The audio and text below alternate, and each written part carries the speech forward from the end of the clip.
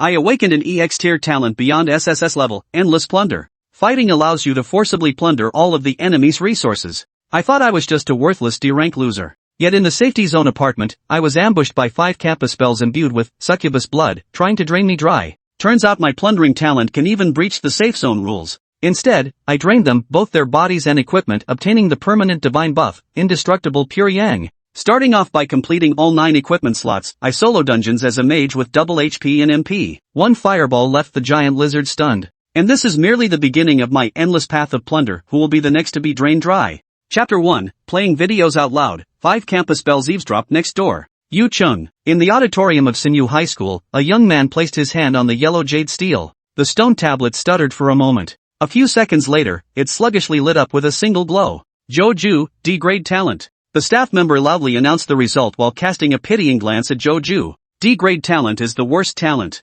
destined to live a mediocre life, achieving nothing but growing old and dying. D-level, ha! Joju calmly withdrew his hand as if nothing had happened. But upon closer inspection, one could detect a trace of guilt hidden in his eyes. Engaged in battle with the detection stone tablet, forced looting in progress. You have obtained a permanent buff, Stone Skin. Stone Skin, effect, reduces incoming damage by 30 points. Next, the staff member called for the next student to come forward for testing. Joju stepped back accordingly. Afterward, the next student stepped out from the line and placed their hand on the testing steel. But this time, the steel showed no reaction at all. Ha! The staff member's surprised voice rang out, "It's broken? Is the quality of this piece so poor? Forget it, let's replace it with a new one." Hearing this, Joju quickened his pace. Only after stepping out of the auditorium did Joju finally breathe a sigh of relief. He was no D-rank talent. Rather, it's an immeasurable EX class that surpasses even SSS class. With a flick of thought, Joju's personal panel materialized before his eyes. Player, Joju Strength, 5 Agility, 5 Spirit, 5 Constitution, 5 Talent, EX, Endless Plunder. Occupation, none, EX Endless Plunder. During battle, forcibly plunder resources from enemies. Just now, it was his innate ability, Endless Plunder, that forcibly drained the energy from the stone tablet. The extracted energy forms a permanent buff, Stone Skin. Because the steel's energy was depleted, it gave a D-grade detection result. Tomorrow I can finally enter the dungeon raid. I wonder what resources I'll be able to plunder. Joju muttered to himself, his face brimming with anticipation. 60 years ago, the entire world suddenly became gamified. Every human being, upon turning 18 years old, must awaken their innate talent. After talent awakening, they enter dungeons, choose professions, and level up by battling monsters. Therefore, the global landscape has shifted to revolve around professionals as the most esteemed. The country with the most frontline professionals possesses the strongest overall national power. It's said that top-tier professionals are as formidable as humanoid missiles, capable of effortlessly destroying an area's ecosystem. Truly something to aspire to. Joju sighed and headed back to the apartment. In a single apartment, Joju sat in front of the computer with a smile, opening a fitting movie. Celebrate your good talent, treat yourself a little. Turn up the volume, play it out loud. This is exactly the range we need. If I don't feel awkward, then it's everyone else who should. Moreover, the neighboring house was empty, with no residents, so Joju acted without any restraint. At the same moment, just beyond a wall, in the adjacent single apartment, 5 strikingly beautiful girls, each with distinct temperaments, were sitting in the living room. They sized each other up. Who would have thought this batch would have 5 with the succubus blood talent? One of them remarked with a cheerful smile. I didn't expect it either. The hot blonde girl with a fiery figure frowned in displeasure. How annoying. I was planning to keep it hidden, but who'd have thought that fellow bearers of succubus blood would actually sense each other? What, trying to hog it all for yourself? The other girl, with long straight black hair, gave her a cold look. Don't act like you're not thinking the same, the blonde shot back with a glare. Alright, we're all sisters of the succubus guild, so let's get along peacefully. A woman with a tear mole at the corner of her eye, delicate features, and an alluring aura radiating from head to toe stopped the argument. The 5 young women present were all individuals from this generation who had awakened the talent of succubus blood.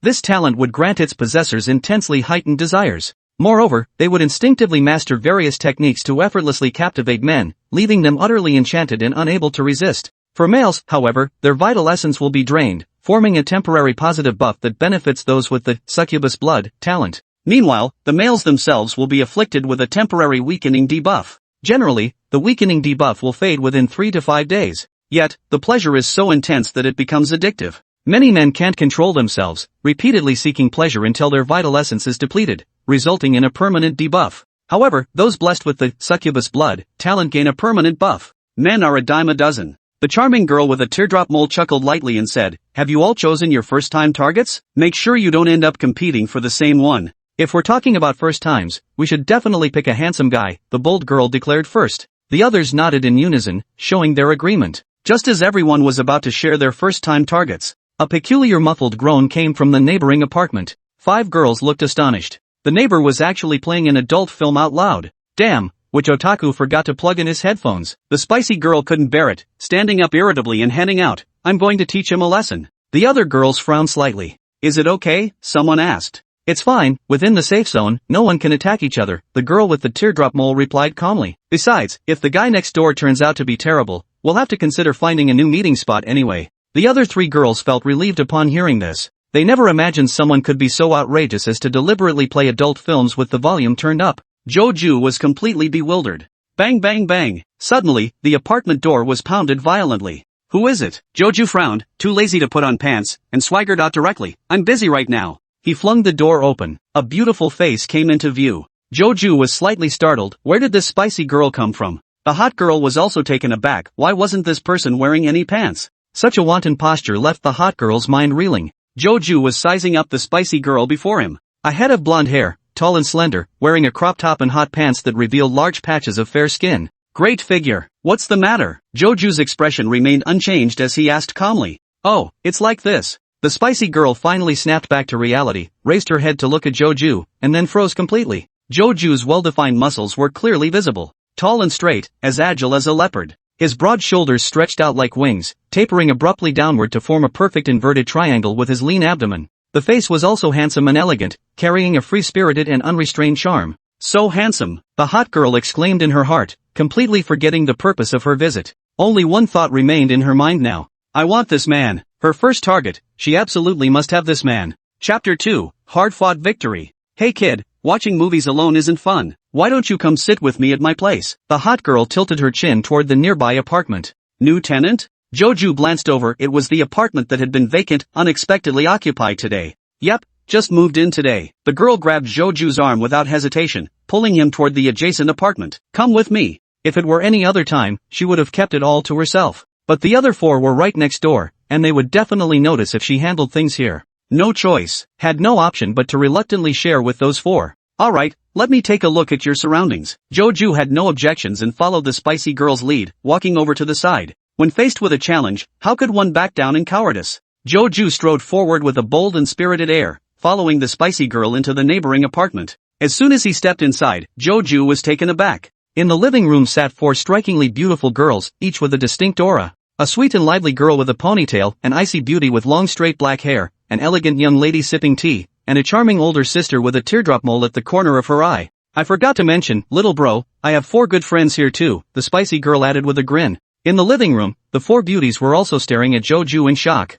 "Weren't you going to yell at the neighbor? How did you manage to pick up a man and bring him back?" "This young man is our neighbor next door. Watching movies alone was boring, so I invited him over," the spicy girl explained to the 4 people in the living room. Hearing this, the 4 of them sized up Joju from head to toe, and their eyes lit up in unison. What a top-tier hottie. No wonder she invited him over. They instantly understood what the hot girl meant and couldn't resist licking their lips. "Please come in quickly. Want some water? Your figure is so good, young man. What's your name?" The 4 of them quickly stood up and pulled Joju into the house. Joju's expression turned slightly serious. "Are there actually 5 people? It's a tough battle, but how could a man retreat? You want to fight? Then let's fight. Currently battling player Pei Yuhan. Currently battling player Lin Qingyu. Engaging in battle with player Yang Shenpan.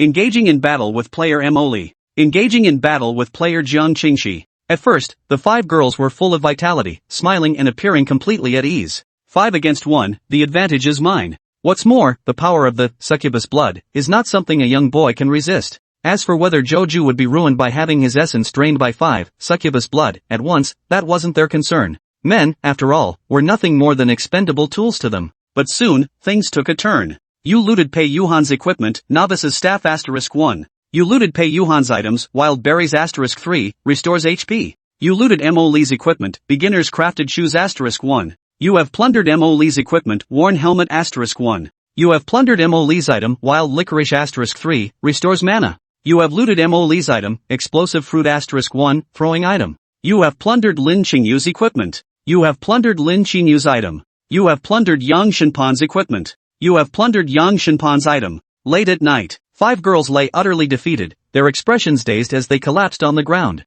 UVE plundered the essence of 5 succubus blood talent holders. Temporary buffs fused and upgraded into a permanent buff, Indomitable Pure Yang. Buff enhancement, Indomitable Pure Yang. Your stamina, recovery rate, maximum health, maximum mana, health regeneration speed, mana regeneration speed, have been significantly enhanced. Phew, Joju exhaled deeply, lying on the sofa, his face full of exhaustion. Even with the support of endless plunder, it still exhausted him greatly. My back is nearly broken. Fortunately, with the Pure Yang invincibility buff, my energy quickly recovers. After resting for just over half an hour, Joju was instantly revitalized, feeling capable of taking on 5 more succubus blood talent users without issue. That was truly an exhilarating battle. Joju placed his fingers at his temple, saluting the 5 corpses on the ground like them. That's right, the 5 stunningly beautiful young women from earlier have now turned into corpses. They were bled dry by Joju. Every ounce of vitality, along with equipment, items, gold coins, and more, was completely plundered by Joju.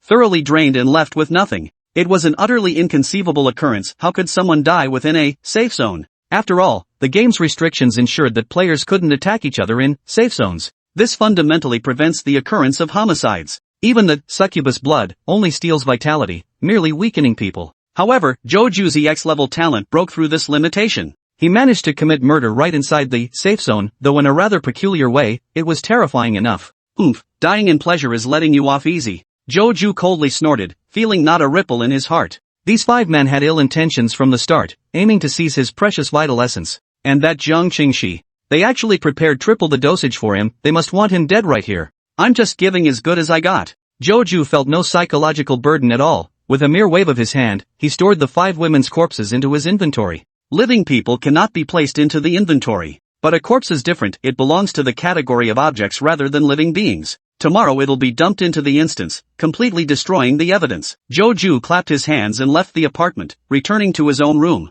Turn off the movie that's been playing on loop. Then, leisurely opening the personal panel, he checked the gains from this battle. Good, good. Joju nodded repeatedly, looking quite satisfied. His inventory contained 13 white-tier pieces of equipment, all dropped from the 5 female players. Every player has 9 equipment slots and 1 special slot. 9 equipment slots, namely, headgear, upper garment, lower garment, belt, footwear, weapon, bracers, necklace, ring, as well as special equipment for special slots. Most people, including me, only have 1 or 2 pieces of equipment in the early stages of the game. Joju sighed. The drop rate in this game is truly moving. Running a dungeon 100 times only guarantees 1 white equipment drop. This resulted in extremely scarce equipment. I scrimped and saved for 18 years just to accumulate 1 cracked ring. Joju recalled the past with a sigh of regret. Fortunately, thanks to gifts from the 5 campus bells, he managed to fill all 9 equipment slots. There are 3 extra ones that can be sold for gold coins. Also, consumables, got quite a few of those too. Joju glanced at the inventory.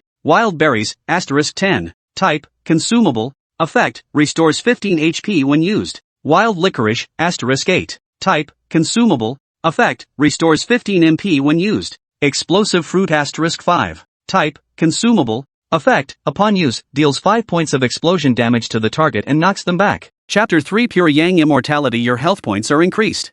Additionally, the gold coins on the 5 bodies, a total of 824 coins, also spilled out. Damn penniless wretches. Joju couldn't help but curse under his breath. Though he himself was even poorer, he still felt justified in berating others.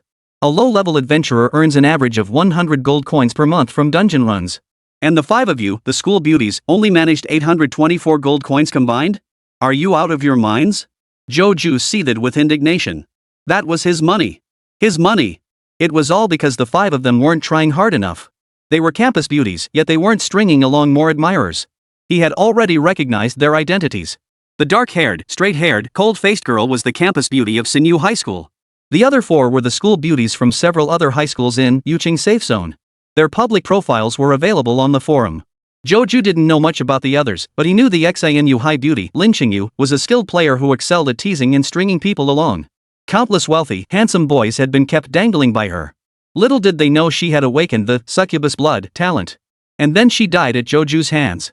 The rest are probably cut from the same cloth. Joju shook his head, silently mourning for those pathetic suitors. Starting today, you won't be seeing your goddess anymore. Wait a minute. From another perspective, isn't this actually a public service? Lost in such rambling thoughts, Joju drifted off to sleep. Though he possessed the pure yang immortality buff, the mental energy expended required rest to recover. The next day, Joju woke up early, feeling refreshed and alert, with no aching waist or numb legs, his body brimming with energy. After showering and eating breakfast, he headed out for Sinyu High School. Yesterday was talent testing, today was the dungeon run. The venue was the same auditorium. The school had specially set up a portal that could transport them directly to the dungeon beyond the safe zone. What should I do? I'm so nervous. When Joju arrived, the auditorium was already packed with students. They were restless, their excited expressions tinged with apprehension. This is our first time going into a dungeon. I heard the monsters inside are dangerous, they kill without hesitation. It's going to hurt, right? We'll just have to grit our teeth and endure it. Dying in a dungeon isn't real death. Yeah, dying just gives you a weakened buff. The students buzzed with chatter. Joju didn't join the conversation. He walked to his own class, hid in a corner, and waited silently. Not long after, the homeroom teachers from each class appeared. Students, let's get straight to the point. This is your first time entering a dungeon. You'll receive prompts to select an initial class. After choosing your class, form a 5-person party before entering the dungeon. Don't even think about soloing the dungeon unless you possess top-tier SSS grade talent. Unfortunately, this cohort doesn't even have any S-grade talent. After a brief explanation, the homeroom teacher motioned for Joju and the others to approach the portal. Each student lined up, placing their hand on the portal. Soon, when it was Joju's turn, he placed his hand on it. Swish! A panel instantly appeared before his eyes. Select your starting class. Warrior, Knight, Mage, Rogue, Hunter. Mage. Joju didn't hesitate, silently choosing in his mind. Mages were the most devastating damage dealers, yet also the most resource-intensive class. Many factions couldn't afford to support a high-level mage. But Joju's innate talent, Endless Plunder, could precisely plunder resources to compensate for the mage class's shortcomings. Class selection, Mage. Confirmed. Player Joju, your starting class is Mage. Boom! Joju's mind reeled as a flood of information surged through him. You have gained health points display 100. Under the effect of the pure yang immortality buff, your health has increased by an additional 100. You have acquired mana display 100. Under the effect of the pure yang indestructible buff, your mana has been additionally increased by 100. Under the effect of the pure yang indestructible buff, your constitution and spirit attributes have been increased by an additional 3 points. Under the effect of the pure yang immortality buff, your health regeneration rate is tripled. Under the effect of the pure yang immortality buff, your mana regeneration rate is tripled. You have automatically mastered the mage skill, Fireball. Fireball. Cost 10 mana. Effect, launches a flaming orb at a target within 20 meters, dealing 40 damage and causing a slight knockback effect. A flood of information washed over him. Joju paused, processing it all before it clicked into place. Upon formal employment, players gain health points, mana points, and skills.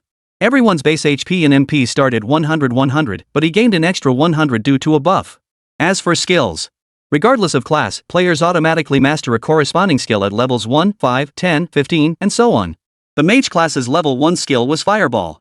Ready yet, Joju? The homeroom teacher urged from the side, there are other students waiting behind you. Joju nodded, but instead of withdrawing his hand, he stepped forward and walked into the portal. Whoosh! His figure vanished instantly. The air around him fell silent. The next second, the entire class erupted in chaos. Joju entered the instance. What? By himself? He's crazy. Even an SSS tier talent needs full gear to stand a chance at clearing it. What a reckless move. The students shook their heads in disbelief. The homeroom teacher couldn't help but sigh, shaking his head. Forget about him. He'll be dead soon enough. You all continue choosing your professions. At the same time, the neighboring classroom also stirred with some commotion. Where is Lin Qingyu? The homeroom teacher called out a student's name, but received no response. He frowned involuntarily. Anyone who's friends with her? Go tell her. With that, the homeroom teacher then organized the other students to line up and choose their professions. On Joju's side, stepping through the time-space portal, he found himself in a void of pure white light. 5 maps materialized before his eyes. Fire-breathing giant lizard.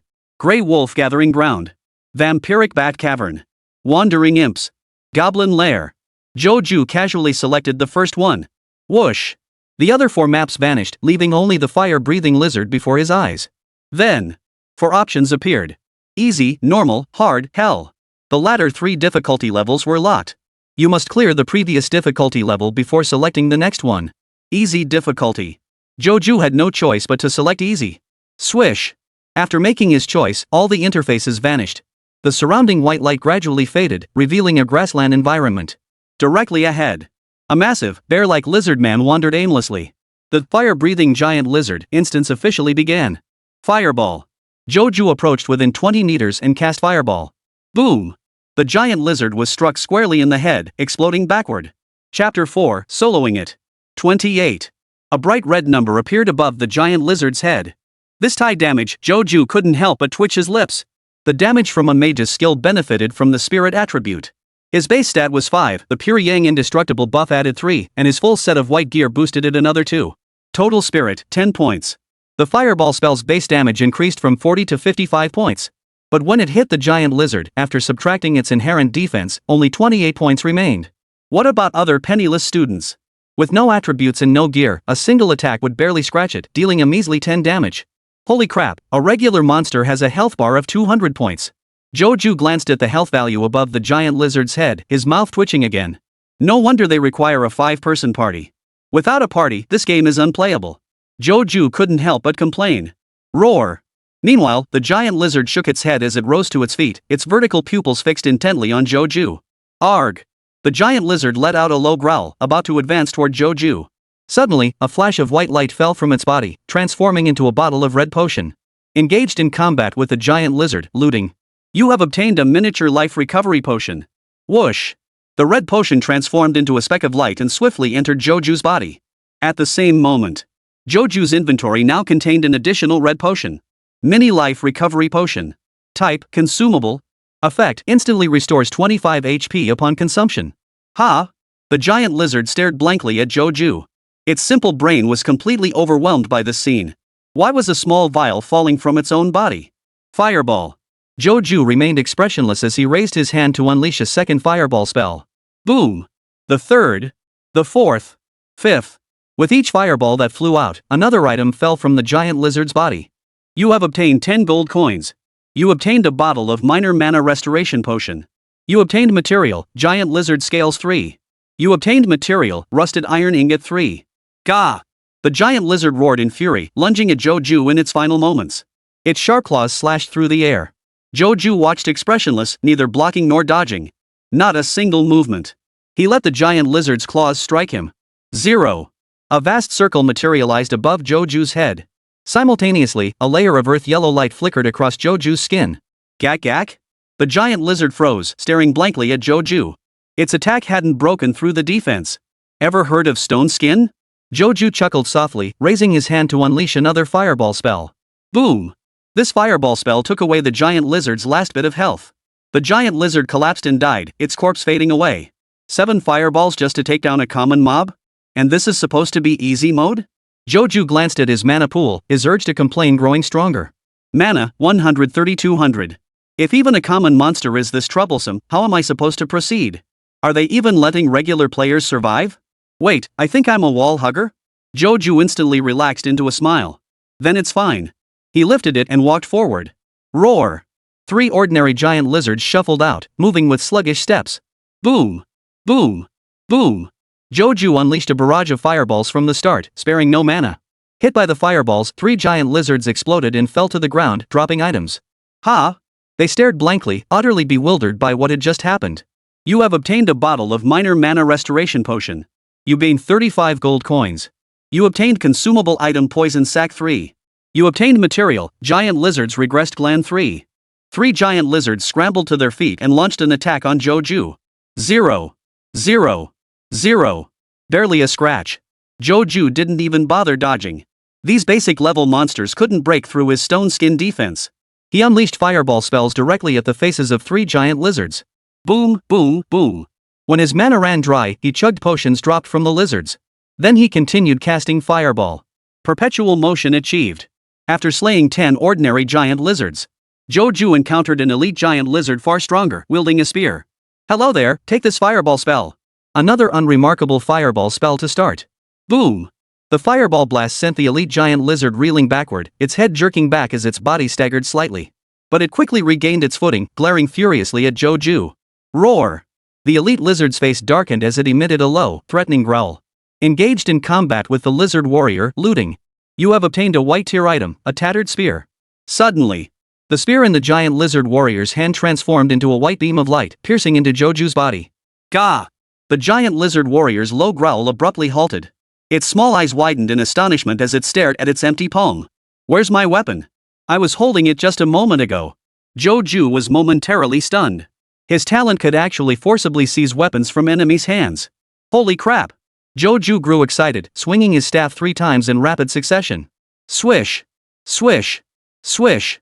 3 fireballs shot forth, striking the giant lizard warrior. Boom!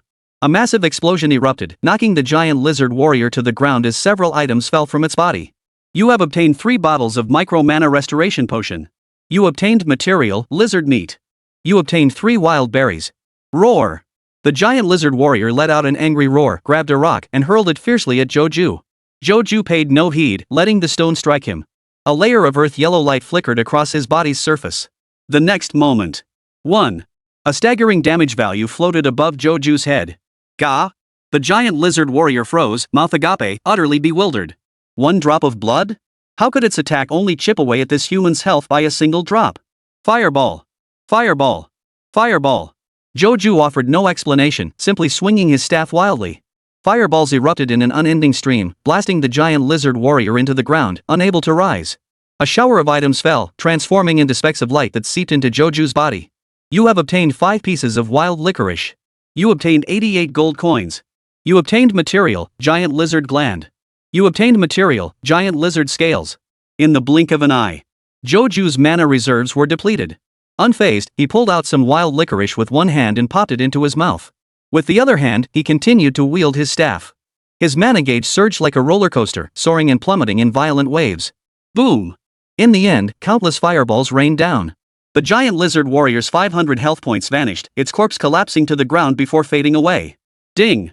Your level has increased. Your health and mana have been fully restored. Your maximum health increased by 50, health regeneration increased by 1 minute. Your maximum mana increased by 50, mana regeneration increased by 1 minute. Chapter 5, The Giant Lizard, Where's My Weapon? Swish! A white light flared around Joju, rippling out in a shockwave.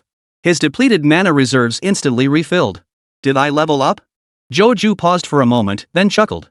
I suppose so. I'm soloing the dungeon, so I get all the experience points. Leveling up fast makes sense. Ding! Your strength, agility, spirit, and constitution each increased by 1 point. You have gained 1 free attribute point. After leveling up, not only were his health and mana bars fully restored, but each of his 4 attributes also increased by 1 point. Additionally, you gain 1 free attribute point. Add it to spirit. Joju immediately allocated this free attribute point. As a mage, he naturally prioritized boosting spirit. Your spirit attribute has increased by 1 point. Player, Joju. Level, 2. Strength, 6. Agility, 6. Spirit, 12. Constitution, 9. Talent, EX Endless Plunder. Class, Mage. Status, Pure Yang Immortality, Stone Skin. Health, 250-250. Mana, 250-250. Not bad, not bad. Joju glanced at his stats panel and nodded with satisfaction.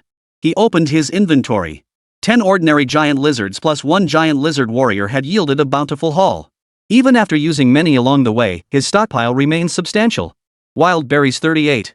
Wild licorice 42. Mini life potion 27. Mini mana potion 20. Giant lizard scales 41. Giant lizard glands 23. Giant lizard meat 10. Giant lizard venom sacs 11. Worn spear 1. What a bountiful haul. Joju sighed with admiration.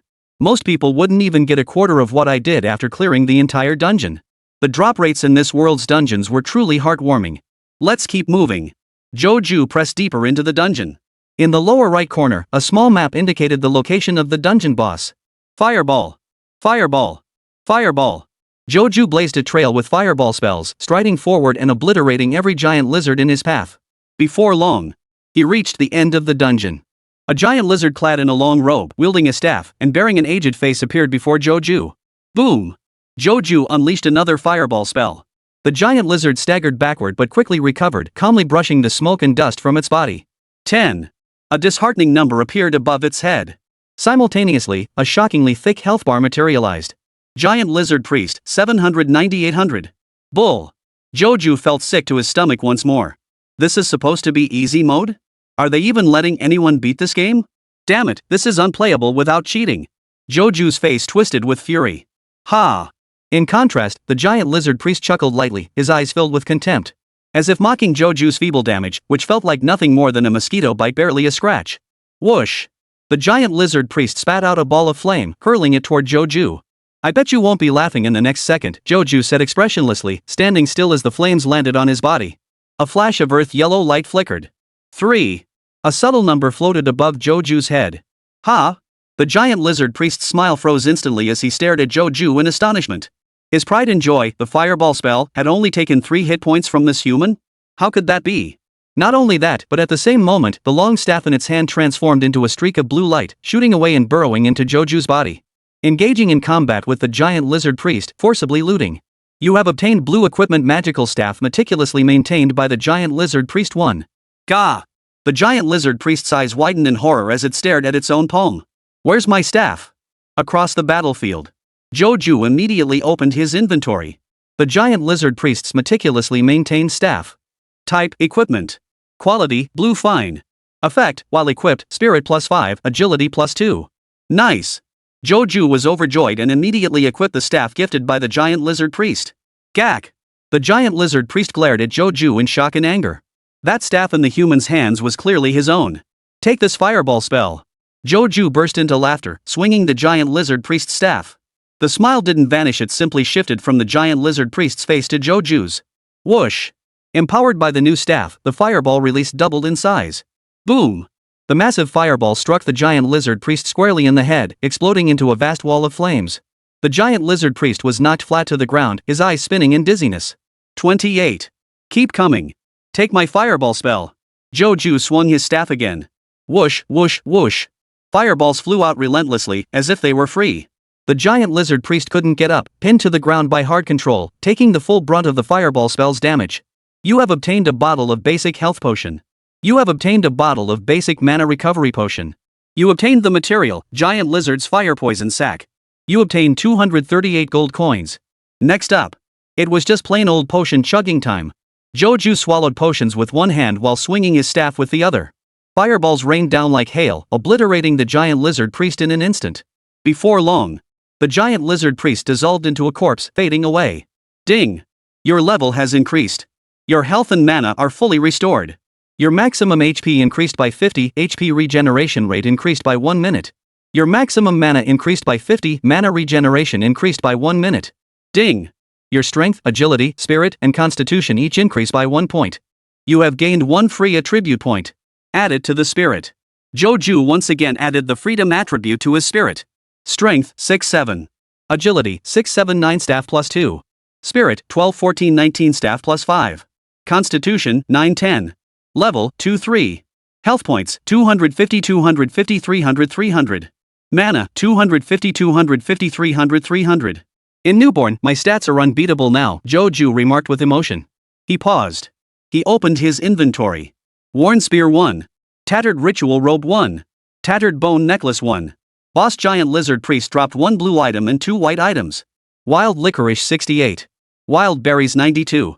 Mini Life Potion 50. Mini Mana Potion 41. Basic Health Potion 12. Basic Mana Potion 9. Gold, 1897. In addition, there was a large pile of materials dropped from the giant lizards. These materials can also be sold to buyers who use general crafting skills to turn them into clothing, equipment, potions, and more. I'll never spend it all. Never. Joju sighed deeply, experiencing the troubles of the wealthy for the first time. Despite constantly consuming potions, the number in his backpack only increased. He simply couldn't use them all up. Oh right, I almost forgot about the 5 of them. Joju slapped his forehead, pulled 5 corpses from his inventory, and tossed them onto the ground. That would do. Once the instance ended, the 5 corpses would be devoured by the instance's primordial essence, leaving no trace behind. Chapter 6, A Bountiful Harvest. End the instance. Joju shouted, and the surrounding grassland began to fade, transforming back into the endless white light they had entered through. Within the glow, a line of text appeared. Return to reality or continue challenge? Return to reality. Joju chose to return. The words fell. He felt a repulsive force propel him back into reality. In the auditorium. One by one, students emerged from the portal, heads bowed in defeat. They had been in groups of 5, all having just teamed up for a dungeon run before dying and being transported out. This is way too hard. Yeah, even the easy difficulty is this tough. How are we supposed to handle the later ones? How many did you guys kill? 8 regular mobs. Then we ran into an elite mob and couldn't handle it. Sigh, we only made it through 6 regular mobs before getting kicked out. The students chatted, their voices filled with sighs and groans. A faint layer of black smoke clung to each of them. This was the weakness debuff applied upon death or forced ejection from the dungeon, temporarily reducing their stats by 30%. They could either pay to remove it or wait an hour for it to fade automatically. Don't lose heart, students. The homeroom teacher stepped forward, speaking gently. The dungeon is indeed challenging, but there are patterns to follow. Just refer to the school's compiled guide to clearing it and improve your teamwork. I believe you'll clear it within 5 attempts. Then, by accumulating golden gear in easy difficulty dungeons, you can attempt the normal difficulty. The words offered some comfort. The students remained disheartened. They'd heard before that the dungeon was tough. But experiencing it firsthand revealed just how shockingly difficult they were. No wonder so many players quit dungeons after hitting level 10, switching to life skills like tailoring, blacksmithing, or alchemy. The dungeons were simply too difficult. They're coming out. A sudden cry rang out from the distance. Who? The surrounding students looked on in astonishment. A 5-person party emerged from the portal, heads held high, chests puffed out, and expressions relaxed. No traces of the weakness buff lingered on them. This meant the team had successfully cleared the dungeon. It's that team with all the tier talents. Impressive, they cleared the dungeon on their first try. They must be the strongest team this season, right? No, they can only be considered second. Exactly. There's one A-tier talent in this year's cohort. The top spot should go to that A-tier talents team. How enviable. The students wore expressions of envy. Not just them. The teachers around them also wore expressions of envy. In their own student days, they never had such a high-caliber team. Otherwise, they would have long since headed to the big cities instead of settling for ordinary teaching jobs in a place like Yucheng. They're back in the dungeon. A sharp-eyed observer shouted. The other students looked over. They saw the all-B ranked team, after a brief rest and discussing their strategy with their homeroom teacher, step back into the portal once more. How nice for them.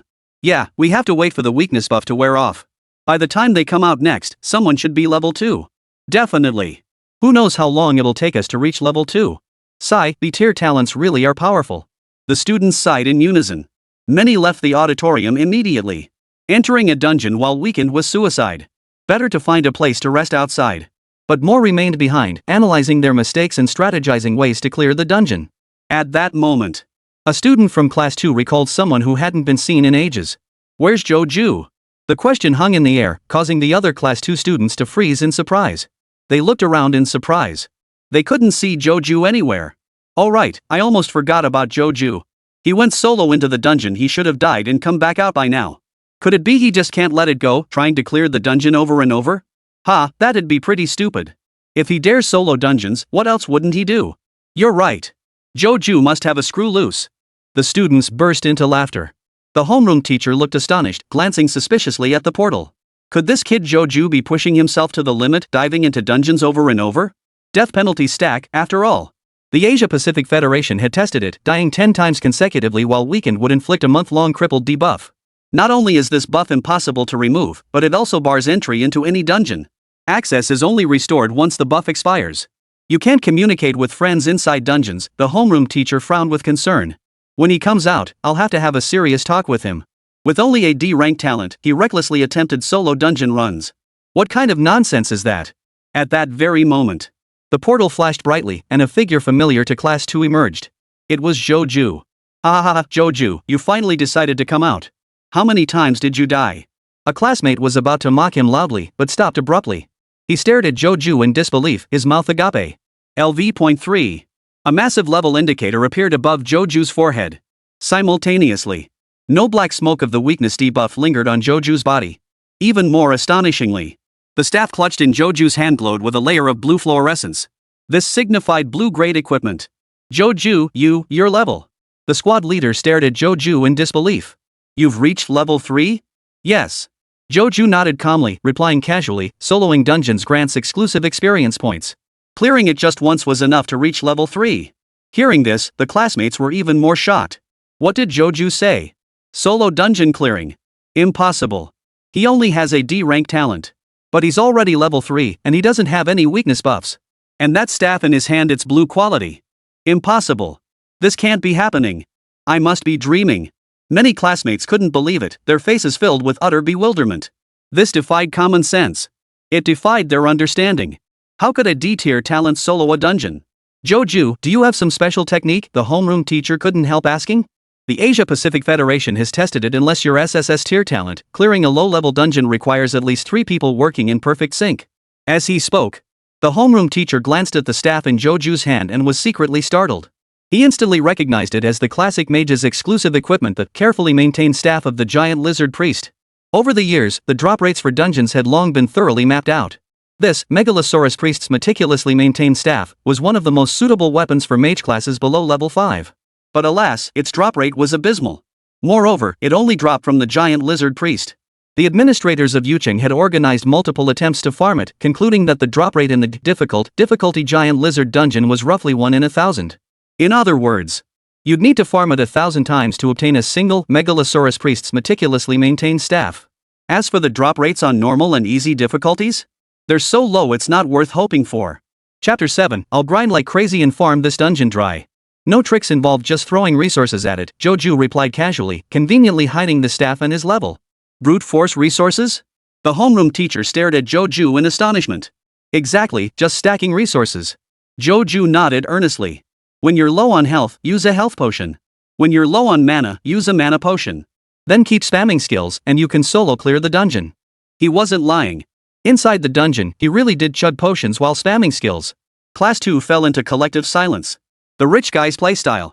How many potions would you need to chug for one run? The cheapest wild berries and wild licorice cost 50 gold each. You'd need at least 50 of each to clear it once, right? So running one dungeon costs 5,000 gold coins? Are you crazy? The total loot from one run is only around 50 gold coins, and that has to be split among 5 people. The conversation reached this point. Many sucked in their breath, their gazes toward Joju turning distinctly strange. The homeroom teacher's mouth twitched as he stared speechlessly at Joju. Who knew you had such deep pockets, Joju? But this approach means your income won't cover your expenses. I suggest you hire a few experienced players to run dungeons with you. That way, you'll spend less money. Joju nodded, feigning humility. He couldn't possibly team up with others. With his insane talent, he could monopolize all the resources. Why share them with anyone? Alright. Joju gave his homeroom teacher a perfunctory response before leaving the auditorium. The auditorium was crowded and full of prying eyes. He didn't want to draw attention. Therefore, after anonymously dumping the excess white gear and materials dropped by the giant lizard into the exchange, Joju headed toward the public teleportation gate. There were multiple entrances to the instance. The portal in the auditorium was specifically placed within the school grounds for the convenience of students. Over 50 other portals existed throughout Yucheng. Meanwhile, within the Yucheng Public Security Bureau, 5 female students vanished at the same time, and they were all pretty ones. The squad leader frowned slightly as he reviewed the case report. He was momentarily puzzled. Why would 5 female students from different high schools gather together? They had no prior connections and shouldn't have known each other. Wait. The captain thought of something, logged into the Asia-Pacific Federation database, and conducted a search. Not long after, a look of realization spread across his face. So they're all awakened carriers of succubus blood. No wonder they gathered together. The captain chuckled wryly and shook his head. Once he understood this, he lost interest in the case. Disappeared? Impossible. Those gifted with succubus blood thrive in the safe zone, don't they?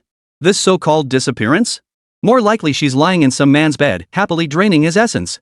Many people disapproved of the lifestyle of those with succubus blood. But when it's consensual, others can't really say anything. All one can say is, 9 out of 10 men who get drained deserve it. Who can blame them for not keeping their lower halves in check? You two go investigate. The captain, lacking enthusiasm, casually selected 2 officers and handed them the case file. Though he had his suspicions. But by the rules, someone had to investigate. Let the 2 newbies handle it. Yes, Captain. 2. A male and female rookie security officers saluted and took the report materials. The 2 security officers left the station together. Reviewing the files, they discovered that one of the missing female high school students, Jiang Qingxi, had just rented an apartment yesterday. There was a lead suggesting all 5 missing persons had entered that apartment together. Let's go check out the apartment first. The 2 security officers discussed briefly and decided on their route. Meanwhile, at the public teleportation gate, Joju purchased a black robe, donning a hood and mask to conceal his appearance. His disguise drew no attention. Many others concealed their identities in similar fashion. Keep grinding dungeons. Joju stepped through the portal. Swish! A vast white light surged forth. He found himself once more in that void. The familiar map unfolded before his eyes. Fire-breathing lizard, grey wolf gathering ground, vampiric bat cave, wandering imps, goblin lair. 5 maps, each corresponding to exclusive equipment drops for the 5 starting classes. This detail was meticulously documented in Yuching's database. Joju naturally chose the fire-breathing giant lizard. This dungeon dropped equipment exclusive to mages. Fire-breathing giant lizard. Joju murmured softly. As soon as the words left his lips, other maps faded away, leaving only the map of the fire-breathing giant lizard. Within the map, a giant lizard priest appeared, clad in an ancient-looking robe and wielding a long staff made of branches. Easy, normal, hard, unlocked, inferno, unlocked. 4 difficulty options appeared. Normal difficulty. Joju naturally chose the higher difficulty. After making his choice, all options and maps vanished. The surrounding white light gradually dimmed, revealing a vast wilderness prairie. It begins. Joju gripped the branch-like staff with renewed vigor.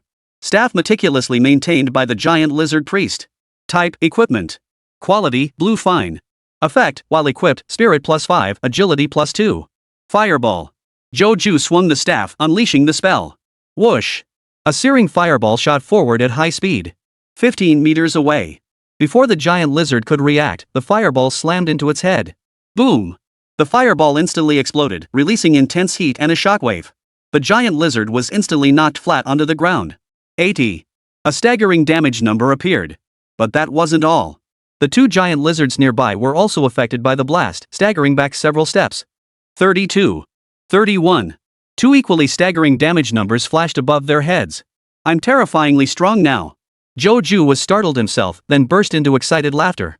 When he fought on easy difficulty before, a single fireball spell hitting a regular giant lizard only dealt 28 damage. Now, on normal difficulty, a single fireball spell dealt a whopping 80 damage. The surrounding lizards caught in the blast also took 32 and 31 damage. The damage had increased several fold.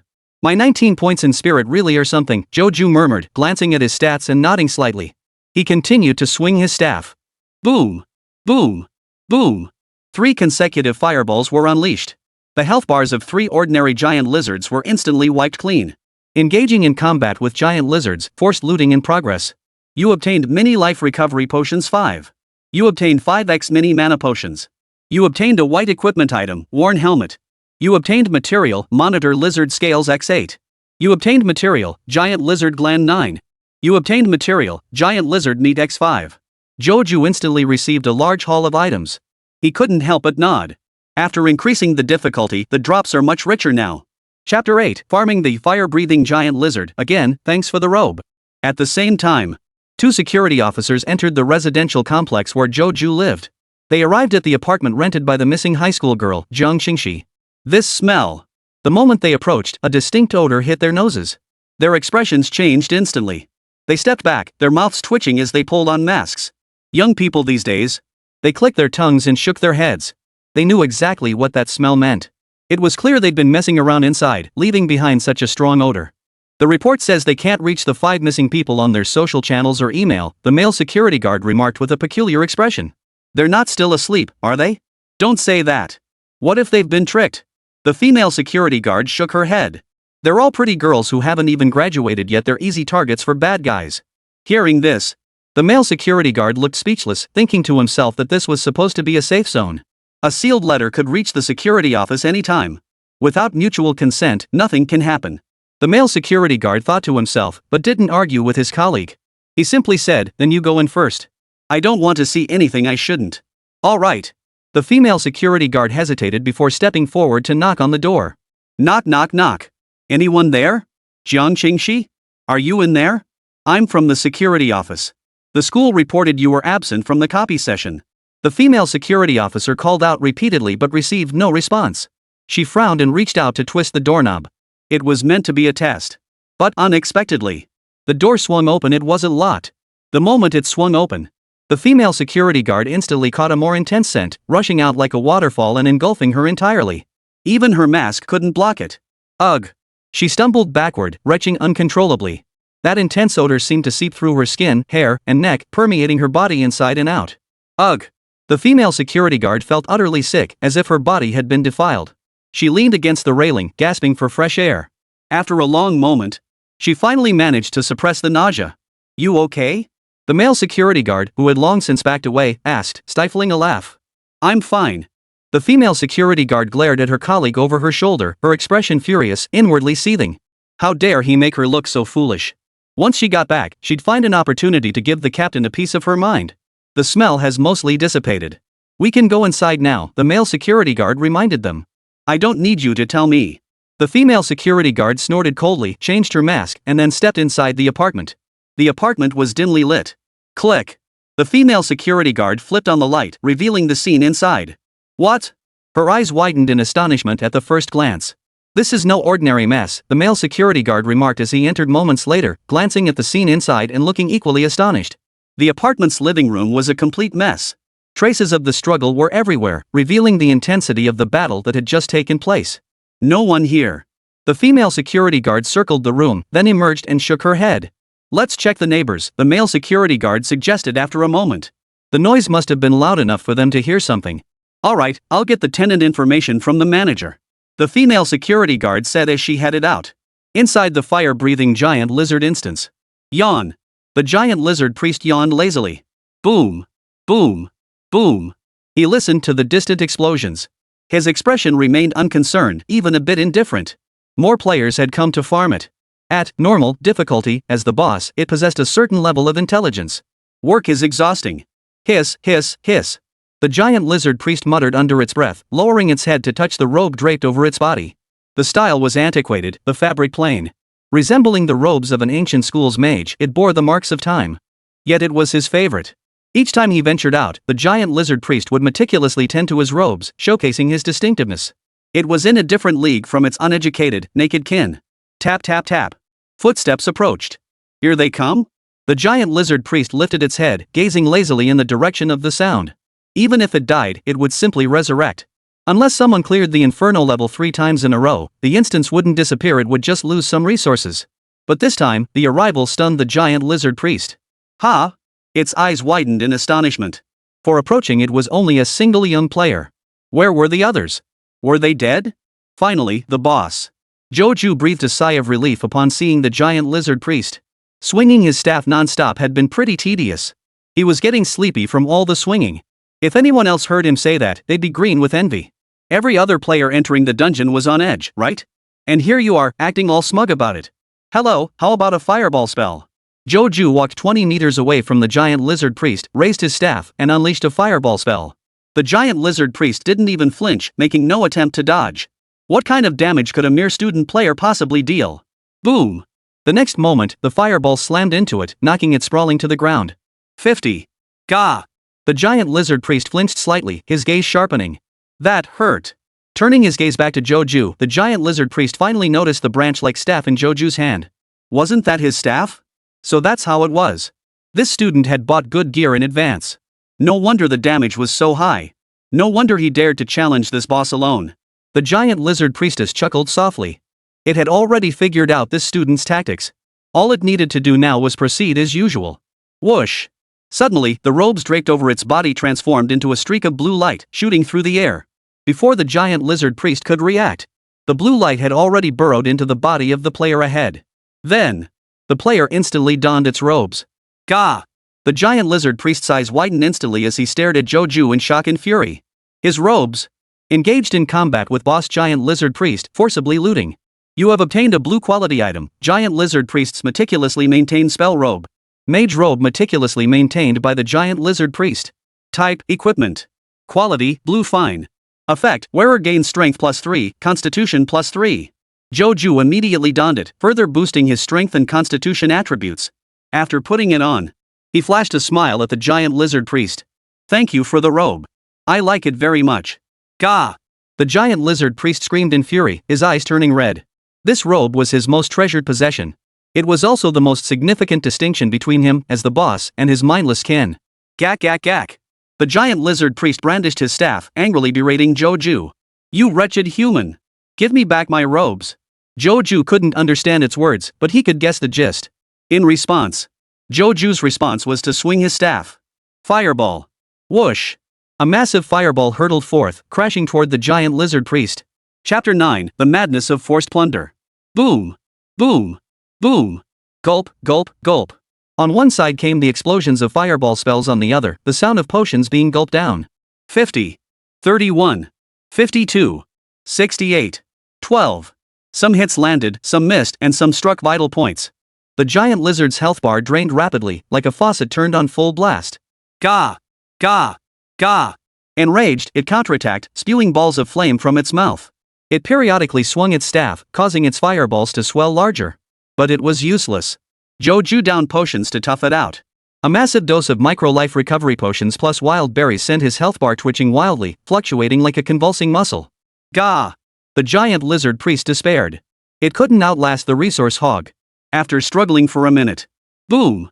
A single fireball spell sent it on its way. You obtained consumable item basic health potion 35. You obtained consumable item basic mana potion 38. You obtained 1489 gold coins. You obtained a blue equipment item, staff meticulously maintained by the giant lizard priest. You obtained a blue item, bone chain, meticulously maintained by the lizard priest. You obtained 3 white equipment items, tattered shoes, grimy gauntlets, second-hand hunting bow. You obtained materials. A flood of light, like a swarm of fireflies, poured into Joju's body. The message log filled an entire page. A huge haul, a huge haul. Joju exclaimed with delight. The boss fell, and text appeared before his eyes once more. Return to reality or continue the challenge? Continue the challenge. Without hesitation, Joju chose to challenge the fire-breathing lizard, again, selecting the hard difficulty. 10 minutes later. Joju encountered an old acquaintance, the giant lizard priest. Gah!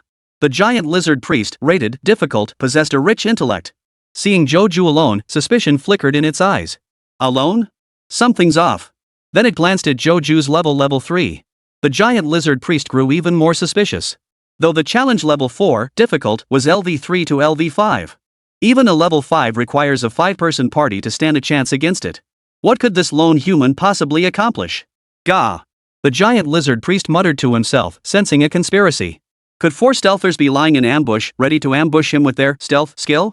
The thought crossed his mind. The giant lizard priest's eyes sharpened with alertness as he cautiously swung his staff. Whoosh! A ball of scorching flame coalesced and shot toward Joju. Mid-flight. The flame cluster abruptly exploded, fragmenting into over a dozen smaller fireballs that sealed off a 5-meter radius around Joju. The difficulty just skyrocketed. Joju couldn't help but exclaim upon seeing this skill. He shifted his stance to evade several fireballs while simultaneously raising his hand to unleash fireball upon the giant lizard priest. Boom! Boom! Boom! Boom!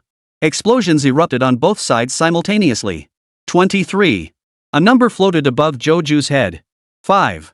Another number floated above the giant lizard priest's head.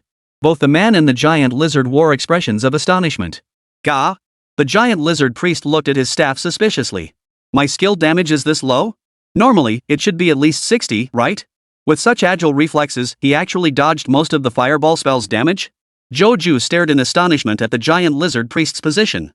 In less than a second, the giant lizard priest leapt 2 meters away. What astonishing agility! But it's useless. You're already my defeated foe. Joju pointed his staff at the giant lizard priest, his expression inscrutable. Gak gak gak. The giant lizard priest sneered contemptuously. Though he couldn't explain why, its damage output had decreased. Perhaps this human possessed special gear, potions, or innate talents. But it had higher total health and superior stats. How could this human possibly stand a chance against it? Whoosh! Just as it pondered this, the giant lizard priest suddenly felt its hand go empty. His staff transformed into a streak of blue light, piercing the air as it shot toward Joju's body. Engaging in combat with boss, giant lizard priest. Forced looting in progress. You have obtained a blue quality equipment item, the giant lizard priest's meticulously maintained staff. Gah! The giant lizard priest turned pale with shock, eyes wide in disbelief as he stared at his empty hands. Where's my staff? The staff I was holding so securely? Swish! Joju launched a sneaky ambush, seizing the moment to unleash a fireball spell. Gah! The giant lizard priest's ears twitched, and he leapt aside with lightning reflexes. Boom! The fireball slammed into the ground, its explosive shockwave barely grazing the creature. 8. Gaga! The giant lizard priest looked down on Joju with disdain, extending a finger and shaking his head lightly. Useless. I can anticipate every one of your attacks. And you have no allies left. The giant lizard priest had confirmed no other players were present. Its tongue detected no scent molecules of other humans. Oh, is that so? Joju smiled. Whoosh! Whoosh! Whoosh! Suddenly, 3 beams of light shot out from the giant lizard priest. 2 white, 1 blue. You have obtained a consumable item, 1 bottle of basic health potion. You have obtained a consumable item, a bottle of basic mana recovery potion. You obtained equipment: a meticulously maintained porcelain ring, blue quality, from the giant lizard priest. At that moment, the law of smile conservation kicked in. Gah! The lizard priest froze, his smile vanishing from his face. Meanwhile, Joju's face broke into a dazzling smile. He immediately slipped on the newly acquired ring. Ring meticulously maintained by the giant lizard priest. Type: equipment. Quality: blue fine. Effect: +3 spirit, +2 strength for wearer. Spirit: 1921. Strength: 79. Joju grew stronger.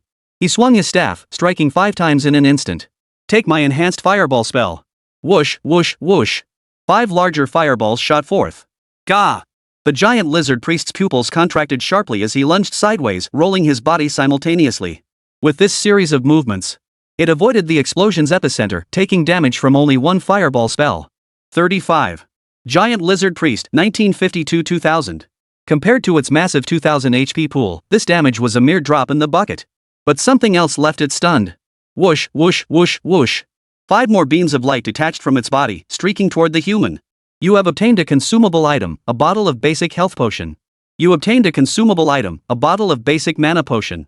You obtained a consumable item, giant lizard's fire poison gland. Upon use, it creates a burning flame over a 5x5 area for 5 seconds, dealing 20 damage per second. You obtained equipment: common trousers, white quality. You obtained equipment: crossbind bracelet, meticulously maintained by a giant lizard priest, blue quality. Crossbind bracelet, meticulously maintained by the giant lizard priest. Type: equipment. Quality: blue fine. Effect: worn by the wearer, spirit +3, constitution +2. Chapter 10, What are you staring at? I found this. Joju equipped the new gear once more. System update: you have equipped the crossbind bracelet, meticulously maintained by the giant lizard priest. Spirit, 2124. Constitution, 1315. Gah! Gah! The giant lizard priest's eyes widened in fury as he glared at Joju. What are you staring at? I found this myself. Joju retorted defiantly, glaring right back. Gah! The giant lizard priest's head nearly exploded with rage as it roared and lunged at Joju. Swish! Swish! Swish! Joju smoothly cast 3 fireball spells. Thanks to mana restoring potions and wild licorice, his spellcasting output in a single dungeon run surpassed others' daily totals. By now, he was utterly familiar with fireball. Boom! Boom! Boom! 3 consecutive explosions struck the giant lizard priest. It didn't even bother to dodge, just glared at Joju. After all, its health pool was thick enough. Even standing still, it could withstand this human's attacks for half a day. 67. 67. 68. Just as expected. 3 double-digit damage numbers floated over its head. Total damage dealt, 172 points. A mere scratch. The giant lizard priest's gaze was unwavering. It had made up its mind: even if blown to smithereens, it would take down this human who had stolen its gear. Facing the charging giant lizard priest. Poof. Joju merely chuckled softly. As the sound faded, over a dozen beams of light shot from the giant lizard priest's body, diving into Joju like moths drawn to a flame. Whoosh, whoosh, whoosh, whoosh, whoosh. You have obtained consumables: intermediate health potion 3. You obtained consumable item: intermediate mana recovery potion 3. You obtained material giant lizard knee 20. You obtained material giant lizard scales 58. At the same time, the giant lizard priest felt his body grow weak, losing his balance and stumbling to the ground. Thud! The fall from standing height caused damage numbers to flash above its head. 75. Gah! The giant lizard priest was stunned. How could a single fall hurt this much? He was a thick-skinned giant lizard, after all. Why don't you take a look at yourself? Joju kindly reminded. Gah! The giant lizard priest looked down and panicked instantly. Gah! Its once powerful muscles shrank like dried-up rags, shriveling away. The entire giant lizard had transformed from a burly man into a skinny stick figure, nearly skin and bones. Worse still, most of its tough scales vanished, exposing tender skin that stung with every breeze. Gah! The giant lizard priest let out a shrieking cry of despair. The look in its eyes as it stared at Joju had completely turned to sheer terror. It was this human. This human had stripped away its muscles and scales. Fireball spell. Joju chuckled darkly, pressing his advantage relentlessly as he unleashed a triple barrage of fireballs.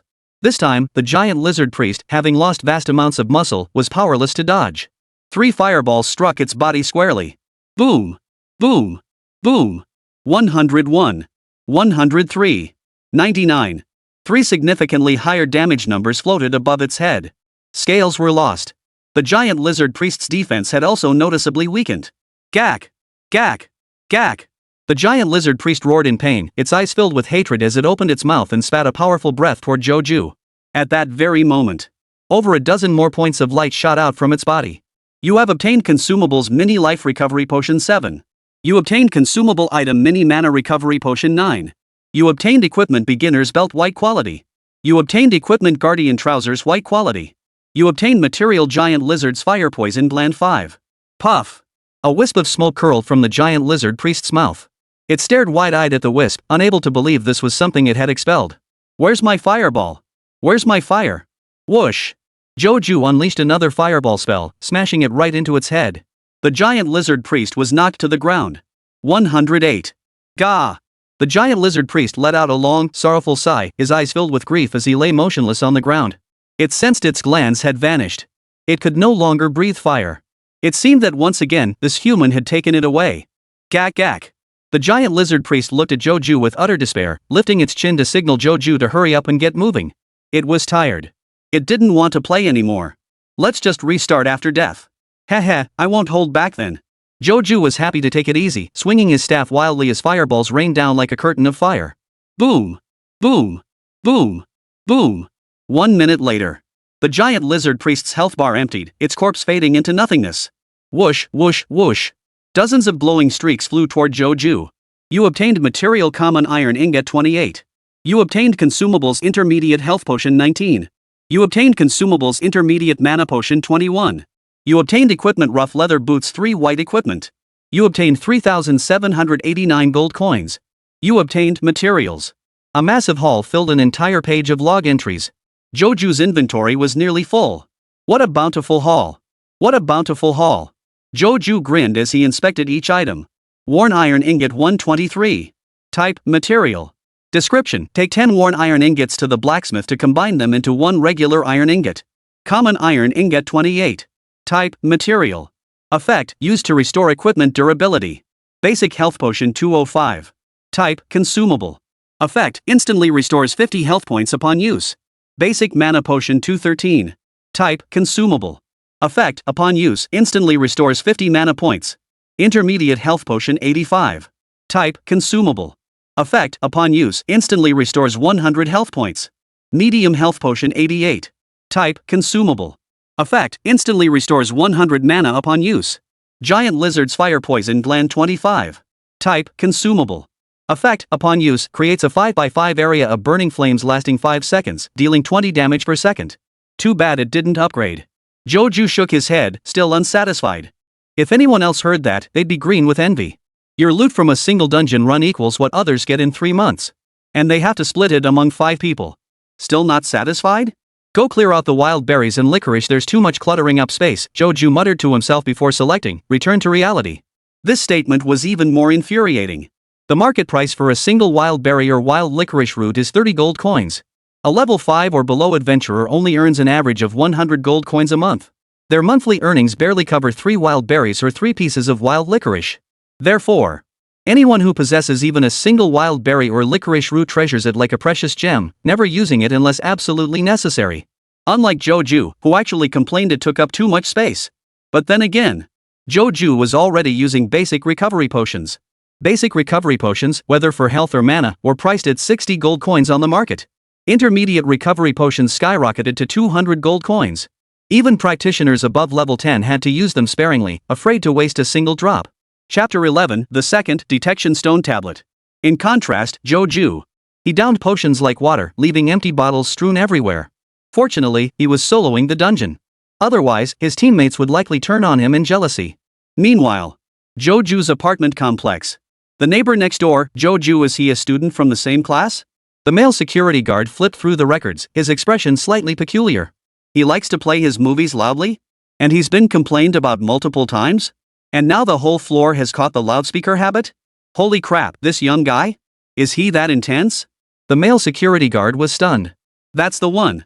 The female security guard suddenly grew animated, slamming the file on the table and exclaiming excitedly, he loves blasting music, has no girlfriend, his psyche must be twisted. Plus, his test results show the worst possible D-grade talent. The pressure must be immense. That's why he snapped and brutally murdered 5 young girls, it has to be him. The female security officer wore a look of utter certainty. Wait, sis? The male security guard stared at her in utter bewilderment. What the hell are you playing at? You're already convinced he's the killer? Not only is there no evidence, but people who project their voices outwardly often have strong mental fortitude. They're not easily twisted, okay? How did you come to that conclusion? Any objections, Shuiyu? The female security guard frowned at her colleague. No objections. Shuiyu shrugged casually. Whatever you decide is fine by me. As long as it follows procedure, I'll cooperate. Great. As soon as that student returns, you'll cuff him immediately, the female security officer exclaimed excitedly. Shuiyu, ? Hey, did you not get that? I said I'd cooperate with you as long as it follows procedure. How can we arrest someone without evidence? Lily, the 5 students aren't necessarily in trouble. We haven't found any bodies, Shuiyu reminded her diplomatically. Right. The bodies. Lily jolted awake, her expression turning grim as she shot a cold stare toward Joju's room. They must be held captive. I almost forgot to search the killer's room. Huh? Shuiyu was dumbfounded. What kind of idiot is this, acting as a security guard? He quickly backed away and contacted the captain, hoping to avoid getting dragged into this mess. At the public teleportation gate, Joju concealed his level and gear, clad in a black robe and mask, stepping out of the portal. Numerous figures in black robes and masks surrounded him. He blended into the crowd, utterly inconspicuous. Wild berries and wild licorice sold in bundles. 5 portions per set, 150 gold coins per set. The rest will be sold separately. Joju directly bundled the wild berries and wild licorice from his backpack and tossed them onto the exchange. Then, he headed to a weapons shop on the street. Inside the shop, a massive turbine machine stood, belching steam and emitting a deep, rumbling roar. Intermediate Equipment Repair Machine. The label hovered above the machine. This was the machine for restoring durability. Within Yucheng, there were fixed repair locations designated by the system, but they were too far from the teleportation gate. Therefore, some players specializing in life skills craft their own repair machines and place them near portals for others to use. Basic Repair Machine restores 10 durability points per use. Intermediate, 30 points. Advanced, 50 points. Master level fully restores durability in one go, and the durability cap won't decrease. Joju pondered the data released by the Asia-Pacific Federation. Equipment durability starts at 100. Each repair reduces the maximum durability by a small amount. However, master-level repair machines preserve durability no matter how many times repairs are performed. The cap never decreases. Unfortunately, master-level repair machines only appear in major cities. Joju pondered as he queued to use the repair machine. Ahead of him stood a greasy-haired middle-aged player. Repairing again already, the shop owner asked in surprise, looking at the middle-aged player. They seemed to know each other. Don't even get me started, the middle-aged player said, looking thoroughly fed up. I've been using this LV1 beginner gear all the way up to LV9. Every dungeon run knocks off over 20 durability points. I'm running here several times a day. You're raking it in, boss. The shopkeeper laughed heartily and asked, why not just get new gear? I'd love to upgrade too, but you know how drop rates are in dungeons. The middle-aged player grimaced at the thought. Damn it, you have to grind for a whole month just to get one white gear drop. And then 5 people have to split it. Who knows when I'll ever get new gear? The middle-aged player grew increasingly frustrated as he spoke. Clearly, the dungeon's pitiful drop rates were taking a heavy toll on him. Ah, everyone's in the same boat. Just grind like crazy, the shopkeeper consoled him. Behind him, Joju listened with a puzzled expression. Is the gear drop rate really that low? Why didn't I notice that? He glanced at his inventory, where 26 white tier items lay displayed. This was his haul from clearing both normal and hard difficulties. 2 runs, and he had 26 white tier items. And he even had 7 blue quality items. Almost forgot I'm cheating. Joju realized with a jolt upon glancing at his talents. EX Endless Plunder. This talent was like plucking feathers from a goose. Even a penniless beggar had to be squeezed dry before being allowed to leave. Enough said. It's not even noon yet. I'm going to farm the wasteland rat again. The middle-aged player repaired his durability and turned to leave.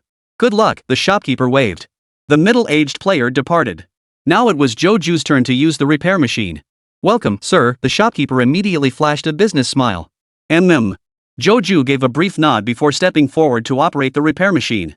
The shopkeeper didn't think much of it. Many players had peculiar habits and preferred not to interact with others. He was quite happy to save himself the trouble of small talk. After all, the repair machine was system managed and could automatically fix gear. All he had to do was sit back and wait for payment. Clank! Clank! Clank! Joju tapped a few times, fully restoring the durability of all his gear. 89 gold coins vanished instantly. That was nearly a month's income for a low-level player. But compared to the over 7,000 gold coins Joju had already saved up, a mere 89 was nothing more than pocket change. With his gear repaired, Joju scanned the items for sale in the shop. Materials, items. Joju scanned the shelves, his gaze drawn to an item tucked away in a corner. Detection stone tablet. Type, item. Effect, detects the target's talent level. Beneath the stone tablet hung a sign. It read, stone tablet rental, 20 gold coins per week. Detection stone. Joju's eyes lit up involuntarily. He recalled that during his initial talent assessment, he had seized the power of the detection steel, forming a permanent buff. Stone skin reduces incoming damage by 30 points. Would you like to rent the stone tablet, sir? The shopkeeper, noticing Joju's gaze, immediately grew enthusiastic. Lately, many students have been switching to the hunter class. Soon, it might be hard to rent one at all. If you rent one now, I'll give you a 20% discount. Hearing this, Joju remained impassive. His mask concealed every trace of his expression. The shopkeeper could only push harder. 20% off is the best deal I can offer. Go ask around, customer. Which weapon shop charges less than 20 gold coins a week for rentals? And during peak season, the rates double. And even then, it's a seller's market. You won't find a place to rent even if you want to.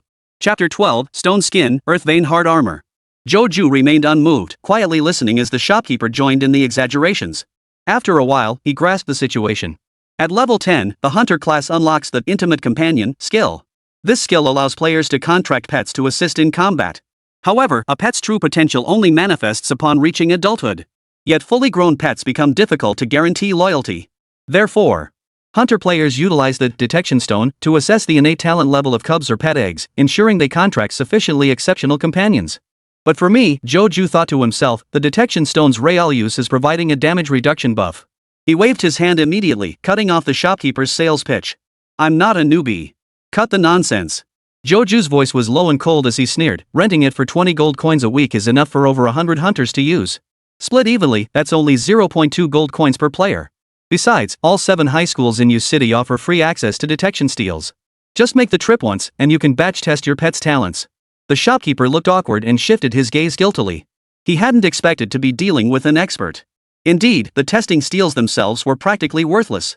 The reason the rental fee is so high is simply because no one bothers to make them. A single testing stone could last years without breaking. Under such circumstances, who would keep producing them? They'd sell them off. I'll take this, Joju declared, pointing at the testing stone. Not to rent, but to buy. The shopkeeper looked stunned. Buy? Exactly. Give me a fair price, and if it suits me, I'll take it, Joju replied. The shopkeeper eyed Joju with surprise. The testing stone tablet was something even hunter players rarely used more than a few times. Why would anyone specifically buy one? What kind of peculiar habit does this customer have? The shopkeeper grumbled inwardly, but his body obediently retrieved the testing stone tablet from beneath the shelf. This thing rarely got rented out, it was just gathering dust in the shop. He'd be thrilled to sell it. Friends meet as friends, take it for 500 gold coins, the shopkeeper said, feigning reluctance. Joju turned and walked away. 500 gold coins? You think I'm a sucker? Hey! Wait, friend! How about 400 gold coins? The shopkeeper hurried after him.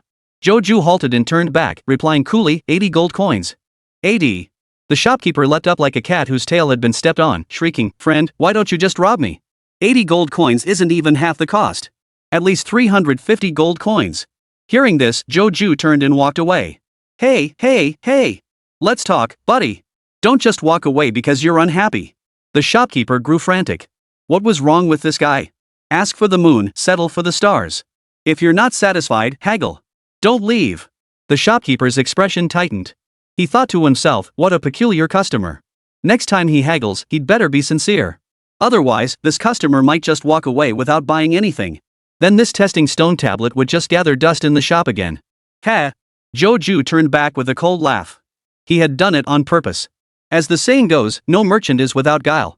When dealing with a shrewd merchant who'd been in business for years, one had to project indifference, readiness to walk away, and even the threat of turning over the table. Only then could one secure the desired goods at a fair price. Of course, that was for ordinary items. Joju would haggle casually and make the purchase. The time spent haggling was enough for him to run a dungeon and earn a few thousand gold coins. But the Stone of Detection provides a beneficial buff. I might need this item in large quantities. Joju's heart raced with excitement as he thought of his stone skin buff. If he plundered enough stone tablets, would the stone skin effect become stronger? Currently fixed at 30% damage reduction, could it become 300%? Then bosses wouldn't even scratch him. Then give me a fair price. Don't try to pull a fast one on me, Joju said coldly to the shopkeeper. The shopkeeper looked aggrieved. Friend, this item is rarely crafted. It's quite scarce. After some back and forth haggling, finally, Joju purchased the testing stone tablet for 98 gold coins. My friend, you're a smooth talker. The shopkeeper sucked in a sharp breath, his face twitching as he handed over the testing stone. 95 gold coins, that was extremely close to cost. He'd only make a single-digit gold profit. Could this customer be a fellow merchant? The shopkeeper's mind began to wander. You're a tough one, boss, Joju sighed wearily, transferring 98 gold coins through the system transaction. The next moment, the detection stone was in his hands. He gripped the stone tablet, flipping through it as if inspecting it. Swish! The stone tablet's power activated spontaneously, initiating a scan of Joju's innate talents. At the same moment, Joju's innate talent activated, initiating a plunder. Engaging in combat with the testing stone tablet, forced plunder in progress. You have obtained the power of the stone tablet. Stone tablet power converted into permanent buff stone skin. Already possess the same buff stone skin. Buffs merging and upgrading. You have gained a new permanent buff Earth Vein Hardened Armor. Earth Vein Hardened Armor LV1. Effect, reduces incoming damage by 50 points. Note, to advance to the next level, you need to obtain 100 stone tablet energies. Joju instantly perked up. Fixed damage reduction increased from 30 to 50 points. Now, regular monsters couldn't even scratch him, and elite monsters only dealt single-digit damage. Does the Earth Vein Hardened Armor buff have tiered effects? Joju glanced at the notes and silently nodded. His hunch was correct, this buff could keep scaling indefinitely. To reach the next tier, he needed to plunder energy from 100 stone tablets. Shopkeeper. Joju tucked away the testing steel in his hand and turned to the shopkeeper. Put it on my tab. Whatever the steel detects, I'll buy it all. What? The shopkeeper froze. Buy the testing stone? Had he heard correctly? I don't care how much you paid for them. My price to you is 100 gold coins each. Joju held up one finger, speaking slowly. 100 gold coins each. The shopkeeper's eyes widened instantly as he began calculating rapidly in his mind. 100 gold coins meant he could make around 10 gold coins per steel. Though the money wasn't calculated that way. Few people tested stone tablets, and the materials were hard to gather. He estimated it would take him 3 to 5 days of hard labor to earn 10 gold coins purely for the effort. But if the volume increased, the profits would be substantial. Are you sure you want this? The shopkeeper's eyes narrowed with interest as he studied Joju intently. Joju didn't beat around the bush. He opened the system directly. User, anonymous. Purchase, 30 detection steels. Payment, 3,000 gold coins.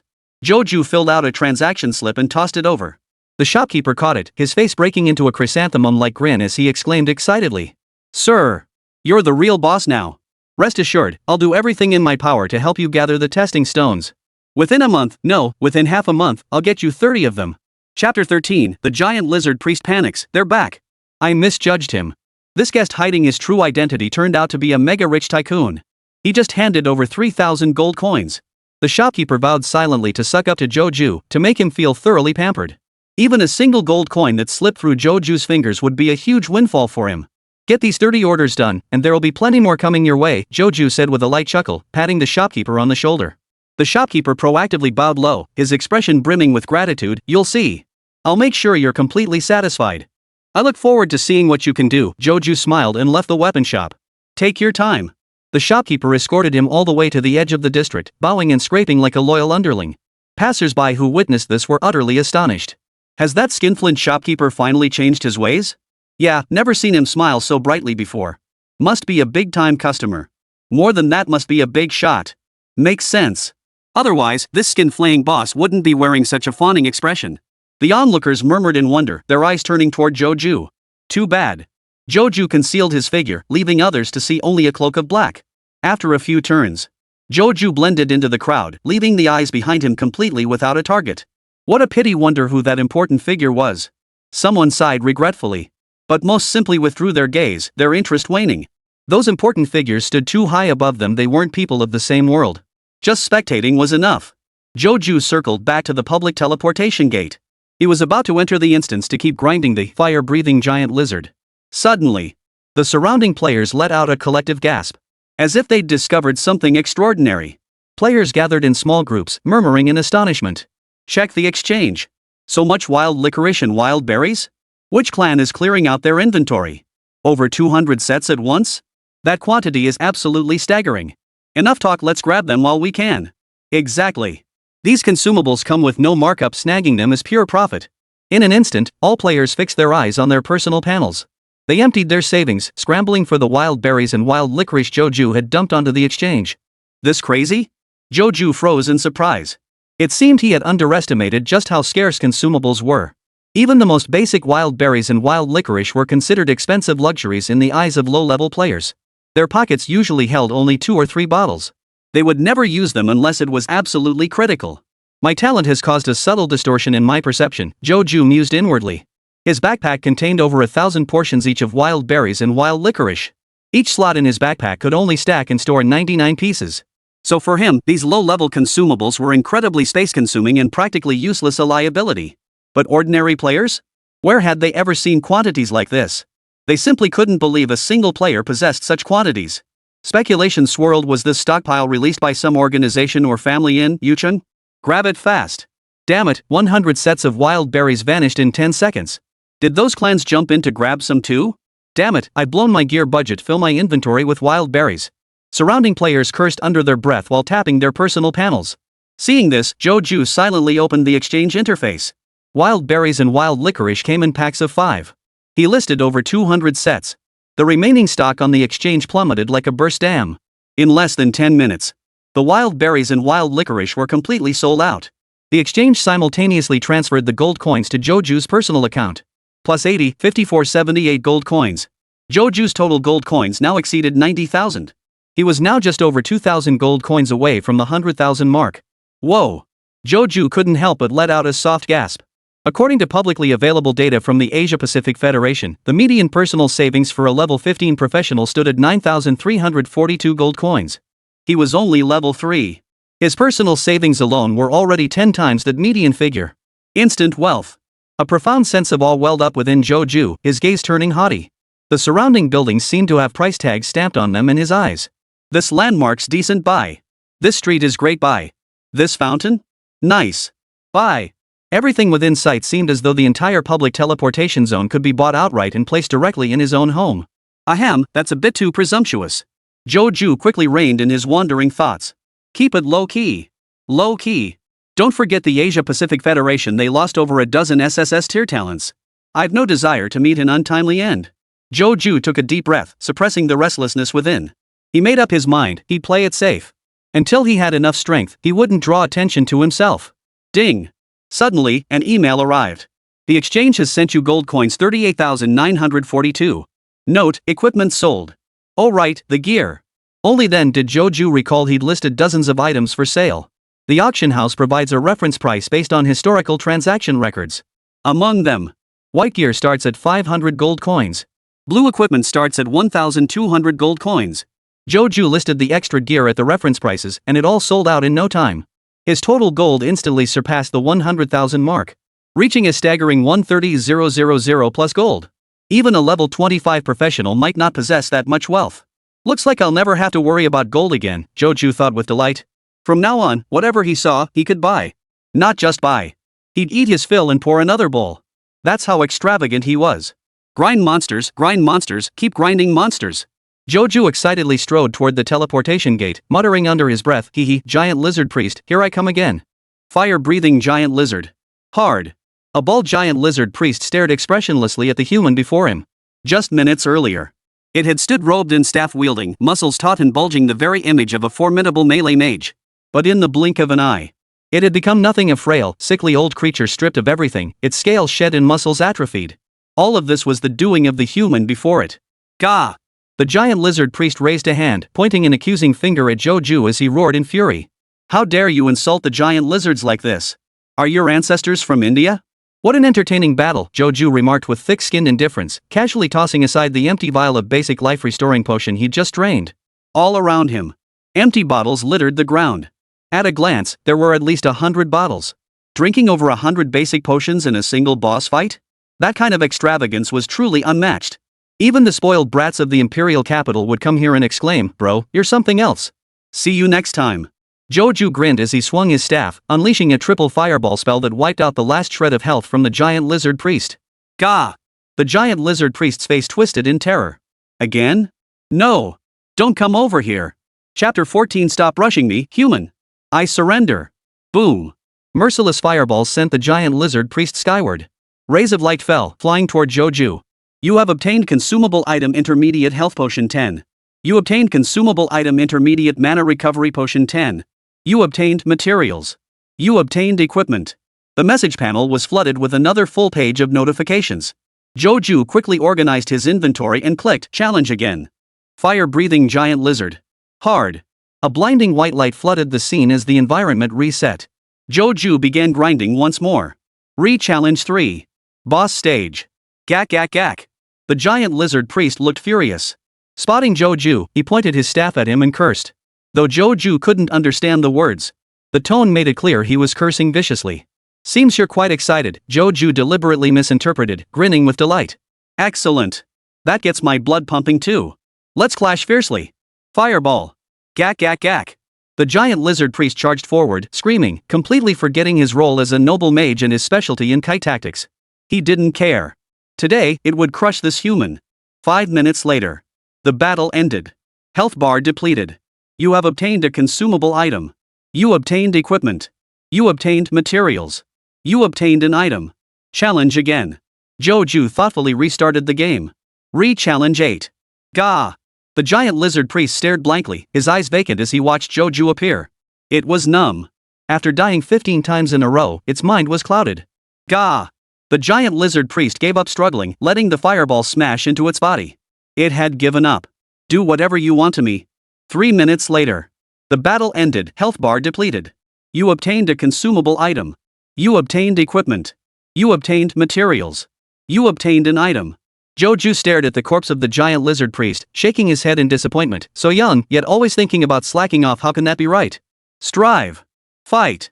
If you don't strive in your youth, you'll only grieve in your old age. Mid-air. The giant lizard priest rolled his eyes. Strive for what? All it wanted was to clock out. Ding. Your level has increased. Your health and mana have been fully restored. After clearing the fire-breathing lizard 8 times on hard difficulty, Joju finally leveled up. This tie system experience points actually multiply with each level up. Joju shook his head inside, shedding tears for ordinary players. Even with his cheat code, soloing was this tough. For other players, this must be hell. Your maximum HP increased by 50, HP regeneration rate increased by 1 minute. Your maximum mana increased by 50, mana regeneration rate increased by 1 minute. Ding! Your strength, agility, spirit, and constitution each increase by 1 point. You gain 1 free attribute point. Free stat point allocated to spirit. Joju continued his mage's stat allocation strategy. Prioritize spirit. Player, Joju. Level, 3-4. Strength, 12-13. Agility, 9-10. Spirit, 24-26. Constitution, 15-16. Health points, 300 300 350 350. Mana, 300 300 350 350. Status, Pure Yang Immortality Max HP MP plus 100, Constitution plus 3, Spirit plus 3, Earth Vein Hardened Armor LV1 Fixed Damage Reduction 50. Talent, EX Endless Plunder. Class, Mage. Not bad. At this rate, we'll hit level 5 soon. Joju nodded with satisfaction. Once you hit level 5, you'll unlock new skills. The level 5 spell for mages is Chain Lightning Strike. It's a composite skill that can jump between multiple targets, dealing damage to both single and multiple foes. This is where the mage class truly begins to shine.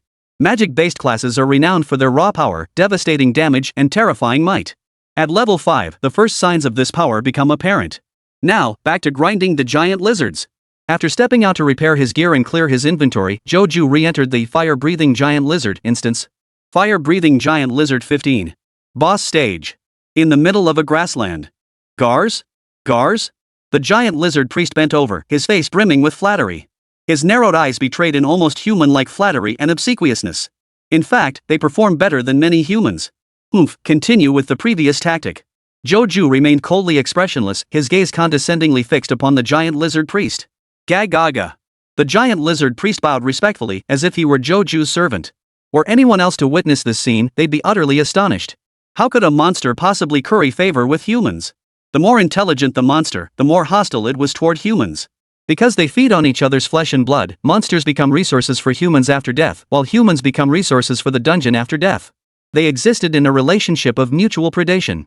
But Joju had already replayed this instance 15 times. The giant lizard priestess tried raging back, tried playing dead, but nothing worked. Ultimately, After repeatedly transforming into frail, elderly, or crippled forms only to be incinerated by fireballs, the giant lizard priest had an epiphany. Today, it was nothing but a tutor for the prince. Unless it served Joju well and satisfied this human, it would never be able to clock out. Gas. With this thought, the giant lizard priest's expression grew even more obsequious. Spotting Joju's readiness, it lunged forward, advancing while spewing flames from its maw. On the other side, Joju moved as well, dodging the flames while responding with fireball spells. This exchange continued for 15 rounds. It was not Joju tormenting the giant lizard priest. On the contrary, Joju was nearly sick of the back and forth. But from a strategic standpoint, the giant lizard priest excelled at fire magic while possessing formidable physical strength, effectively combining the roles of a mage and a warrior. Its array of evasion, movement, and spellcasting techniques was endless. Joju decisively chose to learn by observation. Through repeated battles, his spellcasting skills surged like a clogged toilet, rapidly improving. Bang bang bang. Fire-breathing giant lizard 25. Not a bad haul today. I need to digest this. Joju, his face weary, nodded to the giant lizard priestess before unleashing a fireball spell. Gah! The lizard priest exhaled deeply, motionless as the fireball struck him. 215. Its health bar emptied, and its corpse vanished. Finally, the shift was over. You obtained intermediate health potion 15. You obtained intermediate mana recovery potion 15. You obtained equipment visor of the well-maintained lizard priest blue quality. Helmet meticulously maintained by the giant lizard priest. Type, equipment. Quality, blue fine. Effect, +5 spirit for wearer. Whoa, got the third set complete. Joju chuckled excitedly. Fire-breathing giant lizard, as a mage-exclusive dungeon, could drop a complete set of gear. This set, prefixed with meticulously maintained by lizard priests, consists of 9 pieces, perfectly matching the 9 equipment slots players possess. Each piece is blue quality. The 9 pieces are: Chapter 15, This Security Guard is Nuts. Carefully maintained staff of the giant lizard priest wearer's spirit +5, agility +2. Megalosaurus priest's meticulously maintained robe, wearer's strength +3, constitution +3. Bone necklace, meticulously maintained by the giant lizard priest, wearer's spirit +3, constitution +2. Ceramic ring, meticulously maintained by the giant lizard priest wearer's spirit +3, strength +2. Well-maintained cross-vine bracelet of the giant lizard priest wearer's spirit +3, constitution +2. Giant lizard priest's meticulously maintained faceplate wearer's spirit +5. Well-maintained belt of the giant lizard priest wearer's constitution +3, agility +3. Carefully maintained trousers of the giant lizard priest wearer's strength +3, agility +3. Well-maintained shoes of the giant lizard priest wearer's agility +3, strength +2. Ding! You have equipped the complete giant lizard priest set. Set effect activated. Your fireball spell level +1. Fireball, LV1 LV2. Base damage, 4100. Mana cost, 1030. Casting range, 20m 30m. Joju's attributes also saw a significant boost. Strength, 1320. Agility, 1019. Spirit, 2637. Constitution, 1621. These stats now rival those of a level 20 character without any equipment. Entering the level 5 fire-breathing lizard dungeon felt like an adult stepping into a ball pit. I was taking out one kid after another. Feels incredibly secure. Joju glanced at his stats and nodded with a smile. He looked ahead once more. Fire-breathing giant lizard. Difficulty levels, easy, normal, hard, hell, recommended for level 5+ players. Better wait a bit longer. Joju readily agreed, deciding to postpone the Inferno difficulty for now. Security. Safety is paramount. I'll check out the other 4 beginner dungeons tomorrow, Joju muttered to himself as he chose to return to reality. He'd done enough grinding for today. He was tired too. Joju exited the public teleportation gate, wandered around, shed his black robe, and returned to his apartment in the residential complex. At the same time, at Sinyu High School, inside a conference room, security officers Shuiyu and Li Lili located Zhang Wei, who had also just finished his mission. No need to be nervous. We just want to ask you a few questions about Lin Xingyu, Shuiyu said with a smile, his tone gentle. This eased the tension in the boy's expression considerably. Beside them, Li Lili wrote her report with a cold expression, as if someone owed her thousands of gold coins, her face twisted in utter disgust. She had just tried to pry open the door to Joju's room. Shuiyu promptly notified the captain, who immediately reprimanded Li Lili. Only then did she abandon her brain-dead actions. Because of this, Li Lili harbored resentment toward Shuiyu. Despite being in the middle of an investigation, she was still writing her own a request to change partners. Shuiyu sneered inwardly. He couldn't wait to get a new partner. This Li Lili was seriously messed up. I heard you and Lin Xingyu are close. Have you been in touch with her lately? Shuiyu asked. Before him, The burly, muscular guy in front of him quickly answered, I'm her good friend. I chat with Qingyu every day. Close friend, huh? Shuaiyu's expression turned. Li Lily's eyes suddenly lit up as she snapped her head up. Then do you know anything about her recent situation? Shuaiyu pondered before continuing, like if she's had any arguments, made new friends, or plans to go somewhere? Zhang Wei thought carefully for a moment before shaking his head. Nothing like that. Anything else? Like? Shuaiyu patiently inquired, following protocol. Zhang Wei answered each question in turn.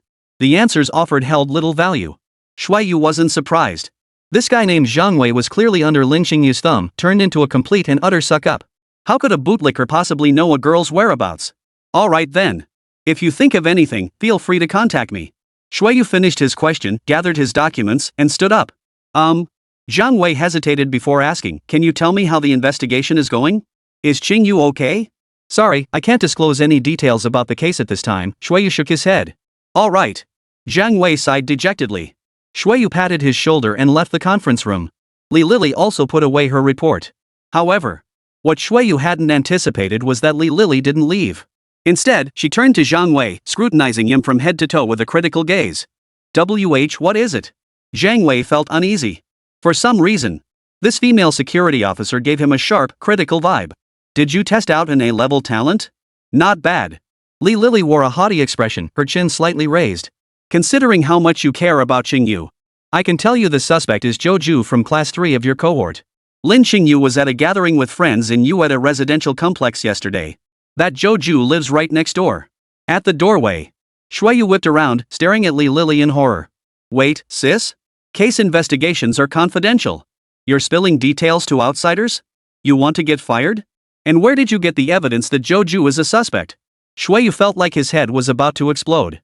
This idiot is going to cost him his job. Thank you. Zhang Wei looked deeply moved after hearing this and bowed to Li Lily. MHM. Li Lily gave a slight nod, lifted her chin, and strode out of the conference room with the proud strut of a peacock. She had studied hard and passed the exam to become a security officer. Wasn't it all just to wield this tiny bit of power? As for the confidentiality regulations, could a girl's safety possibly be more important? She's lost her mind. Shuaiyu stared at Li Lily in disbelief, urgently contacting the captain to report the incident. He sensed that staying any longer would only drag him into something far worse. In the conference room, Zhang Wei narrowed his eyes and murmured a name, Zhou? He paused. He opened his friend's channel, found a specific person, and sent a message. Zhang Wei, Redwood, can you look into someone for me? Simultaneously, 50 gold coins were sent via mail. 50 gold coins sent. Zhang Wei winced at the expense. But then he thought of his dream girl, Lin Qingyu. That vision of the dark-haired beauty, her hair cascading like silk, her face cold and otherworldly. A fiery passion ignited within him, his hormones surging. For Qingyu, what's a measly 50 gold coins? You at a residential complex. Zhou stood before his apartment, flanked by the apologetic property manager. My apologies, Mr. Zhou. We didn't expect that security guard to force entry without proper documentation. Fortunately, we noticed in time and stopped her with another security guard. Oh, and we got her ID number. She said we could contact her for compensation. The property manager apologized with a forced smile. Zhou remained expressionless. Before him, the lock on his front door had been pried off, its inner mechanism completely exposed. The intruder had come within inches of forcing their way inside. Though Zhou's home was exceptionally clean, this senseless intrusion infuriated him to no end. Chapter 16, Officer Xue, just making friends. What's the ID number? Zhou turned to the butler, his voice strained and hoarse. Mr. Zhou. The butler felt a chill run through him under that gaze. At that moment, Zhou's gaze was utterly icy. Under that icy stare, it felt as though a knife were pressed against the butler's throat, sending a chill through his entire body. Combined with that hoarse, strained voice, the air seemed to freeze solid, suffocating the very breath from one's lungs. This student, such overwhelming killing intent. It rivaled that of players who roamed the wilderness. The butler was alarmed and dared not delay, quickly reporting the ID number. His name is Shuaiyu, Level 2 Security Officer, ID number 9527. Good. Zhou listened while typing into his personal interface. Moments later, he located a player named Shuaiyu and sent a friend request. Players could share names, but ID numbers were unique. Well, after relaying the information, the butler glanced at Zhou with trepidation. It's fine. You can go back to work. Zhou waved him off. The butler, relieved as if granted a pardon, fled the scene as if escaping. Behind him, Zhou chuckled softly, pinching the bridge of his nose. Too many monsters spawning today? At the difficult level, this was already a real battle. The giant lizard priests possessed such cunning intelligence that they could easily overwhelm ordinary player groups. Joju had fought over 20 times, equivalent to engaging in more than 20 battles. Accumulating some aura of death was perfectly normal. Let's move somewhere else. Joju glanced at the broken door lock and pushed his way inside. After packing some belongings, he left the neighborhood. His gold coins had accumulated to over 300,000, enough to afford a larger place. I'll stay at a hotel for now and look for a place later. Joju checked into a nearby 4-star hotel. Meanwhile, Public Security Bureau. You've worked hard. The captain patted Shueyu on the shoulder reassuringly. Once your probation period ends, I'll transfer Li Lily away. Shueyu immediately put on a pained expression. There were still 2 months left in the probation period. That meant enduring Li Lily for over 2 more months. For the remaining 2 months, I'll approve an additional allowance for you, the captain said. Thank you, Captain. Shueyu could only nod, though that subsidy was practically useless. But what could he do? He was the least experienced. The troublesome Li Lily was a task no one else wanted to take on, so it fell to him, the junior member, to handle it. Ding! Just as he was thinking, a notification flashed across his personal panel. Shueyu felt puzzled. He returned to his workstation, sat down, and opened the panel. You have received a friend request from player Joju. You have received a mail from player Joju. ? Shueyu scratched his head and opened the mail first. The moment he opened it, his eyes widened in astonishment. Attached to the email was a sum of gold coins. 1,000 gold coins. That was more than his annual salary. Shueyu was stunned by the sheer amount of gold coins. He hesitated to accept it, instead first adding Joju as a friend and immediately sending a message. Shueyu, classmate Joju, what does your message mean? 4-star hotel. In the top-tier suite. Joju smiled slightly upon seeing Shueyu's message and raised his hand to reply. Joju, no need to be nervous, Officer Shui. We're just making friends. Shueyu, I wouldn't dare make friends like that. Joju, then consider this a favor. I want to know what your partner, Li Lily, did today. Joju, the property manager said you're a reasonable person. Joju, I admire reasonable people and enjoy dealing with them. After saying that, Joju raised a finger and sent another email. Ding! You have received an email from player Joju. Attachment, 1,000 gold coins. Whoosh! Shueyu leapt to his feet. Another 1,000 gold coins. Shueyu, what's wrong? His colleagues looked at him in surprise. Nothing. Shueyu's expression stiffened as he forced a smile and hurried toward the restroom. Inside the restroom, Shueyu sat in a stall, his expression shifting rapidly. 2,000 gold coins. He'd worked for 5 years and saved only 2,000 gold coins. Due to his mediocre talent and lack of prospects for advancement, he switched careers to become a security guard. But while security work was safe, the pay was meager. Shueyu stared at the 2,000 gold coins in the 2 emails, then thought of that mentally unstable Li Lily. His fist slowly clenched. Let's do this. Senior officers at the Public Safety Bureau often secretly trade intelligence on the side. If others could do it, so could he. Plus, selling Li Lily's intel would give him a huge sense of satisfaction. Shueyu immediately replied to Joju. In the suite. Joju admired the night view, leisurely savoring his luxurious dinner. He felt no urgency whatsoever. In the dungeon, potions paved the way. In reality, gold paved the way. No one could withstand the relentless onslaught of resources. If anyone did, it only meant the barrage wasn't heavy enough. Shueyu, that's how it is, Mr. Zhou. Shueyu, today. Sure enough, Shueyu's message arrived shortly after. He recounted today's investigation in meticulous detail and drafted a carefully worded email to send to Joju. So Joju could review at any time. If Li Lily wasn't keeping it confidential, what the hell was he keeping secret? He sold it outright. Very good. Upon receiving the message, Joju nodded with satisfaction. It seems I have an informant within the Public Security Bureau now. As for this Li Lily. Joju gave a cold laugh, a flash of icy light darting through his eyes. Even in the safe zone, there are ways to kill someone. He said. Joju sent another batch of gold coins to Shueyu. Ding! You have received a message from friend Joju. Attachment, 3,000 gold coins. This much. Shueyu's eyes widened to their limit as he stared at the number in disbelief. 3,000 gold coins. Combined with the previous 2,000 gold coins, that made a full 5,000 gold coins. He never dreamed he could accumulate such a fortune before turning 30. Who exactly is this Joe fellow? Shueyu muttered in shock. He's clearly an orphan with only a D-grade talent. Where did he get all these gold coins? Just as he was pondering this, a new notification appeared on Joju's interface. Joju, in 5 days, isn't it the routine event where the Public Security Bureau teams up with New Education High School to lead a group through the Inferno dungeon? Joju, I hope you can put Li Lily on my team. Joju, take care of the other 3 simultaneously. 500 gold coins each. Just enter the instance and exit immediately. Joju, you handle the connections, and I'll give you 1,000 gold coins. Swish. Seeing these messages, Shueyu abruptly sat up straight, a chill running up his spine to the crown of his head. He didn't know what Joju was up to, but the cold ruthlessness seeping through every word, he could feel it. This young Master Joe was going after Li Lily. Wait. Shueyu immediately thought of the 5 missing female students from the Succubus Blood program. Could they also be? No. Shueyu shook his head sharply, forcing himself to stop dwelling on the possibility.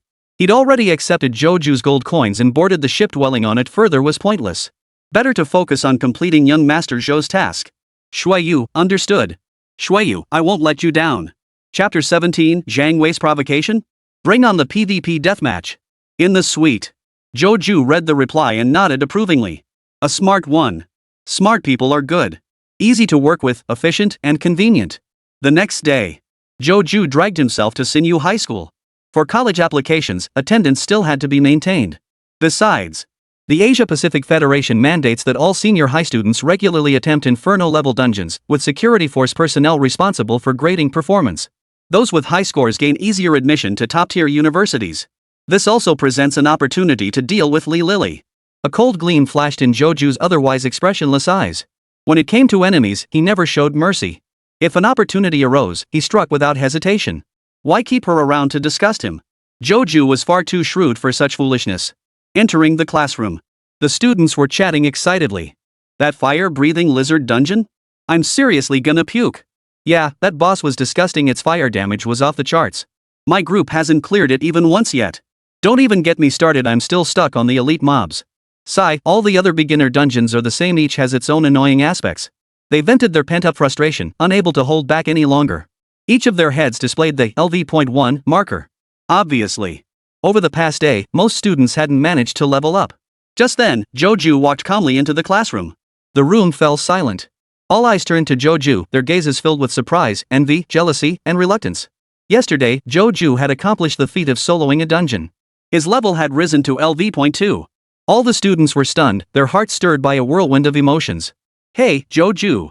A male student called out with a smirk, heard you've got a ton of gold coins? How about sharing some with us classmates? The moment those words left his mouth, everyone's eyes lit up. A series of ambiguous glances fell upon Joju, as if they were eyeing a fat lamb. Asshole. Joju scoffed and fired back the insult. You. The boy's face darkened with anger. What? Joju stared at him expressionlessly. Under his stare, the boy felt an inexplicable chill run through him, as if Joju's gaze had suddenly turned dangerous. His courage instantly evaporated. He lowered his head and fell silent. The other students, seeing this, withdrew their gaze in disappointment. It seemed there was no easy way to take advantage of Joju. Bunch of idiots. Joju shook his head and sat down at his own desk. The surrounding students heard him, seething with anger but unable to speak up, clenching their fists in frustration. At that moment, 4 figures suddenly entered the classroom. Leading the group was a muscular, well-built boy. It's Zhang Wei from Class 1. Someone murmured. The one with the A-grade talent? That's right, the only A-tier talent in this entire cohort. What's he doing in our class? The students were stunned. Zhang Wei, flanked by 3 henchmen, strode to the front of the classroom. His expression cold, he scanned the students of Class 3 and demanded, "Who is Joju?" Joju? At those words, all eyes turned to Joju. Zhang Wei followed their gaze. A boy with sharp features, piercing eyes, and a cold demeanor came into view. You're Joju? Zhang Wei stared for a few seconds, then arrogantly gestured outside with his thumb. Come with me. I have some questions for you. With that, the students of Class 3 all wore expressions of anticipation. Joju's in trouble now. Ha! Serves him right. Exactly. He was so cocky, he finally pissed someone off. Zhang Wei's got an A-grade talent. Joju's gonna get torn apart. Facing the sea of hostile stares, Joju remained impassive. These students were the epitome of stupid and malicious, failing to extort him, they now harbored resentment. What fools! How could they possibly think he'd cave? What the hell are you playing at, Zhang Wei? Joju snapped, sneering, did you think I didn't see how you fawned over Lin Qingyu? You were more dog-like than a dog itself. Of course, when Lin Qingyu played me like a dog, she was even worse than you. Boom! The words hit like a thunderclap, leaving everyone stunned, their heads buzzing. Zhang Wei was a suck-up? A bootlicker for Lin Qingyu? Lin Qingyu was playing Joju like a dog? This news is too shocking. Shut up. Zhang Wei's face instantly flushed crimson, veins bulging on his temples as he glared at Joju with eyes that seemed ready to devour him. Xingyu isn't the kind of person you're making her out to be. Whoosh. The moment those words left his mouth, many faces turned awkward. He'd just given himself away. So Zhang Wei really is Lin Xingyu's bootlicker. So Lin Xingyu being with Zhou Ju was that also? Everyone's gaze shifted back and forth between Zhou Ju and Zhang Wei. Add me on social media. I'll send you the video, Zhou Ju said with a smile. You probably haven't seen her private side, have you? Let me tell you, she's so fresh she could be dripping wet, and she's got a wild side that's off the charts. Especially those long legs there so. Before he could finish, Zhang Wei's composure snapped. I'll kill you. He roared, leaping off the podium and charging at Zhou Ju like a wild beast. Kill me? Zhou Ju smiled indifferently, his eyes glinting with a sinister light. Go ahead, if you dare. Yesterday, Shuiyu's message had mentioned Zhang Wei's name. Zhou Ju hadn't taken it seriously at first. Lin Xingyu was undeniably beautiful. Keeping a few fish in the pond was perfectly normal. But unexpectedly, Zhang Wei was brain dead enough to come knocking and provoke trouble. Naturally, Zhou Ju marked him as an enemy. Since he was an enemy, he had to be dealt with early to avoid future trouble. Therefore, Zhou Ju deliberately provoked Zhang Wei. Facing Zhang Wei charging toward him, Zhou Ju neither dodged nor retreated. He opened his personal interface. An invitation was sent. PvP deathmatch invitation. For yelling at me like that, just wait till I get back, I'll make sure Lin Xingyu screams herself hoarse. Zhou Ju straightened his back and mimicked a charging gunman stance. Boom! Zhang Wei's mind was about to explode. The goddess he'd adored for 3 years, he hadn't even held her hand yet. This bastard Zhou Ju was freely toying with her. Security officer Li Lily's hunch was correct. Lin Xingyu and her friends were being held captive by Zhou Ju, suffering terrible abuse. Accept! Accept! Accept! Zhang Wei roared, accepting the PvP challenge. He had lost all composure. Ding! Level difference between combatants, no more than 5 levels. No need for confirmation. Deathmatch initiated. The system text appeared out of thin air. The next moment, Zhou Ju and Zhang Wei vanished in a flash of white light. Silence. The classroom fell deathly silent, utterly still. Everyone was frozen in shock. What had just transpired was so sudden that none of them could process it. A deathmatch? Zhou Ju actually initiated a deathmatch. And Zhang Wei accepted. They're insane. The students snapped back to reality, their expressions turning pale. Within the safe zone, PvP player versus player combat is permitted. However, the standard battle mode doesn't inflict injuries or death upon defeat. But deathmatch mode was different. This was a fight to the death. Chapter 18. Zhang Wei's face paled. How the hell are you already level 4? Ah! A girl let out a terrified scream. The henchman Zhang Wei brought along also panicked. What do we do? The boss is going to fight someone to the death. Calm down. The boss has a great talent. He'll be fine. They tried to stay strong and composed, but cold sweat kept pouring down their faces. A deathmatch isn't like a dungeon run. No one has a 100% chance of winning. Even with Zhang Wei's A-tier talent and Zhou Ju's D-tier talent, accidents could still happen. I'll go tell the teacher. The class monitor, realizing the gravity of the situation, immediately left his seat and ran out of the classroom. Zhang Wei's henchmen instinctively tried to stop him. Their mouths moved, but no words came out. The entire class 3 knew about it now, there was no hiding this. On a square stage, Zhou Ju and Zhang Wei appeared on opposite sides of the platform. Welcome to deathmatch mode. The system text appeared before them. Setting, randomly selected arena. Time limit, none. Victory condition, kill your opponent. 30-second countdown now. 30. 29. Giant letters, glowing with a flame-like radiance, appeared at the center of the arena. Deathmatch. Zhang Wei's body trembled as if doused with cold water, instantly sobering him. How had he accepted this deathmatch invitation? With his A-grade talent and boundless future, why was he risking his life against a D-grade trash? Sigh. Zhang Wei let out a long sigh. In a moment of impulsiveness, he'd let himself get carried away. This lesson must be remembered. He sighed, but remained composed. He possessed an A-tier talent. One of the few who had ascended to LV.2. What did Zhou Ju have to fight him with? Though I don't know why you're pushing me into a fight to the death, Zhang Wei adjusted his collar, calmly looking at Zhou Ju and smiling. I have to say, you've picked the wrong. Gah! He froze abruptly. Like a duck caught by the throat, he emitted an odd croak. A massive number appeared above Zhou Ju's head.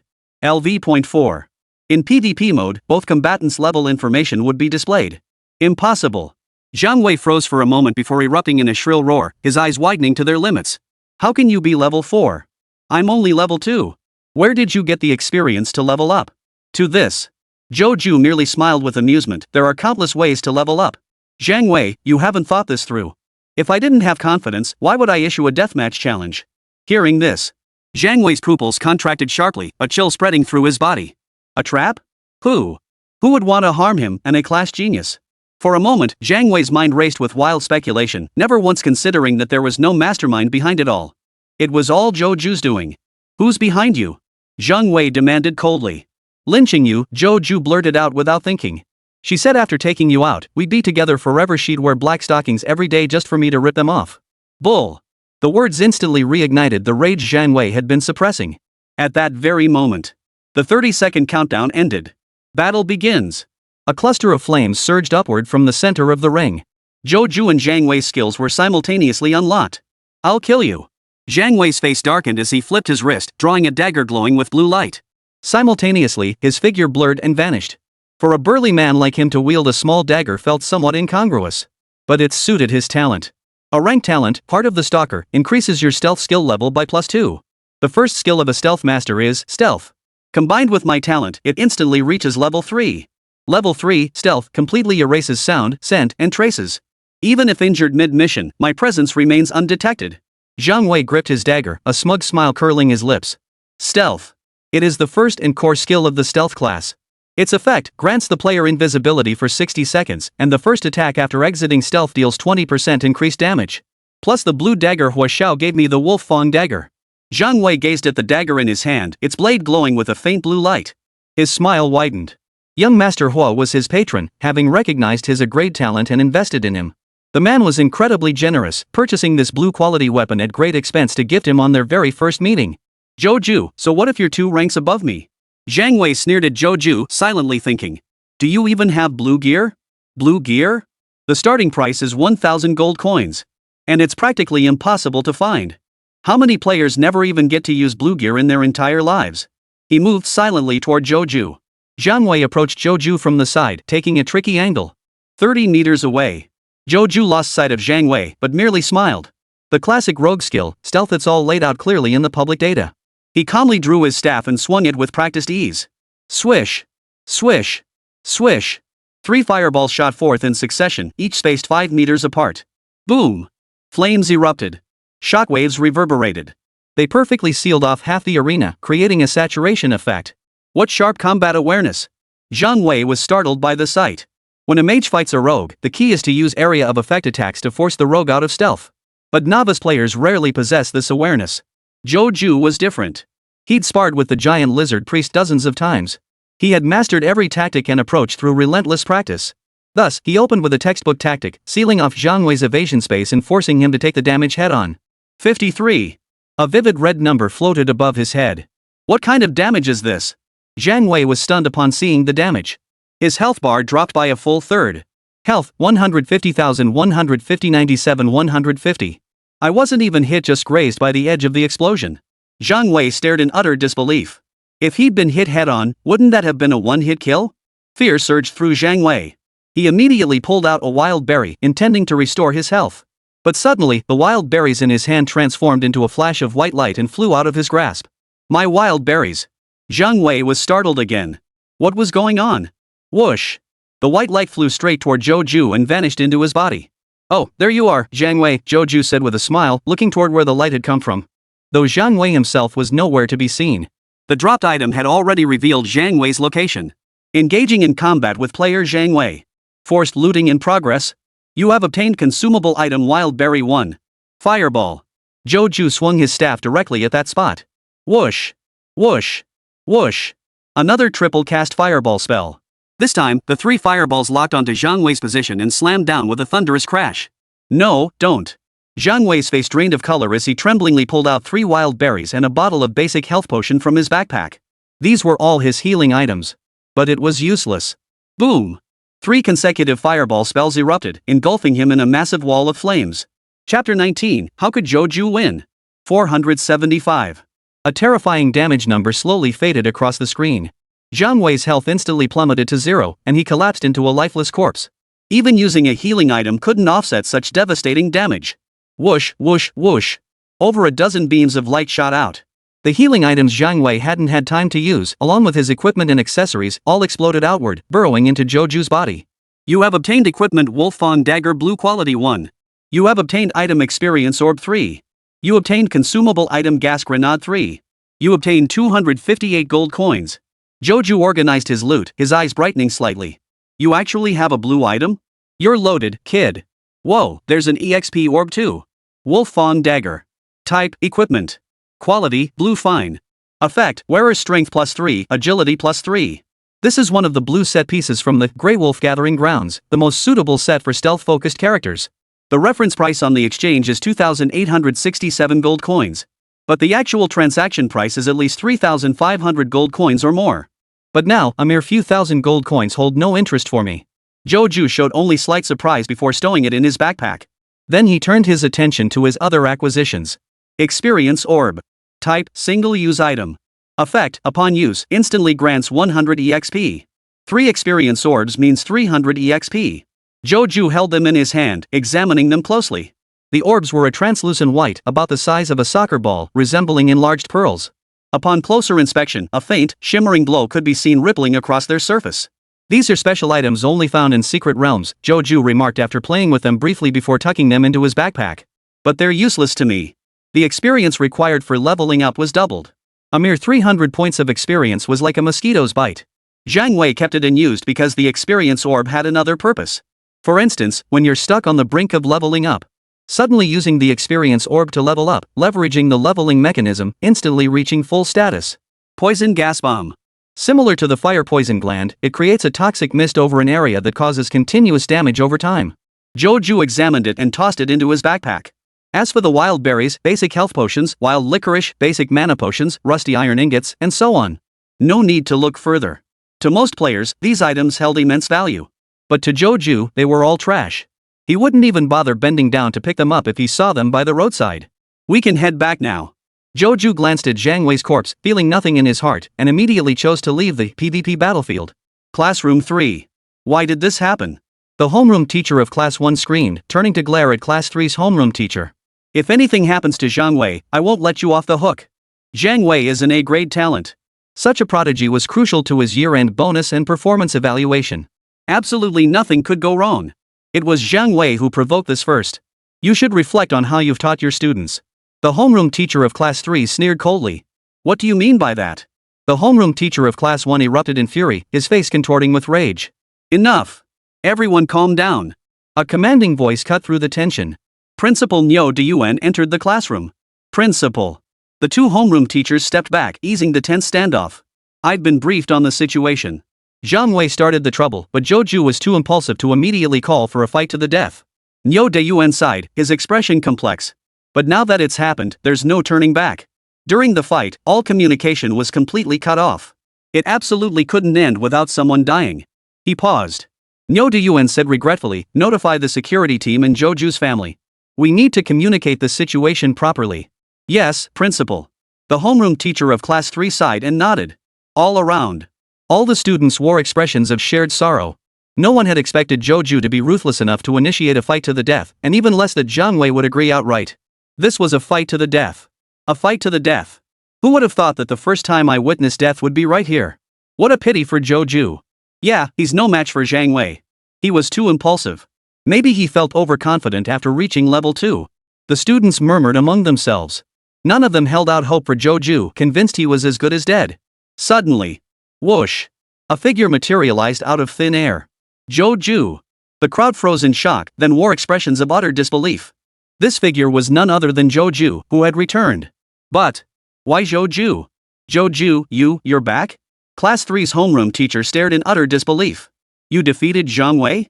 Before Joju could answer, the homeroom teacher of Class 1 lost her composure and shouted, Impossible. How could it be you who came back? Where's Zhang Wei? Zhang Wei's 3 henchmen also lost their composure, staring at Joju in utter shock. Why was it Joju who had returned? Where was their boss? I'm back. Zhang Wei is dead, naturally. Joju merely smiled and replied indifferently. Impossible. I don't believe it. The homeroom teacher of Class 1 screamed, her face contorted in rage as she lunged at Joju like a madwoman. Her bonus. Her performance evaluation. All the sacrifices she'd made privately to invest in Zhang Wei. Thud. Joju raised his foot, unleashing a force of 20 points that sent the homeroom teacher now separated from the frontline upgrade squad flying backward. Boom. The homeroom teacher of Class 1 slammed into the wall like a cannonball, punching a massive hole through it. The entire classroom fell silent. Everyone stared at Joju in shock. Cough cough. The homeroom teacher of class 1 coughed, clutching her abdomen, her eyes filled with terror. That kick felt like it was going to tear her stomach apart. If not for the safety zone preventing actual harm, she might have died. Alright, Teacher Chen, calm down. Nyo Duyuan spoke up, shooting a warning glance at the homeroom teacher before turning to Joju in astonishment. You too, Joju. Don't lay a hand on your teacher. And stop jumping into deadly fights over every little disagreement. You're the future of the Asia-Pacific Federation. If there's an issue, sit down and discuss it properly. Don't resort to violence at the drop of a hat. After speaking, Nyo Duyuan waved to the others. Let today's incident serve as a warning to everyone else. That's all for now. Teacher Chen, please write up a report for me later. With that, Nyo Duyuan turned and walked away. Having served as principal for many years, he had seen countless students come and go. Today's incident had already revealed some shady dealings. But what difference did it make? Death matches were permitted by the game legal combat that the Asia-Pacific Federation couldn't and wouldn't stop. Zhang Wei was dead. So be it. The dead hold no value. But this Joju's talent assessment was only a D? Nyo Duyuan furrowed his brow slightly, murmuring, he must be hiding some trump card or secret. But then again, who doesn't have secrets? The more powerful players, the better. The world beyond the Federation is far from stable. Nyo Duyuan's mutterings drifted into the air. No one heard. Chapter 20, Security Squad, come clean up. Classroom 3. Zhang Wei is dead. Joju killed him. Am I dreaming? A top-tier A-rank talent dead right here? Killed by a D-rank talent? The students were all stunned. At the same time, the looks they gave Joju were tinged with awe. Even the homeroom teacher stared at him in astonishment, cautiously saying, Joju, the security team might need to take your statement later. No problem. Joju nodded without hesitation. That's good, the homeroom teacher sighed in relief. He now felt somewhat hesitant to look Joju in the eye. There was an inexplicable sense of danger emanating from this student. At that moment, Joju turned his head and looked toward the podium. Zhang Wei's 3 henchmen hadn't left yet, staring at Joju with terror etched on their faces. You killed our boss. How dare you? Young Master Hua won't let you off. After spitting out these threats, the 3 henchmen fled in a panic, scrambling for escape. Young Master Hua? Joju murmured the name softly, raising an eyebrow. Does Zhang Wei have someone backing him? Forget it. I'll ask Shuiyu directly. As a security officer, he must know the situation in Yucheng. Joju casually sent a message to Shuiyu and put the matter aside. Public Safety Bureau. What? A dead body? The captain froze for a moment upon receiving the report. After hearing the details, he was utterly shocked. A deadly fight initiated by students. Whoa! The captain sucked in a sharp breath. These kids today were something else. So young, yet already risking their lives. Old Liang, take your team to Xinyu High School. The captain turned to one of his members and said, a student named Joju from Class 3, Senior 3 initiated a PvP deathmatch and killed Zhang Wei from Class 1 of the same grade. Oh, and that Zhang Wei is the only A-grade talent in this year's class at Xinyu High. Be mindful of the implications during questioning. Old Liang's team members froze upon hearing this. An A-tier talent killed? Holy crap, the new education high leadership is gonna lose it. Of course, don't overthink it, the captain added. Grade A talents come around every year, nothing particularly rare. Just handle it normally. Don't say or ask anything unnecessary. As they spoke, the captain shot a glance toward Li Lily in the corner. But Li Lily remained completely unaware of the captain's gaze. She was frozen in shock. Zhang Wei is dead? Joju killed Zhang Wei. How could that be? Equally stunned was Shuiyu, standing not far away. Young Master Zhou killed an A-tier talent in a deathmatch. His mind churned with astonishment. Just as he suspected. Shuiyu thought to himself, his suspicions confirmed. This young Master Zhou is no ordinary man. Not only is he capable, but he strikes decisively. Li Lily is finished. Shuiyu glanced at Li Lily and silently shook his head. At the same time, he resolved to speed up his actions. He would contact all his colleagues today and complete the task young Master Zhou had assigned him. Noon. Xinyu High School dismissed. Joju walked out of the school gates and headed to the hotel where he was staying for lunch. The hotel's cooking was bound to be better than the school cafeteria's. Ding! At that very moment, Shuiyu sent a message. Shuiyu, young Master Zhou, the young Master Hua behind Zhang Wei refers to Hua Xiaodong, the younger generation of the Hua family. Shuiyu, the Hua family is a conglomerate in Yucheng that established Hua's trading company. Shuiyu, they primarily deal in the sale and customization of gadgets. Common items like explosive fruit, darts, gas grenades, and rope nets are all products of the Hua trading company. Shuiyu, Zhang Wei aligned himself with Hua Xiaodong and secured his backing. I see. Joju nodded, now understanding the situation regarding the so-called young Master Hua. He had little to worry about. Staying within the safe zone, the so-called Hua family couldn't touch him. Conventional economic and resource tactics were useless against him. Joju could forcibly seize resources from dungeons without needing to purchase or customize anything. Once I get stronger, I might just wipe out the entire Hua family, Joju muttered to himself, adding the Hua family to his list of enemies. He had struck at Hua Xiaodong's dogs. The other side couldn't possibly remain unresponsive. A reaction meant hostility. To antagonize the younger generation of the Hua family is to antagonize the Hua family itself. Therefore, seize an opportunity to wipe out the Hua clan once and for all, cut the weeds at the root. Ding! Shuaiyu sent another message. It was information on Hua Xiaodong. Occupation, hunter. Level, 15+. Talent, S rank unknown. Ding! Seconds later, Shuaiyu sent another message, confirming his colleagues were all taken care of. Regarding leading the team through the Inferno dungeon, follow Joju's orders on all matters. Well done. Joju smiled and transferred 2,000 gold coins to Shuaiyu. This was his reward. Public Security Bureau. Shuaiyu stared at the message from Joju, his heart racing. Another 2,000 gold coins. Indeed, working for young Master Zhou was the wisest choice.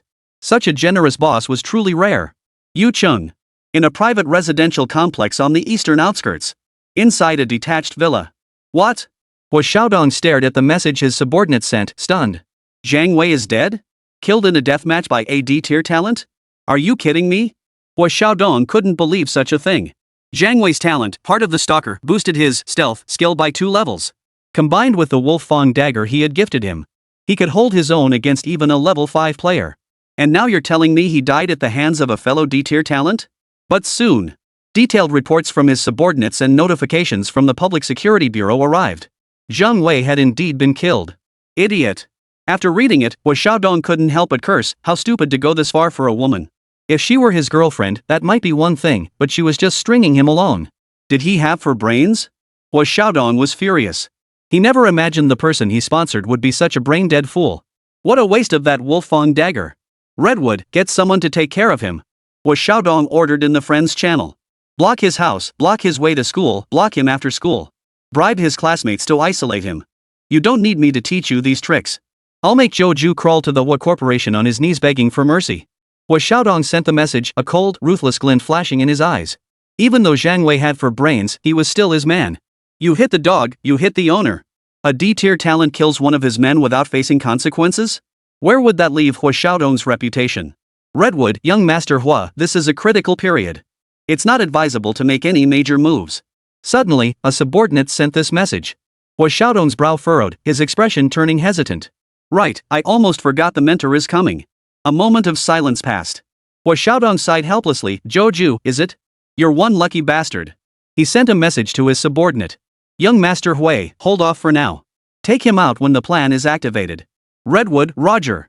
Inside the villa. Hua Xiaodong walked to the floor-to-ceiling windows, gazing toward the central government building in Yucheng. A sneer curled his lips as he remarked with contempt. After over 30 years of peace, Yucheng has likely forgotten how to fight. Chapter 21, Level 5. New skill, Lightning Chain Strike. 4 days later. A figure clad in black robes emerged from the public teleportation portal. The level indicator above his head was hidden. However, on the personal interface, a terrifying number was clearly visible. LV.5. Joju's level had surged to 5. This was an extremely exaggerated leveling speed. Even top-tier students would need at least a month to grind their way to level 5. But Joju had soloed the dungeon. He had all the experience for himself. And he'd only taken 7 days to reach level 5. Open the detailed panel, Joju silently commanded in his mind. Whoosh! A light screen, visible only to him, projected into view. Player, Joju. Level, 5. Talent, EX Endless Plunder. Class, Mage. Strength, 21. Agility, 20. Spirit, 38. Constitution, 22. Health, 400. Mana, 400. Skills, Fireball LV2, Chain Lightning LV3. Status, Pure Yang Immortality Max HP MP plus 100, Constitution plus 3, Spirit plus 3, Earth Vein Armor LV1 Fixed Damage Reduction 50. Lightning Chain Strike LV1. Cost, 50 mana. Effect, instantly strikes the primary target with an electric shock, dealing 60 damage. Subsequently, the attack jumps to other targets within a 3-meter radius, repeating this process up to 6 times. Each jump deals an additional 60 damage. If only one target is within 3 meters, the attack jumps 6 times on that single target. You spent 2 skill points to upgrade Lightning Chain Strike. Lightning Chain Strike LV1 LV3. Cost 50 mana 100 mana. Damage 60 130. Level 5 truly the beginning of a mage's absurd power. Joju murmured softly. This chain lightning strike is nothing short of a god tier skill. It works on single targets and groups alike, with high base damage too. No wonder the Asia Pacific Federation recommends that mage players aspiring to high levels prioritize maxing out chain lightning. For any class. At levels 1, 5, 10, 15, 20. Additionally, you gain 2 skill points. Joju invested both skill points he gained this time into Lightning Chain Strike. As for Fireball? Not familiar at all. With Lightning Chain Strike, my map clearing speed has increased again, Joju chuckled, glancing back at the public portal. In the past hour, he had cleared the fire-breathing lizard map 12 times. That's an average of 1 clear every 5 minutes. The lizard priestesses were all zapped into numbness. Back when he hadn't learned Chain Lightning Strike, it would have taken him half a day to clear it 12 times. Now, 100 runs in a single day? Piece of cake. After school, I'll deal with Lee Lily first, then attempt to clear Inferno difficulty, Joju muttered to himself. He had already reached level 5, clad in a full set of blue gear. His inventory was overflowing with consumables and items. Meanwhile, the weapon shop owner had also gathered 100 testing stones for him, upgrading the earth vein hardened armor to level 2. Fixed damage reduction now stood at 100 points. Any damage below 100 points was reduced to 0. Clearing Inferno tier dungeons became a breeze. Sinew High School. Auditorium. The Deputy Commissioner of the Public Security Bureau took his seat in the front row. Today marked the Purgatory level difficulty dungeon experience activity, a mandatory rite of passage for every graduating senior class. No high school is exempt. This is a mandatory program mandated by the Asia Pacific Federation. We welcome the leadership and staff of the Public Security Bureau to host our school's Purgatory level dungeon experience event. Principal Nyo De-Yuen stood on stage delivering his speech, his gaze sweeping across the entire venue. All senior high school students and teachers were present. Except for the deceased Zhang Wei and the missing Lin Qingyu. During your cultural studies classes, your teachers have surely covered the relevant knowledge. That's right. Dungeons possess a siphoning mechanism. They absorb surrounding monsters, natural environments, and other dungeons, transforming them into nutrients for growth. Over time, they upgrade into dungeons with higher challenge levels. Nyo De-Yuen explained slowly. Below, Joju stood among the students of Class 3, listening half-heartedly. His attention was entirely focused on his chat messages. Shuiyu sent over his colleagues' IDs. Joju added each one as a friend and created an internal discussion group in the chat channel. If left unchecked, the instance will expand indefinitely, threatening our safe zone, Yucheng. To counter this, the Federation trained specialized artifact masters to forge portals. Each time we players clear a dungeon, we drain its energy, thereby curbing its expansion. But Nyo De-Yuen's tone grew heavier, his expression turning serious.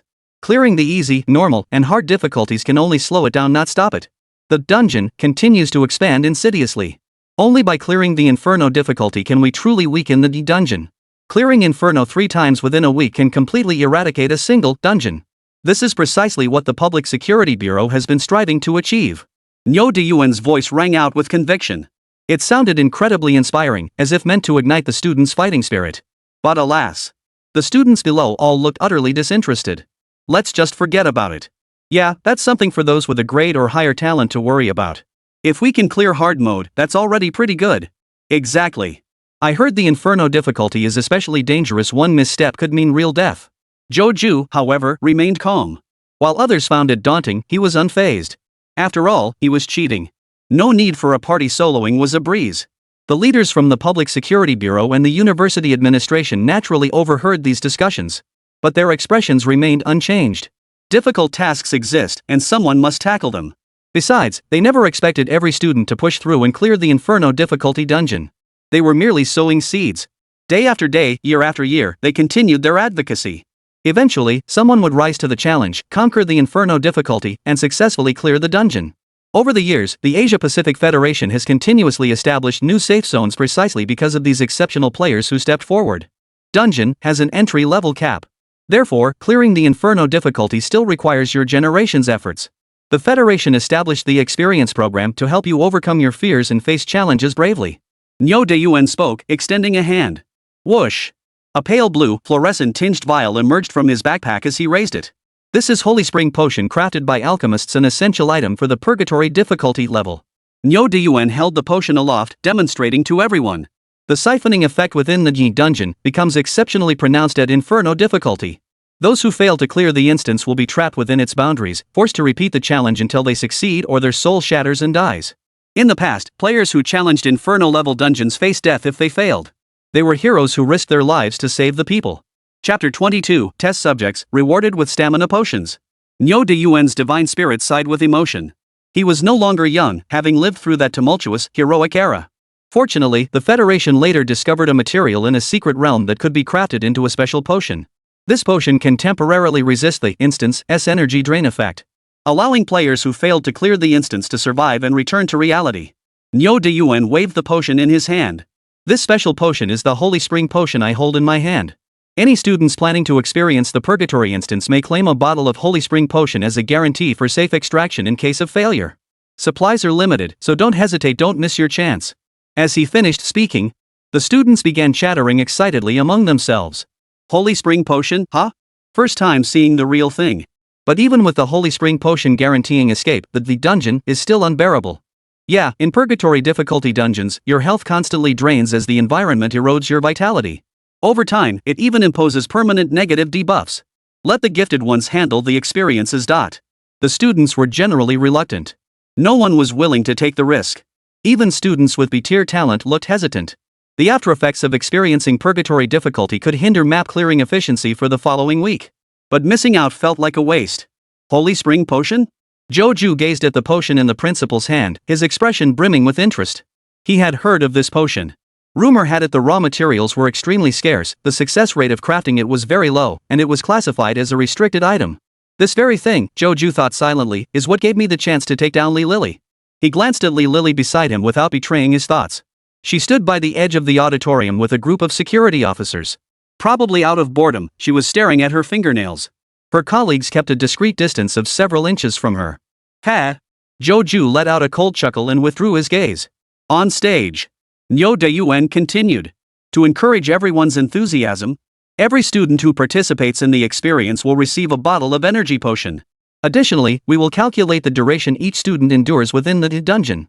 The top 5 students will receive extra energy potion rewards. First place gets 20 bottles, second place gets 10 bottles, third place gets 7 bottles, fourth and fifth place each get 5 bottles, and sixth and seventh place each get 1 bottle. As soon as he finished speaking, the students below immediately erupted in a roar. Energy potions. Those precious potions that fully restore a day's worth of stamina? With this potion, we could level up like crazy. Absolutely. Look at that B-tier talent over there, his eyes are practically glowing. The school's being so generous. A single bottle of energy potion costs 800 gold coins, that's equivalent to blue quality gear. Yeah, it's unbelievable. A ripple of astonishment rippled through the crowd below. The atmosphere finally grew heated. Seeing this, Nyo De-Yuan couldn't help but smile. Players consume stamina when running dungeons. Stamina potions instantly restore a full day's worth of stamina, effectively allowing players to run dungeons for an extra day. Don't underestimate the difference a single day makes. During college entrance exams, grinding one extra day could mean leveling up. That single level could crush tens of thousands of fellow examinees. What a game changer. Joju's eyes lit up. This energy potion couldn't be more perfect for him. Ha ha. Nyo De-Yuan chuckled inwardly, a hint of smugness creeping into his expression. The pressure in the wilderness was immense, which is why the Asia-Pacific Federation had always encouraged student players to level up. This time, leveraging his standing, he persuaded the official Yuching authorities to go all out and offer stamina potions as rewards. Subsequent final exams and the 7 schools' mock exams would also offer generous rewards. But that was for later. Nyo De-Yuan snapped back to attention and announced loudly, the 28th Purgatory Tier Dungeon Experience event is officially underway.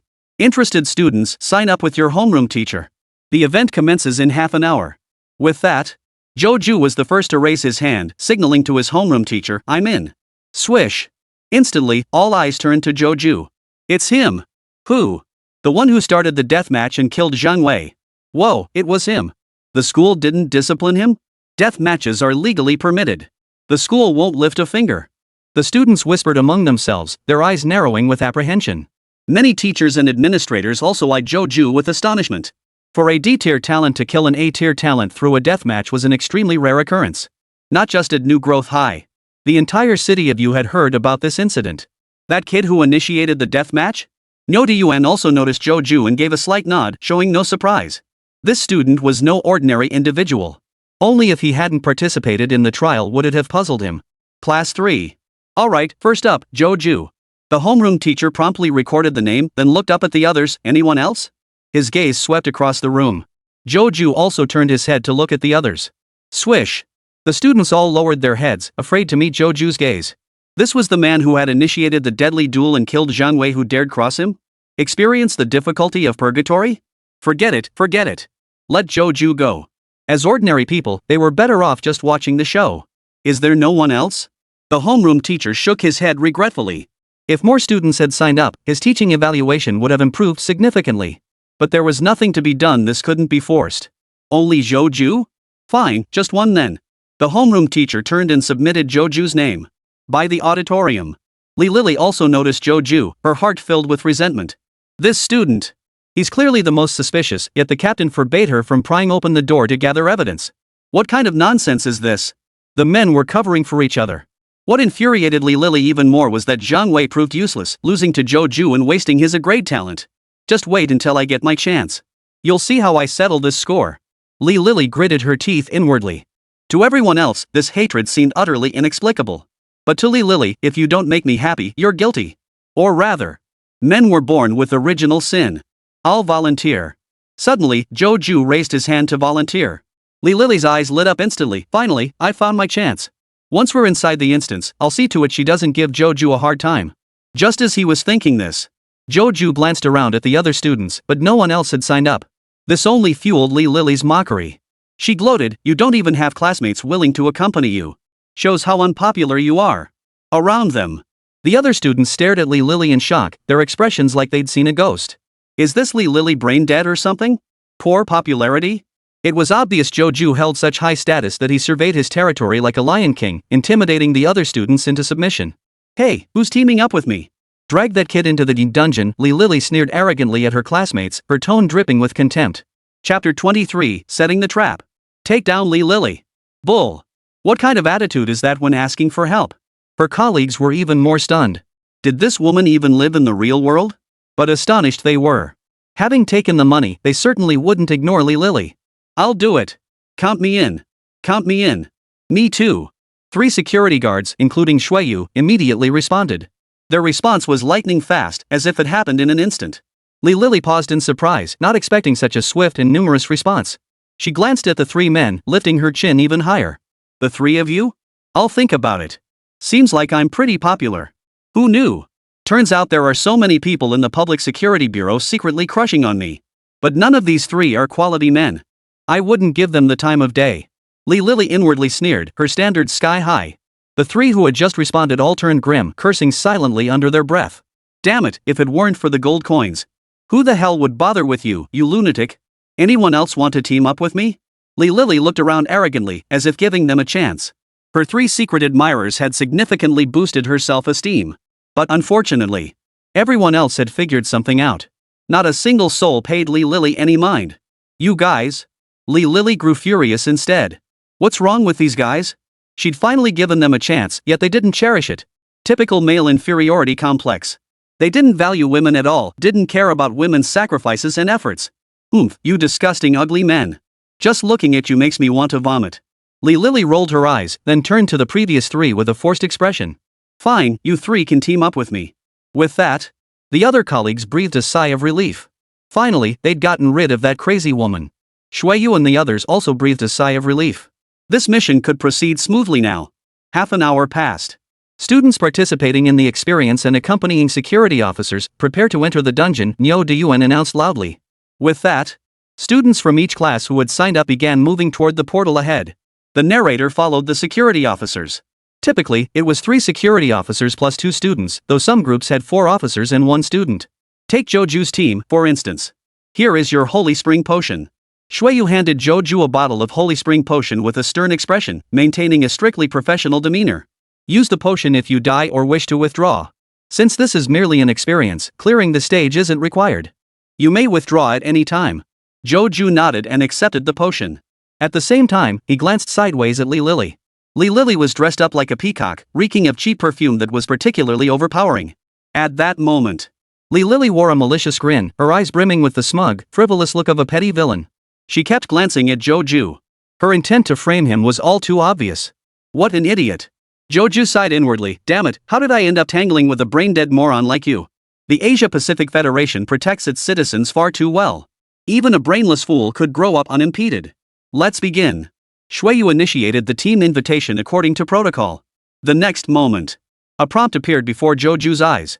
Player Shuiyu invites you to join the party. Accept. Joju selected to accept. Joined party. Team leader, Shuiyu Warrior LV8. Member 1, Joju Mage LV5. Member 2, Gu Deyuan Rogue LV7. Member 3, Zhang Xiaozong Warrior LV7. Member 4, Li Lily Mage LV6. The moment they joined the party, Shuiyu and the others wore expressions of utter shock. Level 5? What kind of leveling speed is this? It's only been a week since awakening talents were introduced. Even the top-tier players are only around level 3. Let's begin. Joju calmly looked at the three of them and said indifferently. Oh, right. We're heading into the instance. Shuiyu immediately responded, walking over to activate the portal. Instantly, a prompt window appeared before all party members. Party leader Shuiyu has chosen to challenge fire-breathing giant lizard, Inferno difficulty. The entire prompt box was engulfed in dark crimson flames. Subtly, it seemed to emit a scorching aura. Confirm? Joju and the other two instantly selected agree. Li Lily, who had been examining her manicure, finally clicked agree with an impatient click upon seeing the prompt. All members agree. Entering instance fire-breathing giant lizard, Inferno difficulty. Swish. The figures of the five vanished instantly. Less than a second apart. In other classes, groups of five at a time, vanished as well. A surge of white light erupted. Moments later, it gradually faded. Joju and his four companions materialized out of thin air. The surroundings transformed into a vast grassland, where dense vegetation grew waist-high. But this was unlike any other difficulty level. Whoosh! Whoosh! Whoosh! In the distance of this grassland, a raging fire burned fiercely. The flames spread rapidly, encircling Joju and his four companions. This was one of the horrors of the Inferno difficulty. The dungeon environment would deteriorate, slowly eroding the players' health. Players had nowhere to rest. They couldn't even pause mid-battle to regroup, forced instead to fight their way back while maneuvering against the monsters. We're in the instance now. Shuiyu's eyes sharpened as he immediately turned to his two colleagues. The three nodded in unspoken agreement. Then, simultaneously, they pulled out holy spring potions and downed them, forcing themselves out of the instance. Whoosh! Whoosh! Whoosh! Their figures vanished within the dungeon in less than 5 seconds. Ha! Three giant lizards approaching from afar stared blankly. How did they leave? Li Lily was equally bewildered. She hadn't grasped the situation at all. Just as she was puzzling over it.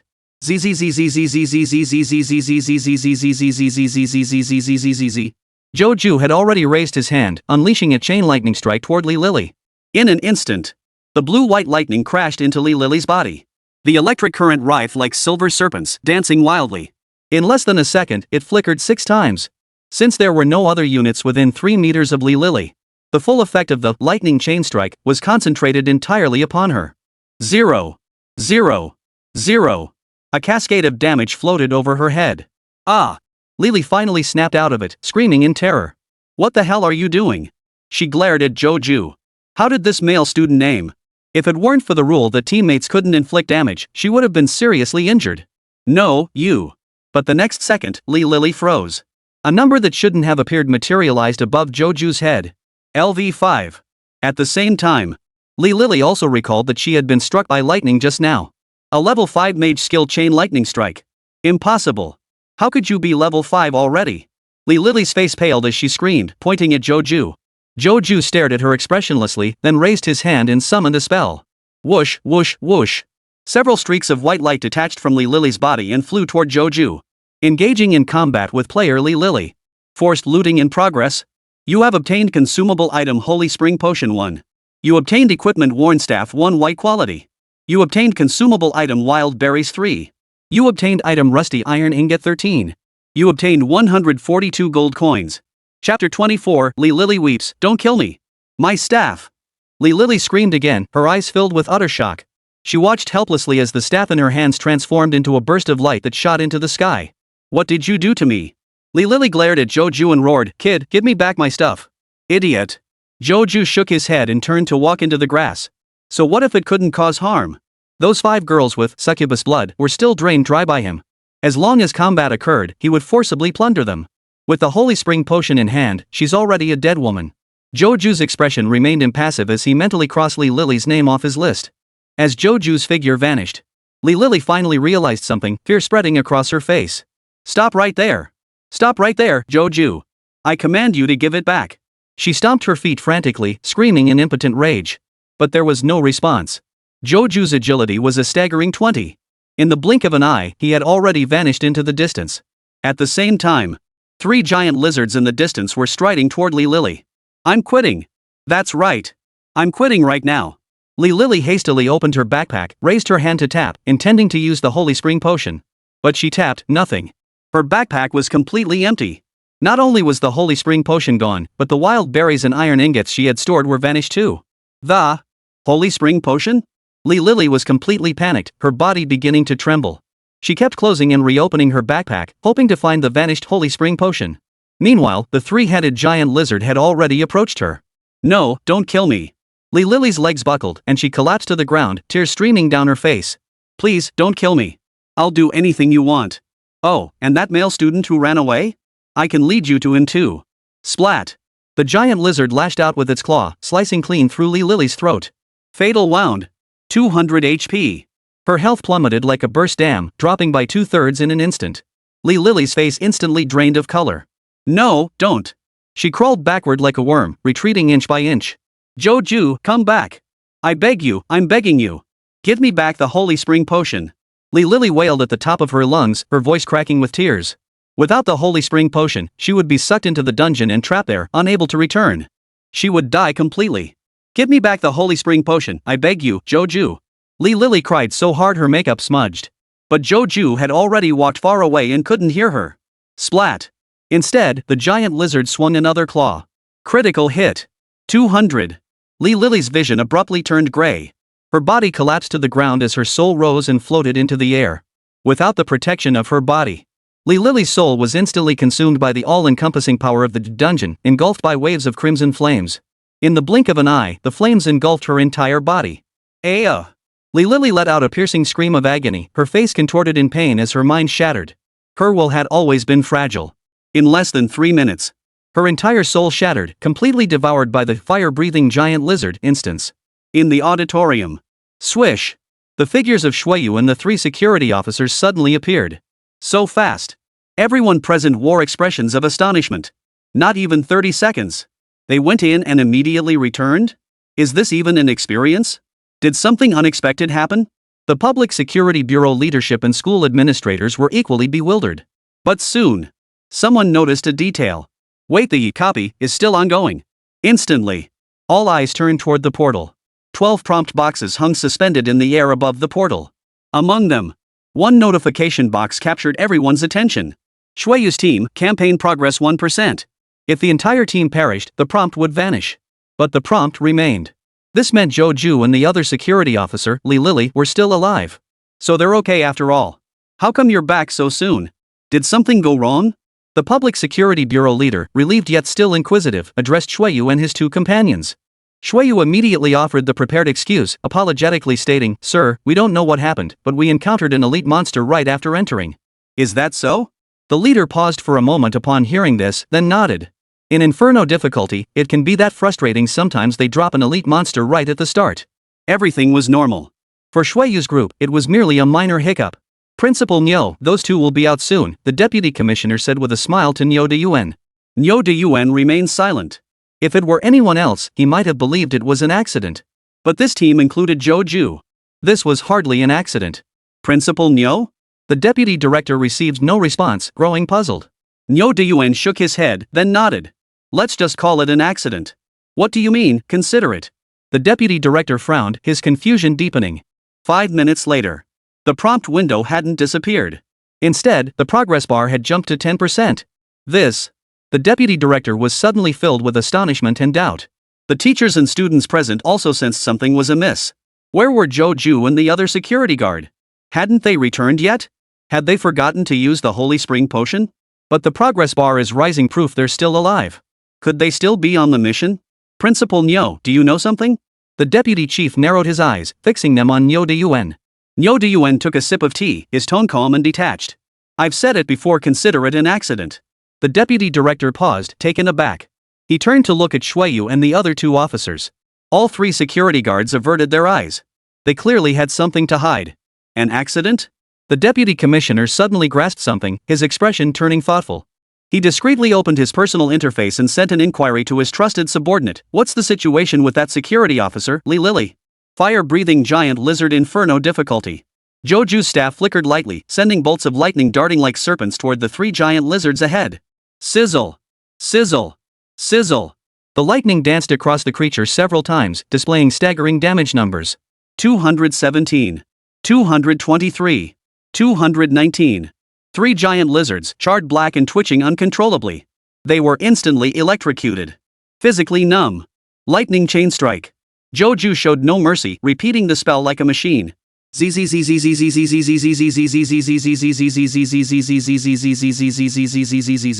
222. 231. 215. The health bars of 3 giant lizards drained dry, leaving only corpses behind. Simultaneously, a flash of white light descended, flying toward Joju. Forced looting during battle with giant lizards. You have obtained equipment recruit boots 3 white. You have obtained material, giant lizard scale 189. You obtained consumables. You obtained 1145 gold coins.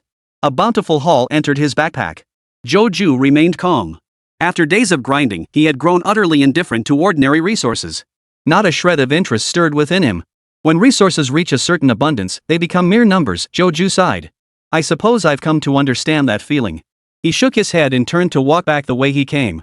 Judging by the time, Lee Lily's body should be cold by now. I wonder how her soul fared. Chapter 25, The Giant Lizard Chieftain Boss, full of anticipation. The real world. In the auditorium. Ding. 3 timed emails were received by Shuiyu and his 2 companions.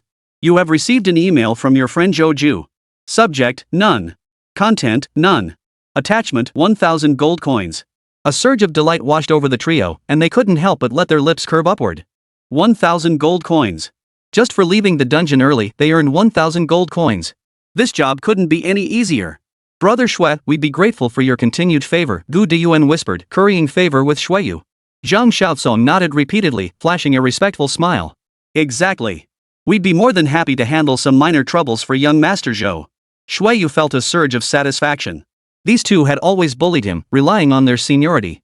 Now that they saw the gold coins, they were suddenly calling him Brother Shui. Ha! Shuiyu chuckled inwardly, but his expression remained impassive as he said, Young Master Zhou has made arrangements. I'll notify you when the time comes. For now, just carry on with your regular duties.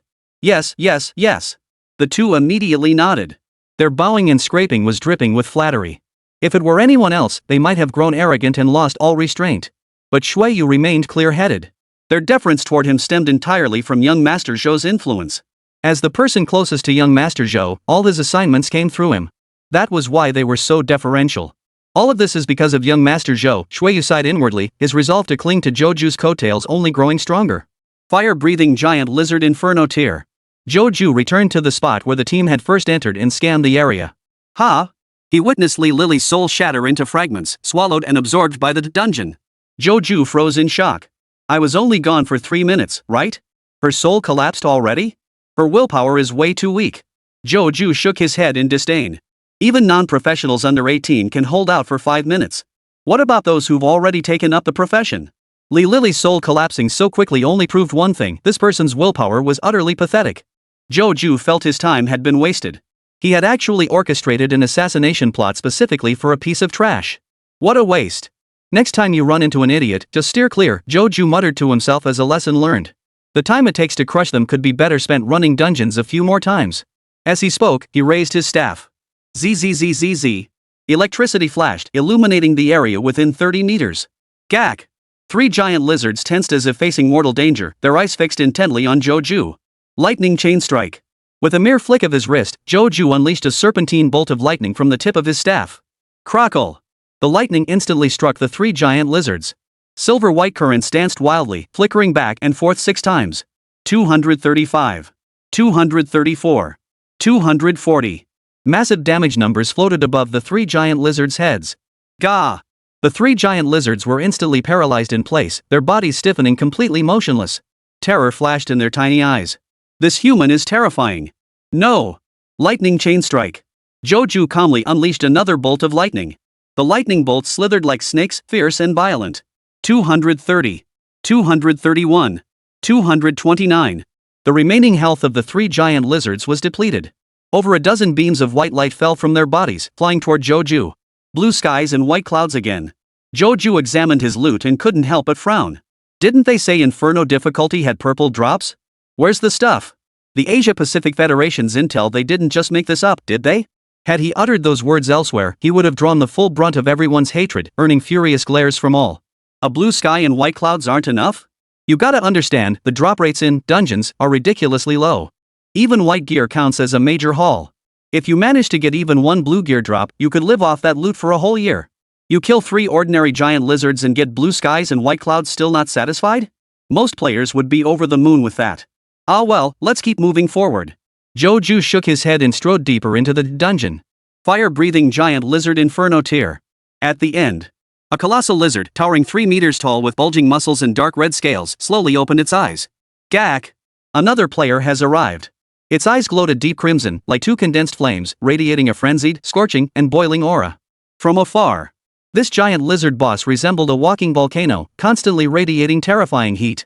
The surrounding grasslands were scorched to a withered yellow. The ground beneath its feet lay pitch black, vegetation charred to cinders. Gah! The giant lizard boss murmured softly, a flicker of contemplation in its eyes. Is today another day when humans playfully challenge the Inferno difficulty? Seriously. With that strange disengagement potion, humans were growing increasingly arrogant, treating this place as nothing more than a training ground. Gah! A flash of anger flickered in the giant lizard boss's eyes. Yuching, 7 high schools take turns each year around this time to team up with the so-called Public Security Bureau and challenge the Inferno difficulty. But they weren't even taking it seriously. They were just messing around. Whenever they reached its top lieutenant, the elite monster, they'd use potions to forcefully log off. Every time it's roused from slumber, it's left waiting in vain for challengers. It's driving me crazy. Ha! Suddenly, the giant lizard boss lifted its head and stared ahead, its expression filled with surprise. 50 meters away, a human figure strode through the withered grass, approaching it slowly. Gah! The giant lizard boss couldn't contain its excitement. Finally, something had woken it up, time for a good fight. Gak gak gak. It immediately extended its claws, beckoning Joju, signaling him to hurry over. Ha! Joju was utterly baffled. Were all Inferno tier bosses this arrogant? Could it be that eager to kill him? Fine by me. I can't wait to kill you either. Joju nodded at the giant lizard boss, then decisively quickened his pace. 50 meters. 40 meters. 30 meters. 20 meters. 15 meters. Joju halted his steps, gazing intently at the giant lizard boss. A massive nameplate hung above the giant lizard boss's forehead. Fire-breathing lizard chieftain. As for the old acquaintance, the giant lizard priest, it had been downgraded to an elite monster and disposed of by Joju along the way. Along the way, he had also completed the 10th set of the Megalosaurus priest's meticulously maintained gear set. Gah! The lizard chieftain studied Joju, nodding then shaking his head. A look of indifference played across its face. For a level 5 player to reach its presence was commendable. But defeating it? Absolutely impossible. If anything, it would have to significantly ease up, lest this human youth perish too swiftly and the game conclude prematurely. Crash gra! The giant lizard leader lifted its jaw, extending a claw and beckoning Joju. The meaning was clear. Human boy, I'll let you strike first. So cocky? Joju was startled, then smiled as he raised his staff. Very well. Then I won't hold back. Chain lightning strike. Chapter 26, No More Hopes. No more hopes. Crack. Intense bolts of lightning shot forth like vicious serpents. The giant lizard leader didn't dodge, nor could it. The lightning struck it directly. Sizzle, sizzle, sizzle. The current leapt 6 times in an instant, spreading and growing until it enveloped the entire body of the giant lizard leader. 65. 65. 65. Health 9,545. 10,000. The giant lizard leader raised an eyebrow slightly, looking somewhat surprised. This wasn't the kind of damage a level 5 mage could dish out. Looks like this human had some skills. Gars, gars. The giant lizard nodded slightly, its expression nonchalant. Not bad damage. But alas, against its staggering 10,000 HP, a mere 455 damage points were insignificant. Not bad, not bad.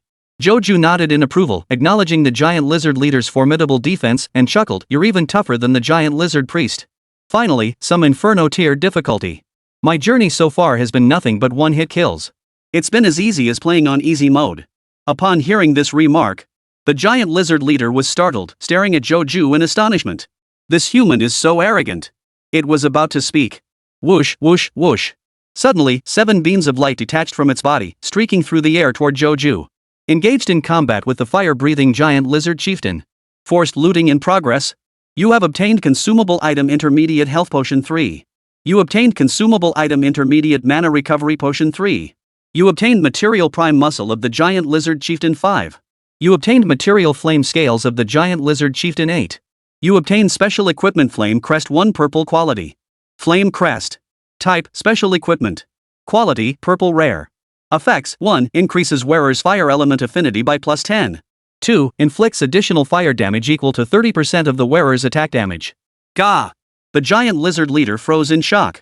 It sensed its strength had noticeably diminished. It feels like it's been snatched away. Oh boy, finally. A purple tier item from Inferno difficulty. I was starting to think the lore was just a joke. Joju grinned as he pulled out the flame emblem. Crafted from metal, it bore faint crimson patterns that flickered like molten lava. Engraved on its front was a raging, burning flame. Gah! The giant lizard leader's eyes widened in shock and rage as it pointed at Joju. That was its treasure. Thanks, lizard chief. Joju toyed with it briefly before immediately equipping it. The long empty slot for special equipment was finally filled. The instant he equipped it, Joju felt a wave of warmth wash over his body. He sensed a burning elemental force in the air, surrounding him with a familiar warmth. Is this what fire element affinity feels like? Joju pondered thoughtfully. It feels like the power of my fireball spell has increased significantly. Up ahead. Gah! Gaz! Gah! The giant lizard leader pointed angrily at Joju, trembling with rage. So it was you. You damned human. Its face twisted with fury and apprehension. A boss of Inferno difficulty, equivalent to the embodiment of the dungeon's will, capable of accessing all records within the dungeon. Just moments ago, the lizard chief triggered the instance's PTSD, receiving a flood of information.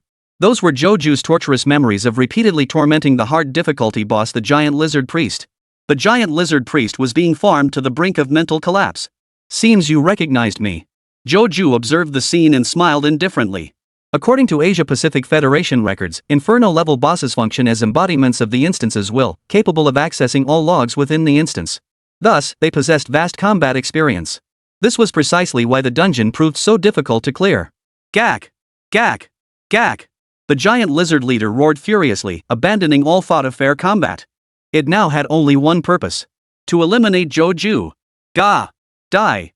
The giant lizard leader took a deep breath and suddenly spat at Joju. Boom! A highly compressed jet of flame erupted, cascading toward Joju like a waterfall. But this waterfall was terrifyingly hot. The moment it appeared, it caused the ground to emit wisps of smoke, and grass within a 100-meter radius burst into flames. Is that all? Joju showed no fear whatsoever. He merely shifted slightly to evade the direct impact of the surging flames. Simultaneously, he tapped his staff 3 times in the air. Lightning chain strike! Lightning chain strike! Lightning chain strike! 3 furious bolts of lightning streaked past the flames, striking the giant lizard leader. 65, 65, 65, 65, 65, 65, 65, 65. This was the damage inflicted upon the giant lizard leader.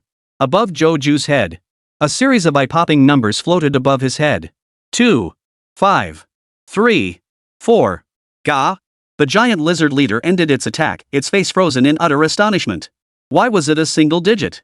Impossible. This attack could easily take down a heavy tank class a knight. How could this mere human mage, only level 5, deal such low damage? Meanwhile, Joju was genuinely surprised too. He hadn't expected single digits either. He quickly glanced at the combat log.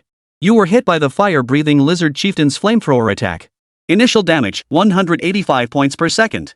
Additional factors affecting damage calculation. Fire element affinity, fire damage reduced by 10%. Life lost per second, 185-166. Affected by constitution attribute. Life lost per second, 166-105. Earth vein hardened armor LV2, fixed damage reduction of 100 points. Life lost per second, 105-5. Holy! Joju was stunned after reading the effects. With all these reductions stacked, the damage he took had plummeted to single digits. Ha! You're done for, lizard chief. He looked up and grinned at the lizard chief. Gah! The giant lizard leader's expression showed a hint of panic, but not complete panic. This human was downright twisted. His signature flames had lost their effect. But beyond fire, it possessed a body of powerful muscles, capable of close-quarters combat like a warrior. Gaga! The giant lizard leader took a deep breath and charged at Joju with a roar. If fire won't work, then forget fire. Watch my giant lizard charge. Thud! Thud. Thud. Heavy footsteps shook the ground. The giant lizard leader charged like a miniature locomotive, roaring toward Joju. This scene. If any other player encountered this, they'd surely panic and choose to dodge in fear. But Joju, having repeatedly tormented the giant lizard priests and simulated countless battle scenarios, had long forgotten the meaning of fear. So he simply raised his staff. He slowly tapped it 3 times in the air. Simultaneously, his other hand produced an intermediate mana recovery potion, which he downed in one gulp. Mana, 0400. Chain lightning. 3. Mana, 400 100. 3 furious bolts of lightning shot forth, each separated by 2 seconds. Crackle. Lightning struck the giant lizard leader, exploding into a mass of electricity that flickered rapidly, weaving a web-like shroud over its entire body. 70 70 70. A string of damage numbers floated above the giant lizard leader's head. Simultaneously, the paralysis effect of the electric current held it firmly in place for 2 seconds. Its charge was abruptly halted. Chapter 27, The Giant Lizard Chieftain's Death in Anguish. Gah! The giant lizard leader suddenly seemed to realize something, his expression turning uneasy. If it were merely paralysis, that would be manageable. Its thick, tough hide could withstand paralysis countless times. It could endure the damage and charge straight at Joju. But the giant lizard leader looked down. Whoosh! Whoosh! Whoosh! Multiple streaks of white light detached from its body, flying toward the humans ahead. You have obtained Consumables Intermediate Health Potion 5.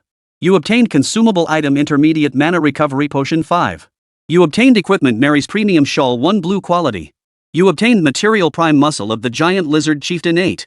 You obtained Material Giant Lizard Chieftain's Flaming Scales 13. The giant lizard chieftain immediately sensed its strength waning once more. Simultaneously, its body had grown noticeably thinner, with a palm-sized patch of scales peeling off its belly. It slowly raised its head, gazing expressionlessly at Joju. Ha. Joju flashed a grin at it. The giant lizard leader couldn't muster a smile. At that moment, the 2-second paralysis wore off. But before the giant lizard leader could resume its charge, the second lightning chain strike, released at an interval, shot forth and struck its forehead. Crack! Electric sparks leapt and exploded like a swarm of raging snakes, enveloping its entire body. 75, 75, 75. Then came another 2 seconds of paralysis. Whoosh, whoosh, whoosh. Next, white light fell once more, carrying the human before him. Joju gathered another large haul. The 2 seconds passed quickly. The giant lizard leader was just about to lift its foot. The third, lightning chain strike, descended, erupting in a burst of electricity that once again paralyzed it. 80, 80, 80. It was forcibly pinned in place for a full 6 seconds. Worse still. Losing scales and muscle mass caused its defense to steadily decline, making the damage from this human before it grow ever more devastating. Gas! The giant lizard leader roared to the heavens, its voice filled with anguish. In that moment, it felt the pain of the giant lizard priest as if it were its own. Ah! Those damned humans!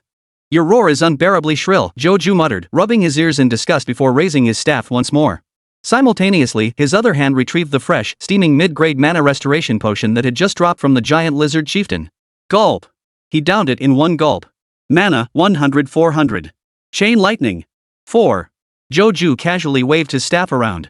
He had already calculated the exact duration of the giant lizard leader's paralysis. Therefore, each lightning chain strike was released at 2-second intervals. The giant lizard leader couldn't dodge, forced to watch helplessly as bolts of lightning struck its body. Crackle! Crackle! Crackle! Crackle! 80, 80, 80. 86, 86, 86. 97, 97, 97. 110, 110, 110. Whoosh! Whoosh! Whoosh! Dozens of white beams fell from the giant lizard leader's body, streaking toward Joju. In an instant, the giant lizard leader's body deflated like a punctured balloon. Muscle vanished, scales vanished. Its once massive frame was now nothing but skin stretched over bones. Gah! The giant lizard leader roared in anguish and despair, his face twisted with hopelessness. Electrocution. Paralysis. Continuous electric shocks. Paralyze again. During this time, his own strength steadily drained away, transformed into resources seized by this human. Yet it was utterly powerless to resist. This was pure torture, like a dull knife slicing through flesh.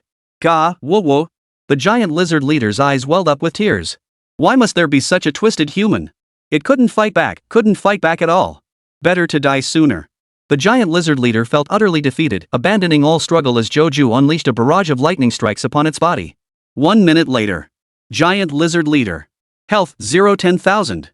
The giant lizard leader, now emaciated like a skeleton, collapsed with a thud.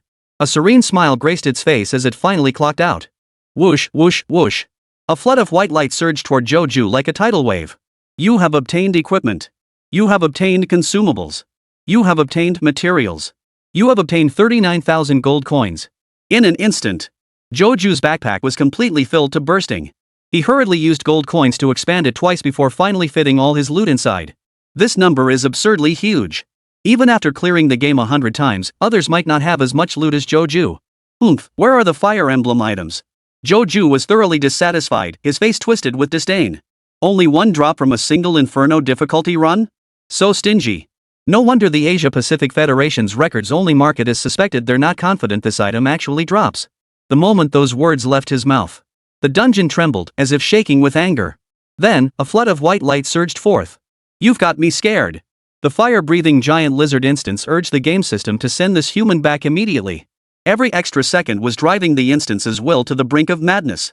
Hey, I wasn't planning on quitting yet. Joju stared speechlessly at his surroundings as the grassland vanished into white light. This instance couldn't wait to kick him out. Fine, I'll just grind out the last 2 runs. See where you can hide then, Joju muttered. Boom! The moment those words left his mouth, the dungeon environment shook even violently. The surging white light around him seemed to accelerate eightfold, engulfing Joju. The fire-breathing giant lizard instance vanished without a trace. A prompt window appeared. Continue challenge returned to reality?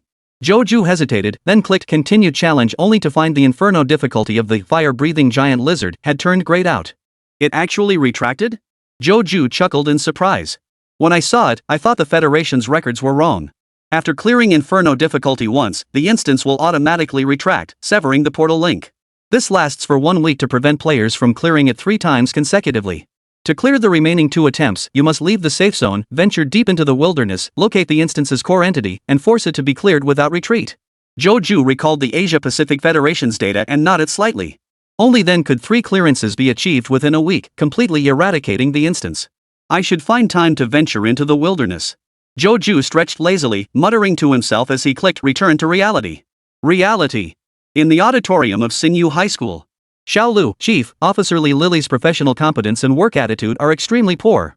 Xiaolu, during her 1-month probation, she received 18 complaints.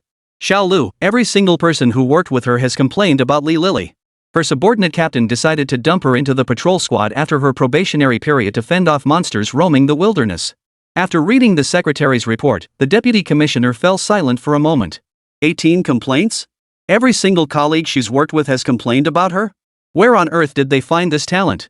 Immediately, the deputy director pressed in a private chat. How did someone like this even get into our public security bureau? The secretary replied instantly. Xiaolu, Commissioner, federal regulations mandate gender ratios for each recruitment cohort. Her written exam barely met the minimum passing score, yet she was greenlit through.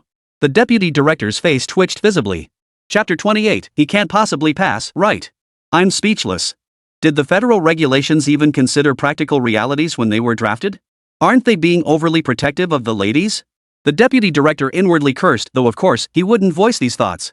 And certainly not to little Lou. After replying with a simple got it, the deputy director closed the chat window. Looks like it'll be over soon.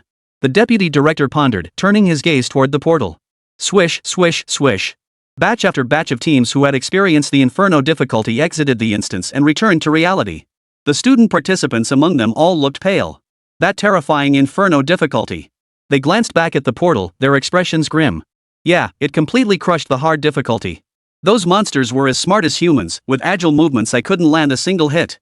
The environmental corrosion was unbearable too. I made it to the elite mobs before I couldn't hold on anymore. You got lucky. I didn't even make it past the first wave before getting wiped out. The students who experienced it shook their heads and sighed. It wasn't just them. Even the Public Security Bureau officers leading the group rubbed their temples, looking utterly drained.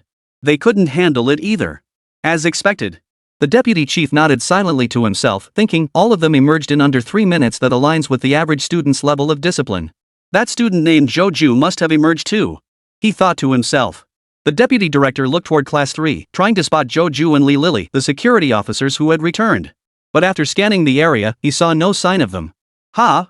The deputy principal paused, noticing that all the students in Class 3 were staring in astonishment at the teleportation gate. He followed their gaze. That single glance instantly froze the deputy director in place.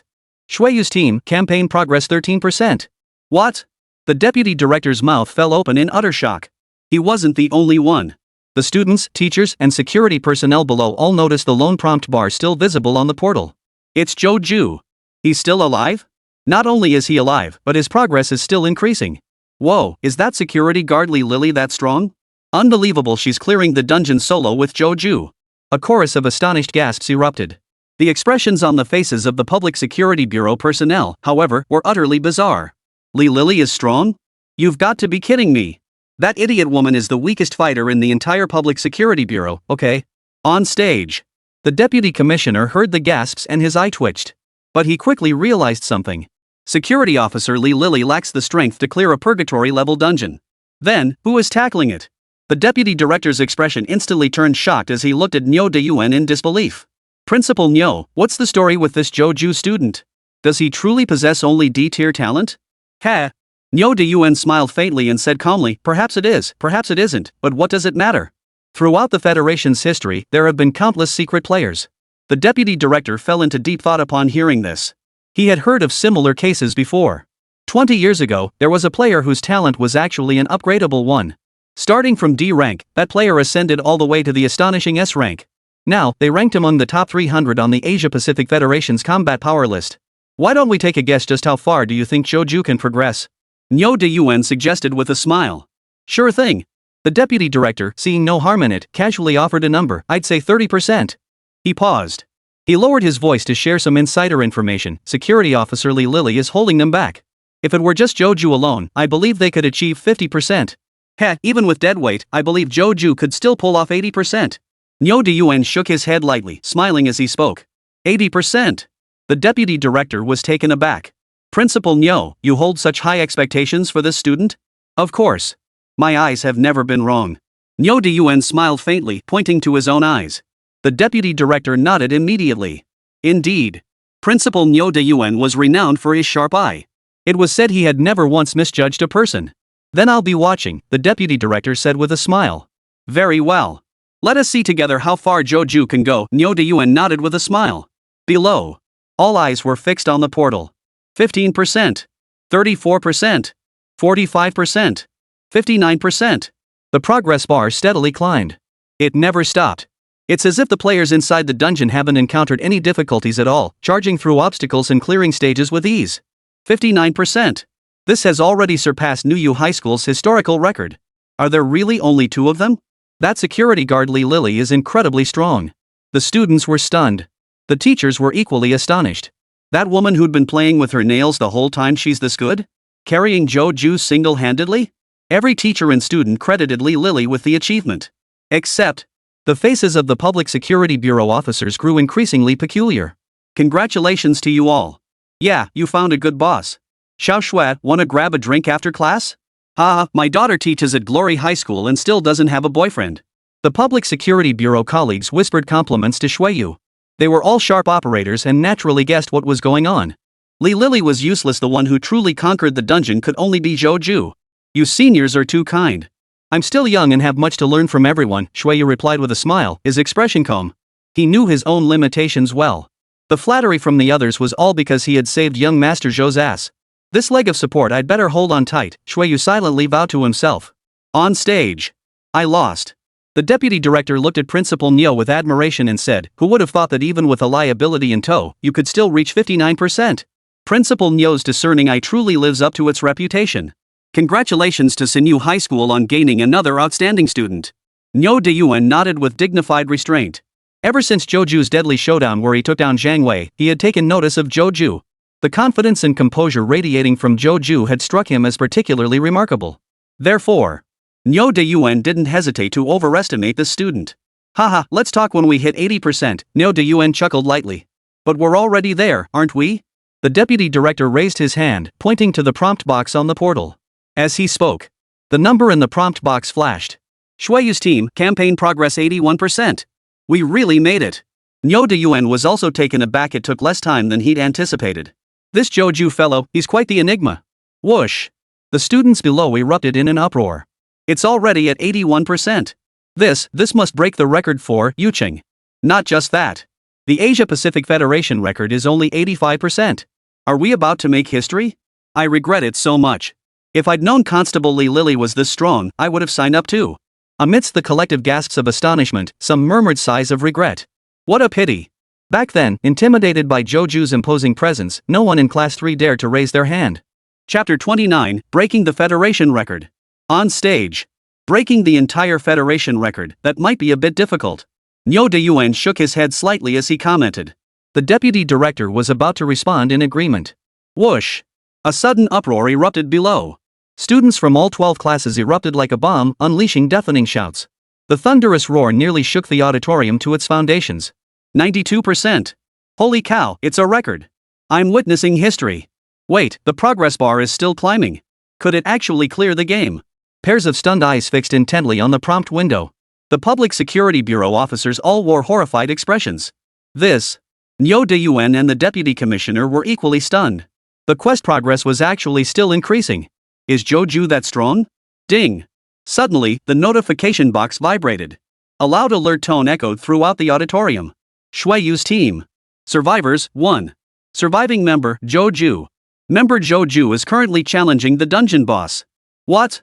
This caused an even greater stir. All teachers and students stared in disbelief at the newly appeared notification. Only Joju remains? Lee Lily, the security officer, is dead? Ah, what a pity she fell at the last step. Wait, why hasn't Lee Lily the security guard returned? Someone noticed something was wrong. Soon, all the teachers and students began to stir. Security guard Lee Lily hasn't returned? What's going on? Didn't she use the Holy Spring potion? In the auditorium, countless faces turned pale with horror. Someone died. This was supposed to be a safe experiential activity, yet a real death occurred. Shueyu, you guys? The rest of the Public Security Bureau members instantly turned to Shueyu and his two companions with looks of astonishment. Shueyu and his companions were equally horrified. They had assumed that young Master Zhou was merely looking for an opportunity to exact revenge, so they had proposed it with a clear conscience. But they never imagined he'd actually kill Lee Lily inside the dungeon. Shueyu's body trembled, unable to defend himself. Two things came to mind. 1. The 5 missing girls. 2. Zhan Wei. Both cases were connected to Joju, and both had resulted in deaths. Could it be that young Master Zhou did it? A thought flashed through Shueyu's mind. But immediately, he shook his head fiercely. It's not could be. This is definitely young Master Zhou's doing. Shueyu didn't need evidence. In a case like this, evidence wasn't necessary. Excellent. Shueyu felt not alarm but delight, thinking excitedly, the more formidable young Master Zhou becomes, the brighter my future will be. He wasn't afraid of young Master Zhou being dangerous. He only feared Zhou Xiao being mediocre. No one wants to follow a weakling, but there will always be followers for a strong leader. Even if that strong one is dangerous. On stage, Nyo De-Yuan and the deputy director both stiffened.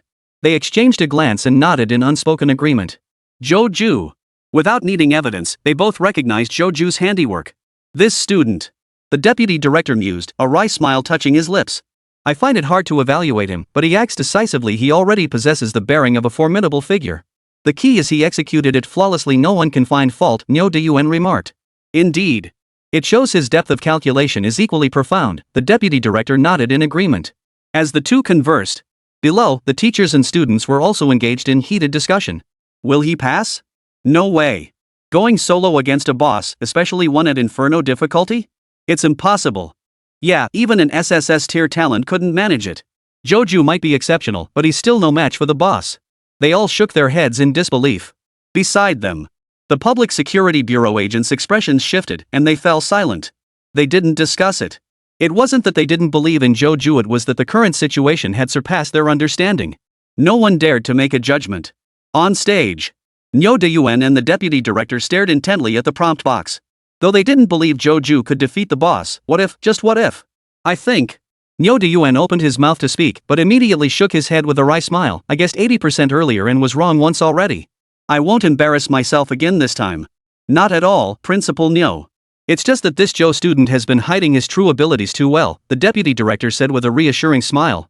As he spoke, the deputy director pulled over a chair, fetched a bottle of water, and gestured for Nyo De-Yuan to sit down and take a drink.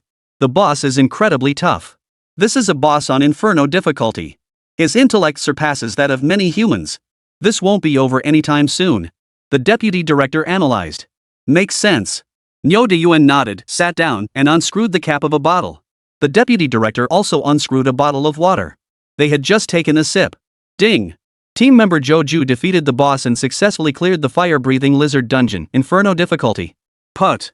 Nyo Deyuan and the deputy director both spit out the water in their mouths. We cleared it? That was way too fast. Wiping their mouths, they stared at the notification box in disbelief. Below, the teachers and students erupted into chaos. Joju won. Unbelievable. He actually took down the boss all by himself. He's truly broken the Federation record. Everyone was electrified. At the same time, some began to notice a problem. Wait. If Joju is that strong, what about Officer Li Lily? Oh, now that you mention it. Could it be that all the previous strategies were actually Joju's doing? Did Li Lily the security guard actually play no role at all? Many faces grew even more stunned. If that's the case, does that mean Joju cleared the Inferno difficulty dungeon all by himself? Is Joju some kind of special talent? It's possible. Yeah, I remember on the day he ran the dungeon, he soloed the entire map and leveled up to level 2. That's insane? The students gradually began to grasp the implications. Many also noticed the Public Security Bureau member who had maintained an odd expression throughout. Various indirect clues were all pointing to the same conclusion. Li Lily the security guard was useless, it was Joju who soloed the Inferno level dungeon. Whoa! This speculation quickly spread throughout all 12 classes. Both teachers and students sucked in air in astonishment. Their class had a monster. Ding! The notification box on the portal hadn't finished displaying. New content appeared. First clear a fire-breathing lizard, Inferno difficulty. Double EXP for this instance. At the same moment, a figure flickered out from the portal. Whoosh! A torrent of experience points cascaded down like a waterfall from the notification bar above. Golden light shimmered like the dawn sun. Ding! Your level has increased. Level 5-6. Boom! A powerful shockwave erupted from Joju's body, transforming into a colossal storm. The storm raged like a furious dragon's roar, echoing across the heavens and earth. Whoosh, whoosh, whoosh. All teachers and students were knocked off their feet, tumbling to the ground. With Joju at the center, circles of teachers and students fell in unison, like wheat being cut down. The surrounding leadership seats, microphones, banners, decorative ribbons, and other arrangements were all blown over, crashing in all directions. Crackle pop pop. After 10 seconds of deafening clatter, the air fell silent. In the vast auditorium, only Joju remained standing tall. Everyone else lay sprawled on the floor, their eyes wide with shock, gazing at Joju in awe. Chapter 30, a stunning debut.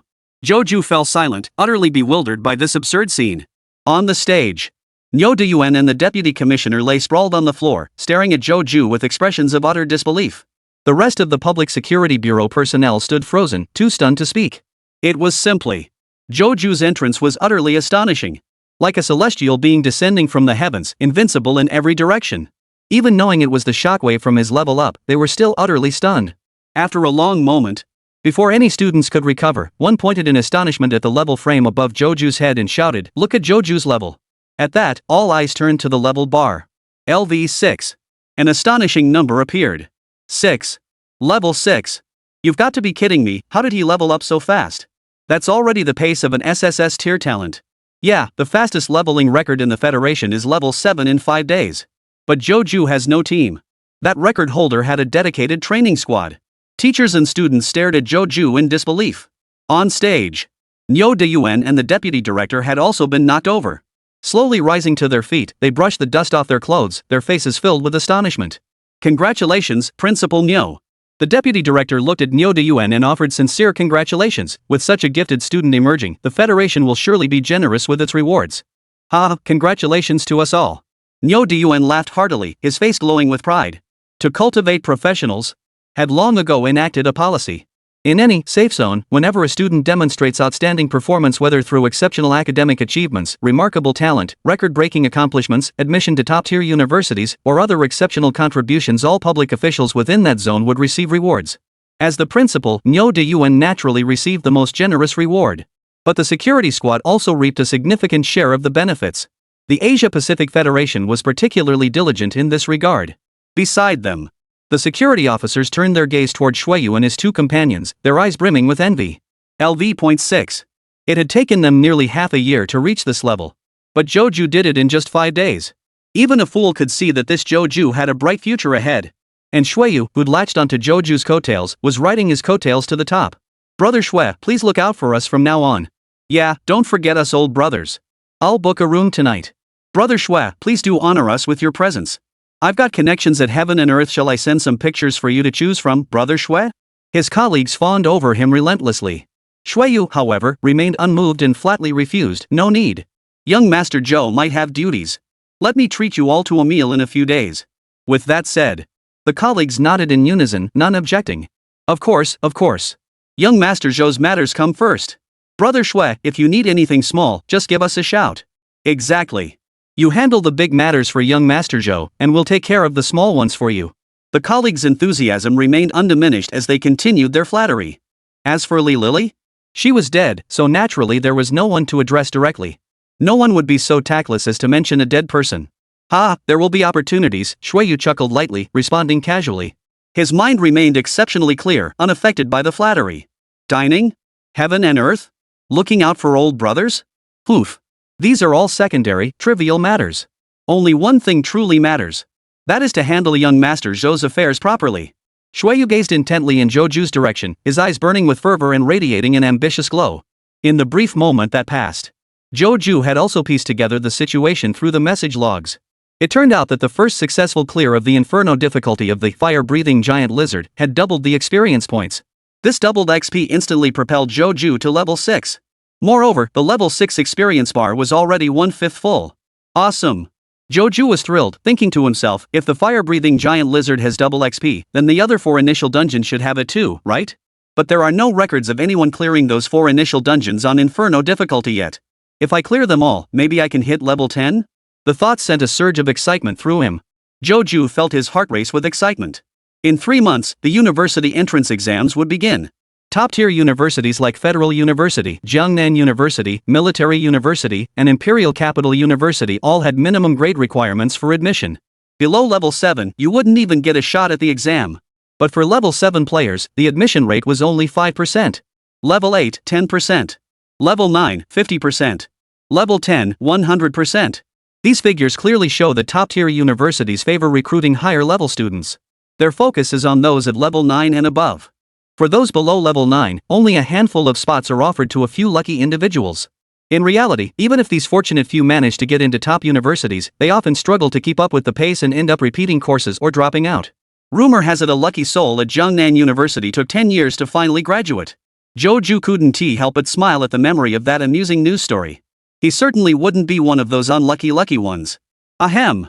At that moment, Principal Niu Deyuan, back at the podium, picked up the microphone again and said, "Everyone, please remain calm. This is merely the shockwave of the promotion process. You are safe within the secure zone and will not be harmed." Hearing this, the teachers and students from the 12 classes calmed down. They gradually rose to their feet again. Only Zhou Ju felt a twinge of guilt. Had he not restrained the power of his talent, that shockwave would have stripped everyone present of a layer of skin. Now, the experiential activity concludes. Let us congratulate Zhou Ju for clearing the inferno difficulty of the fire-breathing giant lizard. Niu Deyuan finished speaking and led the applause. The others followed suit. Clap clap clap. The thunderous applause rolled like waves, echoing throughout the entire auditorium. Everyone gazed at Zhou Ju with eyes full of admiration and awe. "Thank you." Zhou Ju smiled back, bowing slightly without a trace of shyness, politely expressing his gratitude. The experience activity concludes here. The energy potions will be sent to you via mail. Now, dismissed. Niu Deyuan announced crisply. Hoo-hoo. The students immediately erupted with excitement. Zhou Ju's expression tightened, and he seized the moment to slip away. If he didn't leave now, he'd definitely be swarmed by a crowd trying to strike up conversations. With an agility stat of 21, Zhou Ju moved with ghostly speed, slipping through the gaps between students and dashing out of the auditorium. "Wait, Zhou Ju. Don't go, brother Zhou. Zhou Ju, the teacher needs to talk to you." A chorus of anxious shouts echoed behind him. Some even ran out after him, chasing Zhou Ju. Seeing this, Zhou Ju ran even faster. How could he dare stay behind? 10 minutes later. Pant, pant, pant. Zhou Ju came to a halt in a secluded alleyway. He had shaken off every single tail following him. That was terrifying. He wiped the sweat from his forehead. Even clearing a hell-tier dungeon hadn't made him this nervous. That's exactly why I wanted to keep a low profile and develop quietly. Zhou Ju sighed helplessly, shaking his head to himself. But this situation doesn't seem to allow for that, does it? Well, so be it. Following the wisdom of our ancestors, act boldly but live modestly. With that, Zhou Ju composed himself and opened his attribute panel. After leveling up, all 4 attributes increased by +1 once more, and he gained another free attribute point. Following his usual practice, He allocated this free attribute point to Spirit. Chapter 31, Lingering Aftermath. Strength 2122. Agility 2021. Spirit 3840. Constitution 2223. Health points 400-450. Mana 400-450. Excellent. Joju nodded and opened the email. A new email from the school's logistics department had already arrived. Download the attachment. Joju murmured. Ding. You have obtained energy potions 21. Students participating in the trial receive at least one energy potion. Joju cleared the Inferno tier dungeon, ranking first and earning an additional 20 bottles. That totaled 21 bottles. For players below level 20, one energy potion restores a full day's stamina, Joju said, examining a bottle as he spoke. Taking an energy potion lets you grind monsters non-stop without sleep. It's especially useful during sprint periods or when tackling certain time-limited secret realms. The transparent glass bottle landed in Joju's hand. A pale blue liquid filled the interior space. Even through the glass, one could sense its cool, moisturizing, and refreshing power. Nice stuff. Joju chuckled and stowed the energy potion back into his backpack. He stood there pondering for a moment. Breaking the record would undoubtedly cause a stir, drawing the attention of all the major factions in Yucheng. But I have no interest in accepting investments or anything like that. Joju stroked his chin and murmured, besides, who's to say some people won't try to destroy it if they can't get their hands on it? My hotel stay won't stay hidden from those who want to find me. It'd be easy enough to track down. So I'd better head out into the wilderness to lie low for a while. As luck would have it, he planned to head into the wilderness and clear all 5 initial dungeons. According to the Asia-Pacific Federation's records, clearing the 5 initial dungeons would grant a special achievement, the perfect one. This title grants an additional plus 10 to each of the 4 primary attributes. It was like gaining 10 levels out of thin air.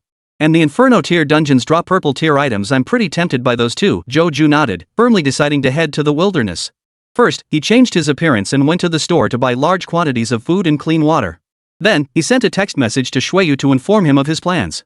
By noon that day, he had already stepped out of Yucheng and entered the Wild area beyond the safe zone. Just as Joju had anticipated. News of his record-breaking feats swiftly spread throughout Yucheng. Like a pebble dropped into a long still pond, it sent massive ripples across the surface. A student cleared the Inferno tier dungeon. And soloed it? Prepare gifts immediately. Do we know where he lives? Find out fast.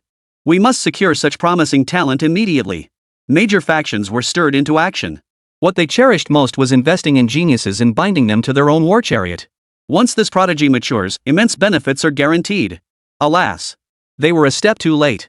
By the time the entire city was frantically searching, Joju had already left the city. Public Security Bureau. A group of men in suits, refined and courteous, wearing warm smiles, stepped into the Public Security Bureau office. They headed straight for a specific workstation. Officer Shui. The leader began. Shueyu cut him off immediately, his head never lifting. Young Master Zhou has already left. As he spoke, an email appeared on the screen. From Joju. I'm heading out into the field. Return date undetermined. The terse message instantly silenced the group of men in suits. We apologize for the disturbance. The group sighed, bowed slightly to Shueyu, and said, this is a gift from the Wan Hong Club for Security Officer Shui and everyone here.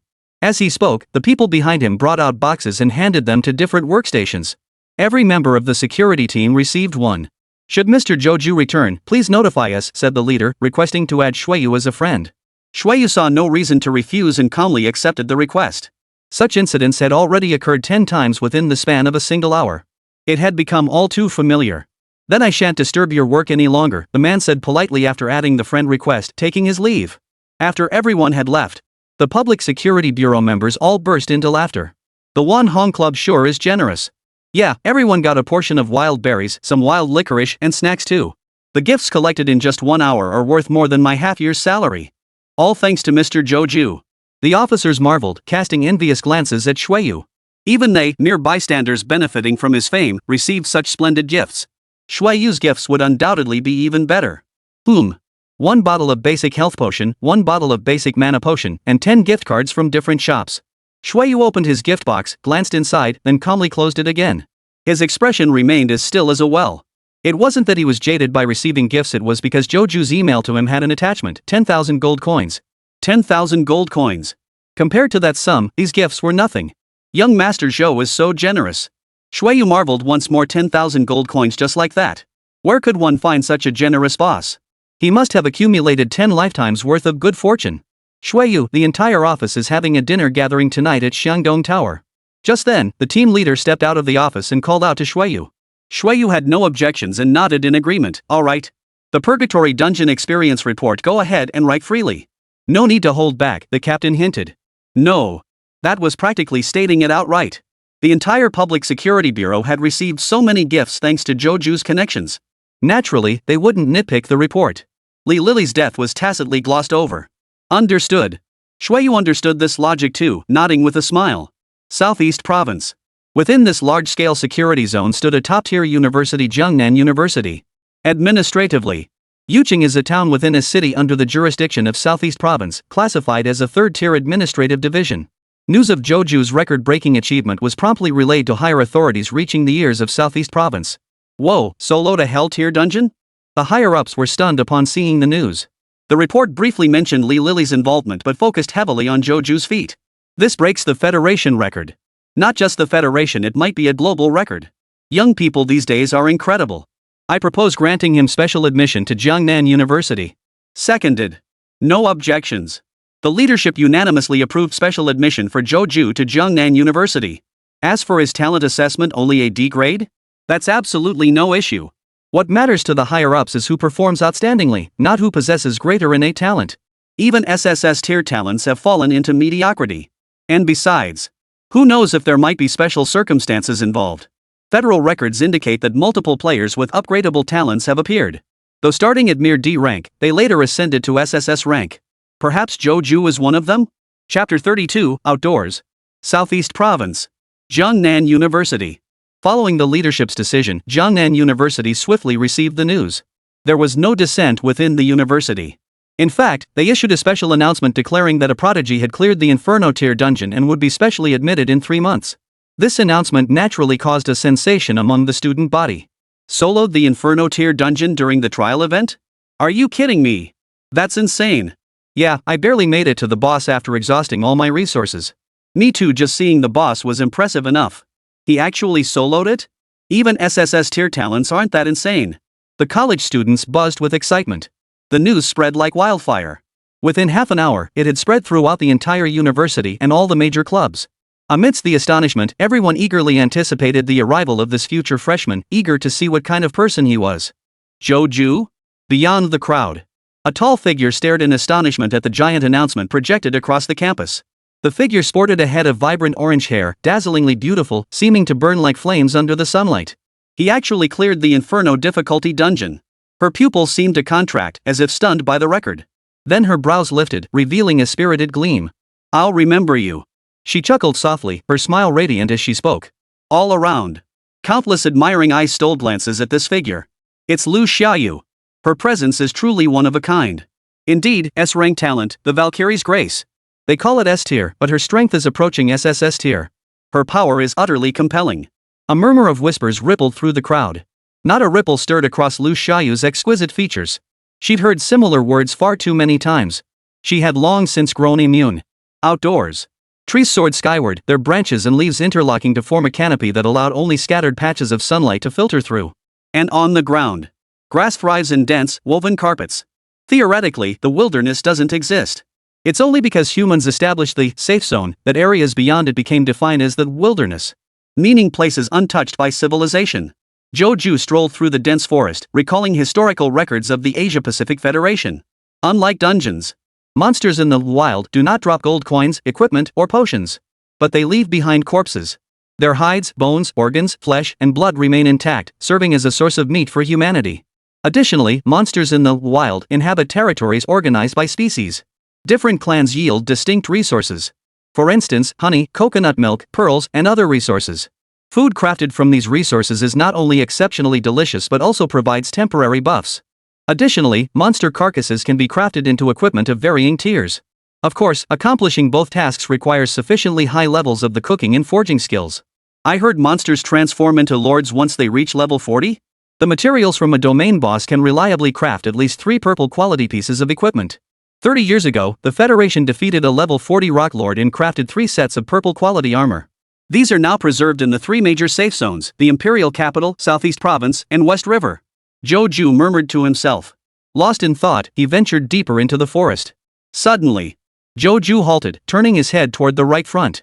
A lightning struck, charred patch stretched out before him. Dead trees stood bare, sunlight streaming unobstructed through the gaping void, illuminating the area brightly. A 5-person squad was resting there. The 5-person team also spotted Joju, their expressions wary. Separated by dozens of meters, they stared at each other in silence. After a few seconds, Joju chuckled inwardly, then bypassed the group and departed from the other side. Phew! Only after Joju's figure vanished did the group relax. This was the wilds, a place where players could harm each other, and monsters lurked everywhere. No one wanted unnecessary conflict. Moreover, Joju's cloak of darkness concealed his form, making it impossible to guess his level or class. The party was even less inclined to provoke him. What if Joju was a high-level rogue? That would be utterly frustrating. Alright, relax, the leader of the 5-person party chuckled, reassuring the newcomer beside him. They have no intention of fighting. Out in the wild, no one starts a fight lightly. The newcomer couldn't relax, still gripping his longsword tightly. But Captain, that person is heading toward the werewolf territory. So what? Our target is also a werewolf. Ha ha ha ha. What difference does that make? The leader burst out laughing as if hearing something hilarious. A single werewolf pack has at least 100 members. How many could he possibly kill alone? The other 3 teammates couldn't help but smile. Exactly. The first rule of the wilderness is to avoid combat and conserve mana. Even if he fights, he'll only take down 1 or 2 at most. Exactly. He's not some high-level player. The new recruit scratched his head awkwardly after hearing this. Upon reflection, it seemed the veterans were right. One person couldn't take down many jackals, and combat was unlikely to even occur. And it couldn't be a high-level player either. The game has safeguards. High-level players entering low-level zones get swarmed by monsters. The higher the level, the more pronounced the ambush effect. Therefore, high-level players always operate in large, safe zones and wouldn't come to a small place like Q City. Deep within the dense forest, 3 tall, lanky werewolves crouched beside a rabbit burrow, spears clutched in their hands, eyes glistening with hunger. Have we entered the werewolves' territory? Joju pulled out the wilderness map published by Yuching, glanced at it, and nodded. At the same moment, several dozen meters away, 3 jackals twitched their sensitive noses. Sniff! Sniff! They whipped their heads around, their glowing green eyes suddenly locking onto Joju. Human! And a lone human! The 3 jackal wolves instantly flashed excited glints in their eyes. Nature's bounty! Roar! They growled lowly, splitting into 3 directions as they charged swiftly toward Joju. Well, quite the welcoming party, Joju chuckled, raising his staff and tapping it 3 times. Lightning chain strike! Lightning chain strike! Lightning chain strike! In an instant, 3 bolts of lightning tore through the air. Before the 3 jackals could react, the lightning struck them. Crack! Electricity surged violently, flickering repeatedly. 328. 314. 319. 3 vivid red digits flashed by. Boom! Boom! Boom! 3 jackals, charred black, collapsed into lifeless corpses. Their health bars were wiped clean. Too easy. Joju muttered as he pulled out a basic mana restoration potion and downed it. At the same moment, 3 beams of white light shot out from the werewolf corpses, flying toward Joju. Engaging in combat with werewolves, forced looting in progress. You have obtained consumable item, Werewolf Flesh Essence 38. Chapter 33, Flesh Essence, Synthesizing Life Recovery Potions. Ha? What now? Joju waited a moment, but nothing else appeared. Only then did he realize that after slaying 3 werewolves, he'd only looted this Flesh Essence stuff. What the hell? Joju grimaced in disgust, muttering, this is way too stingy. Even regular monsters in dungeons drop gold coins. And you give me nothing but this Flesh Essence? Despite his complaints, Joju still opened his backpack to inspect this Flesh Essence. Flesh Essence. Type, consumable. Effect, restores 10 HP upon consumption. Description, vital essence extracted from flesh and blood. Consume 5 units of blood essence to synthesize 1 basic health potion. Consume 10 blood essences to synthesize 1 intermediate health potion. Consume 20 blood essences to synthesize 1 high-grade life recovery potion. Ha? Joju looked surprised and pondered, you can actually synthesize health potions? Wait a minute. The Federation's records did mention that ingredients for crafting recovery potions could be obtained from monsters in the wild, but the process is so cumbersome that mass production remains impossible to this day. As Joju pondered this, he glanced again at the 3 hyena man corpses. He watched as the 3 corpses slowly crumbled away like sand. It was as if the essence within them had been completely drained, leaving nothing but dust. I see. A flash of understanding crossed Joju's eyes. He began to understand why the Federation couldn't mass produce them. Because the vital essence was incredibly difficult to extract from flesh and blood. Only he, with his overwhelming innate power, had forcibly extracted the flesh essence from the 3 werewolves, squeezing every last drop from the inside out. Looks like I'll never run out of healing potions. Joju chuckled with delight. In fact, just selling these recovery potions alone could make me a wealthy tycoon. Though I've long since ceased to be short on money. At that moment, his backpack held over 600,000 gold coins. All thanks to the fire-breathing giant lizard dungeon. The dungeon entrance lies deeper within the forest. Joju continued forward toward the edge of the dense woods. But monsters stood in his way, unwilling to let him pass. Whoosh, whoosh, whoosh. One by one, werewolves appeared beneath the surrounding trees. This was the werewolves' territory. Joju's earlier spellcasting had alerted them, and now they were all converging. Roar! Directly ahead stood a massive werewolf, as sturdy as a bear. It sniffed the air, then frowned in confusion. Did it detect a strange burnt smell? Never mind. Time to deal with this human in front of me. Roar! The towering werewolf swung its claw. Swish! Werewolves from all directions pounced toward Joju. The giant werewolf, however, calmly turned and walked away. This human dared to venture alone into its clan's territory, clearly another greenhorn fool. Ah, what a splendid day this is. Thanks to Mother Nature's bounty. Crackle! The next instant, dense bolts of lightning erupted. Like a swarm of raging serpents, twisted bolts of lightning suddenly engulfed the surrounding area. Chain lightning strike, 4. Joju swung his staff, instantly draining his mana bar. Then, he gulped down a potion. His mana rapidly replenished. The moment it was full, the staff swung again. Crack! Another 4 chain lightning strikes erupted. In an instant. Within a radius of 30 meters, everything was engulfed in a raging storm of thunder and lightning.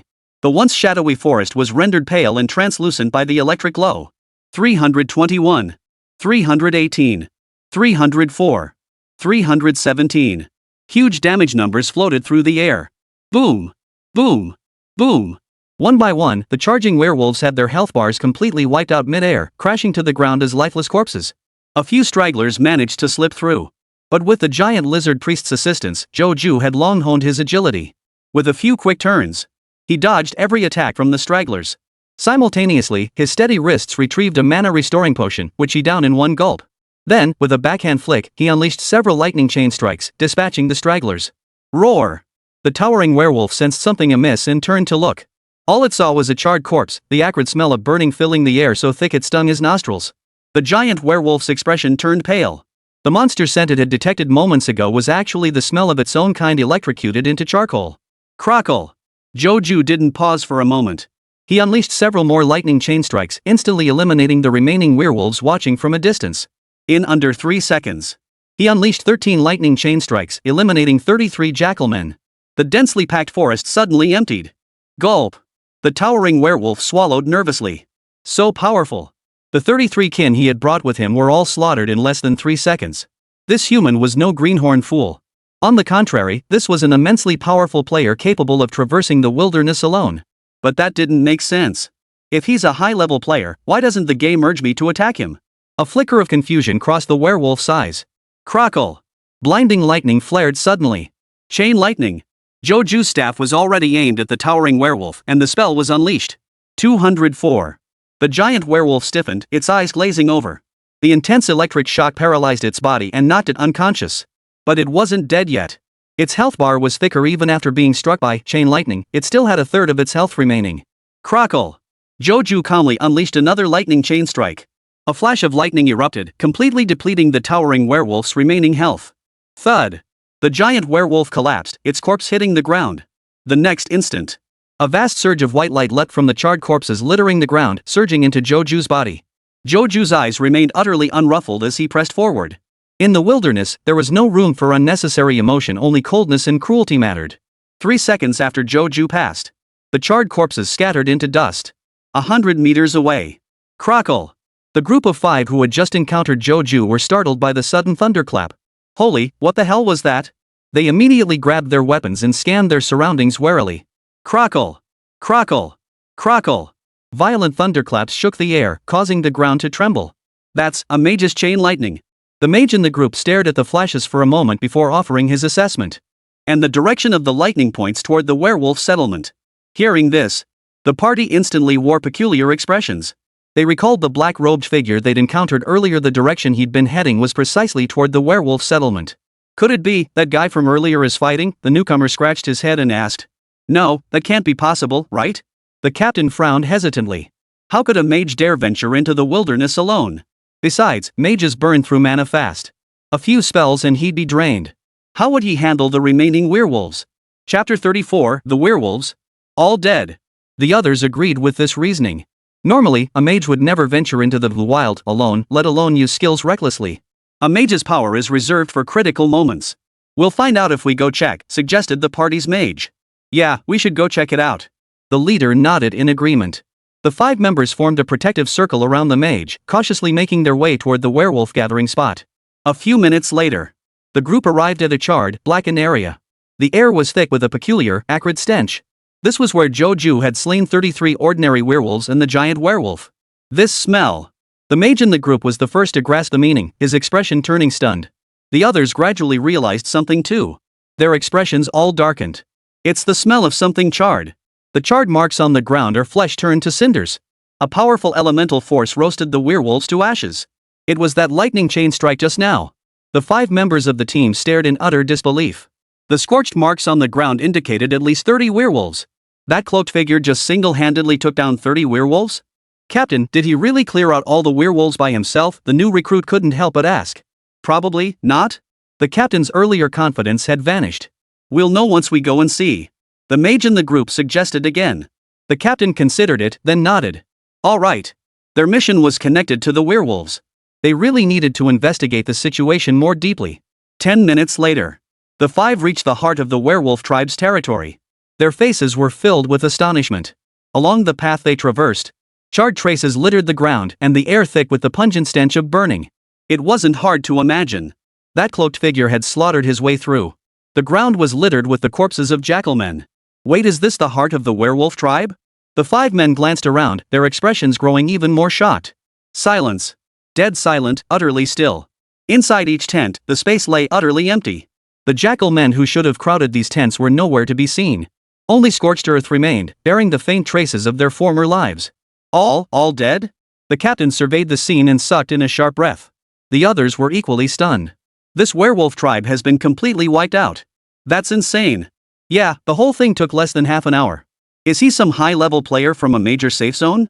The 5 of them gasped in astonishment. Soon, their faces lit up with excitement. Captain, this passing expert just helped us complete our mission, the new recruit exclaimed excitedly. Indeed. The captain nodded with emotion, his face beaming. Our mission was to halt the expansion of the werewolf tribe. We'd thought it would drag on for days. Who'd have thought this master would wipe out the werewolf tribe outright? We don't have to do anything, just turn in the mission. The rest of the team nodded vigorously. They were more than happy to avoid combat. No one could guarantee they wouldn't get injured in battle. Once injured, healing costs would pile up. Additionally, the durability of their gear would also require gold coins for repairs. Thanks to Joju's casual cleanup, they saved a significant amount of money. Thank you, Master. The 5-member party expressed their heartfelt gratitude. Meanwhile, the area beyond the werewolf tribe. The forest gave way to low shrubbery. Looks like we're heading in the right direction. Joju observed the changing landscape and nodded slightly. The exact location of the dungeon isn't recorded by the Federation. Only a general range was detected. But there's one pattern we can follow. The closer we get to the dungeon, the less vitality there is in the surrounding environment. Because it's all been consumed by the dungeon. Joju muttered to himself, finding a spot to rest. It had only been 1 day since they'd emerged into the wilderness. He felt no urgency to rush, allowing himself to proceed slowly toward his destination. Along the way, he cleared out monsters. That werewolf tribe just now yielded 1,828 units of flesh essence, enough to craft 91 bottles of high-grade health potions. That leaves 8 portions of blood essence remaining. I'll save these for now and synthesize them once I have 20 portions.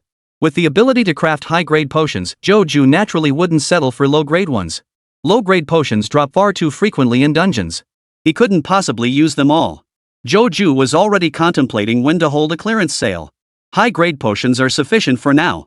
Joju opened his backpack, glanced at the 91 bottles neatly arranged inside, and gave a slight nod. If he voiced this thought aloud, it would surely draw a flood of envious stares. Where else could others find talent like Joju's? Many players were still using wild berries and licorice to restore health and mana even at level 10. High-grade health potions? Those were rare consumables reserved for players above level 20. On the exchange, a single bottle commands a hefty price of 600 gold coins. High-grade health potion. Type, consumable. Effect, instantly restores 200 HP upon use. Restoring 200 HP at once, that's nearly half my health bar.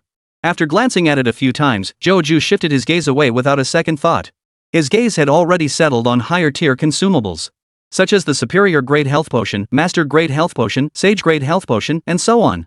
According to Federation records, excellence-grade potions instantly restore 500 HP, master-grade 1200 HP, and sage-grade 2500 HP. Unfortunately, these three tiers of potions were rare even in large safe zones. They are virtually impossible to find on the market. They remain firmly in the hands of top-tier players at level 40. But with my talent, perhaps I could craft these potions myself? Joju chuckled softly. His motivation to clear monsters grew even stronger. Right. I'll take a detour later to the ancient tomb area. Clearing monsters with negative attributes allows me to extract soul essence, which can be synthesized into mana recovery potions. After lunch, we'll set out. Joju pulled out the hotel's premium bento box from his backpack and began savoring it slowly. Food stored in the backpack never spoils. Whenever he took it out, it remained exactly as it was when stored. 4 days later. By the time Joju left the graveyard, his backpack contained 154 bottles of high-grade mana recovery potions. High-grade mana recovery potion. Type, consumable. Effect, instantly restores 200 mana points upon use. As for the original inhabitants of the graveyard, the ghoul tribe, not a trace remained. Joju sent them all packing with electric shocks, leaving only a field of cold, gray gravel. Those were the ghouls' remains. 4 days wasted. By the time I reach the fire-breathing lizard instance, a whole week will have passed, Joju muttered to himself. The condition for the instance to disappear is clearing the inferno difficulty 3 times within a week. But what does it matter? Joju curved his lips into a faint smile. A week's deadline once it passed, it was over. Once he located the dungeon, he'd clear it 3 times straight and send the fire-breathing giant lizard packing on the spot. Chapter 35, Simple. I'll just clear you 3 times in a row, won't I? Deep in the wild, a barren grassland stretched out. A colossal fissure stood suspended mid-air, radiating waves of profound, deep, and ethereal energy. This was the very essence of the dungeon. A rift linking to the void. Whoosh, whoosh. At that moment, the fissure trembled gently, spewing forth fierce gales of wind. Like a living creature, gently exhaling a breath. Perfect. The 1-week deadline has passed. Deep within the fissure, the shadowy form of a fire-breathing giant lizard leader appeared, its expression visibly relieved. We can reopen the portal and start corrupting players again. It had spent the entire week on edge, terrified that the abnormal human player would catch its true form and wipe it out. Thankfully, I'm deeply concealed in a hidden location. Think you can find me within a week? Impossible. The giant lizard leader stood with hands on hips, basking in triumph, preparing to reconnect the portal to humanity through the game. Suddenly, a dark speck appeared in the distance. The giant lizard leader's eyes instantly sharpened with alertness. It stared intently as the dark speck slowly drew nearer, its form gradually becoming clearer. It was a human. A human cloaked in black. Gah! The giant lizard leader was startled. Had that human found them after all? No. It reconsidered the week's deadline had already passed. This human was a step too late. What was there to fear? Gah! The giant lizard leader folded its arms, chin raised, gazing defiantly at the approaching figure. Not long after, Joju approached the fissure, raised his hand to remove his hood and mask, revealing his true face. Gak gak. The giant lizard leader sneered coldly, knowing it was this abnormal human. Its eyes gleamed with pride as it spoke from above. Caw-caw, caw-caw, caw-caw, caw-caw. A string of words poured forth. Joju couldn't understand the words, but he grasped the meaning from the tone and the expression on the giant lizard leader's face. You're mocking me. Too late? Caw-caw. The lizard chief nodded, wearing an expression that suggested it was teaching a receptive pupil. But, Joju hesitated, then phrased it more diplomatically, I've already located your true form. Would it be so difficult to simply cast it 3 times directly? Gah! The giant lizard leader's expression froze. You didn't consider this possibility? Joju stared at it strangely. Gaa. The giant lizard leader's mood plummeted instantly, and it let out a heart-wrenching cry to the heavens. In its overjoy, it had completely forgotten this possibility. It was over. Today, it would fall into the hands of this human. Haha, looks like you know what's up. Well then, I won't hold back. Jojuyan grinned wickedly, striding boldly into the fissure. Gaah. The giant lizard leader's wail echoed throughout the surroundings. Amidst a blinding white light, Joju selected fire-breathing giant lizard inferno difficulty. Because he'd cleared it once before. The second time around, he knew the ropes like the back of his hand, heading straight for the final boss's chamber. Along the way, electricity danced ceaselessly, like a thunderstorm descending. Lightning chain strike. Lightning chain strike. Lightning chain strike. Lightning chain strike. 225.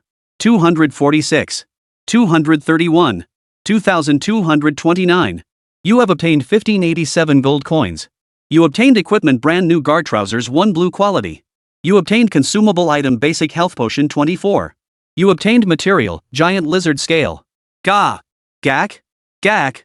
As expected, the giant lizard leader was defeated 3 times in a row. Joju wielded a high-grade healing potion in one hand and unleashed lightning chain strike with the other, his skills never ceasing. Even when it closed in on him a few times, the damage inflicted was negligible thanks to the defense provided by earth vein hardened armor. It was no match at all. Gah! On the third attempt, the giant lizard leader collapsed onto the ground, its face twisted in anguish and despair. Boom! Its body exploded into countless flashes of white light. Cracks spread across the entire dungeon, shattering like glass. Ding! Congratulations to player Joju for clearing the fire-breathing giant lizard dungeon. You have obtained an additional 100,000 gold coins. You obtained 25 additional pieces of equipment, all equipment that can drop in this dungeon. Your experience points are doubled for this clear. Boom! A powerful shockwave erupted from Joju's body, roaring like a dragon's cry and unleashing a furious storm. This is the glow of an upgrade. Ding! Your level has increased. Your health and mana have been fully restored. Your maximum health increased by 50, health regeneration increased by 1 minute. Your maximum mana increased by 50, mana regeneration increased by 1 minute. Ding! Your strength, agility, spirit, and constitution each increase by 1 point. You have gained 1 free attribute point. Add the stat point to spirit, Joju said. Ding! Your spirit attribute +1. Player, Joju. Level, 7. Talent, EX Endless Plunder. Class, Mage. Strength, 23 equipped. Agility, 22 staff. Spirit, 42 equipment. Constitution, 24 equipment. Health, 500. Mana, 500. Skills, Fireball LV2 base damage 100, mana cost 30, Chain Lightning LV1. Status, Pure Yang Immortality max HP MP plus 100, Constitution plus 3, Spirit plus 3, Earth Vein Hardened Armor LV2 fixed damage reduction 100. Wow, look at these stats. Joju couldn't help but sigh softly, this rivals a level 20 player with no gear. Even I think it's absurd when I look at it. Is this what a level 7 should have? Of course not. Only a cheater could possess such absurdly high stats. Almost forgot after clearing the dungeon, it seemed like something extra was extracted? Joju muttered to himself as he opened the battle log. You defeated the fire-breathing giant lizard dungeon and are now forcibly looting. You obtained special material, Breath of Fire Element 1. Ding! Upgradable item detected. Consume 1 Breath of Fire to upgrade the special equipment Flame Emblem? Joju froze in surprise. Fire Elemental Breath? Hold on. I recall in the Federation's records, this thing. Joju quickly pulled out the Federation's sealed magical techniques documentation. Rustle. He swiftly flipped to the elemental category and located the entry. Breath of Fire Element. Type, Special Material Consumable.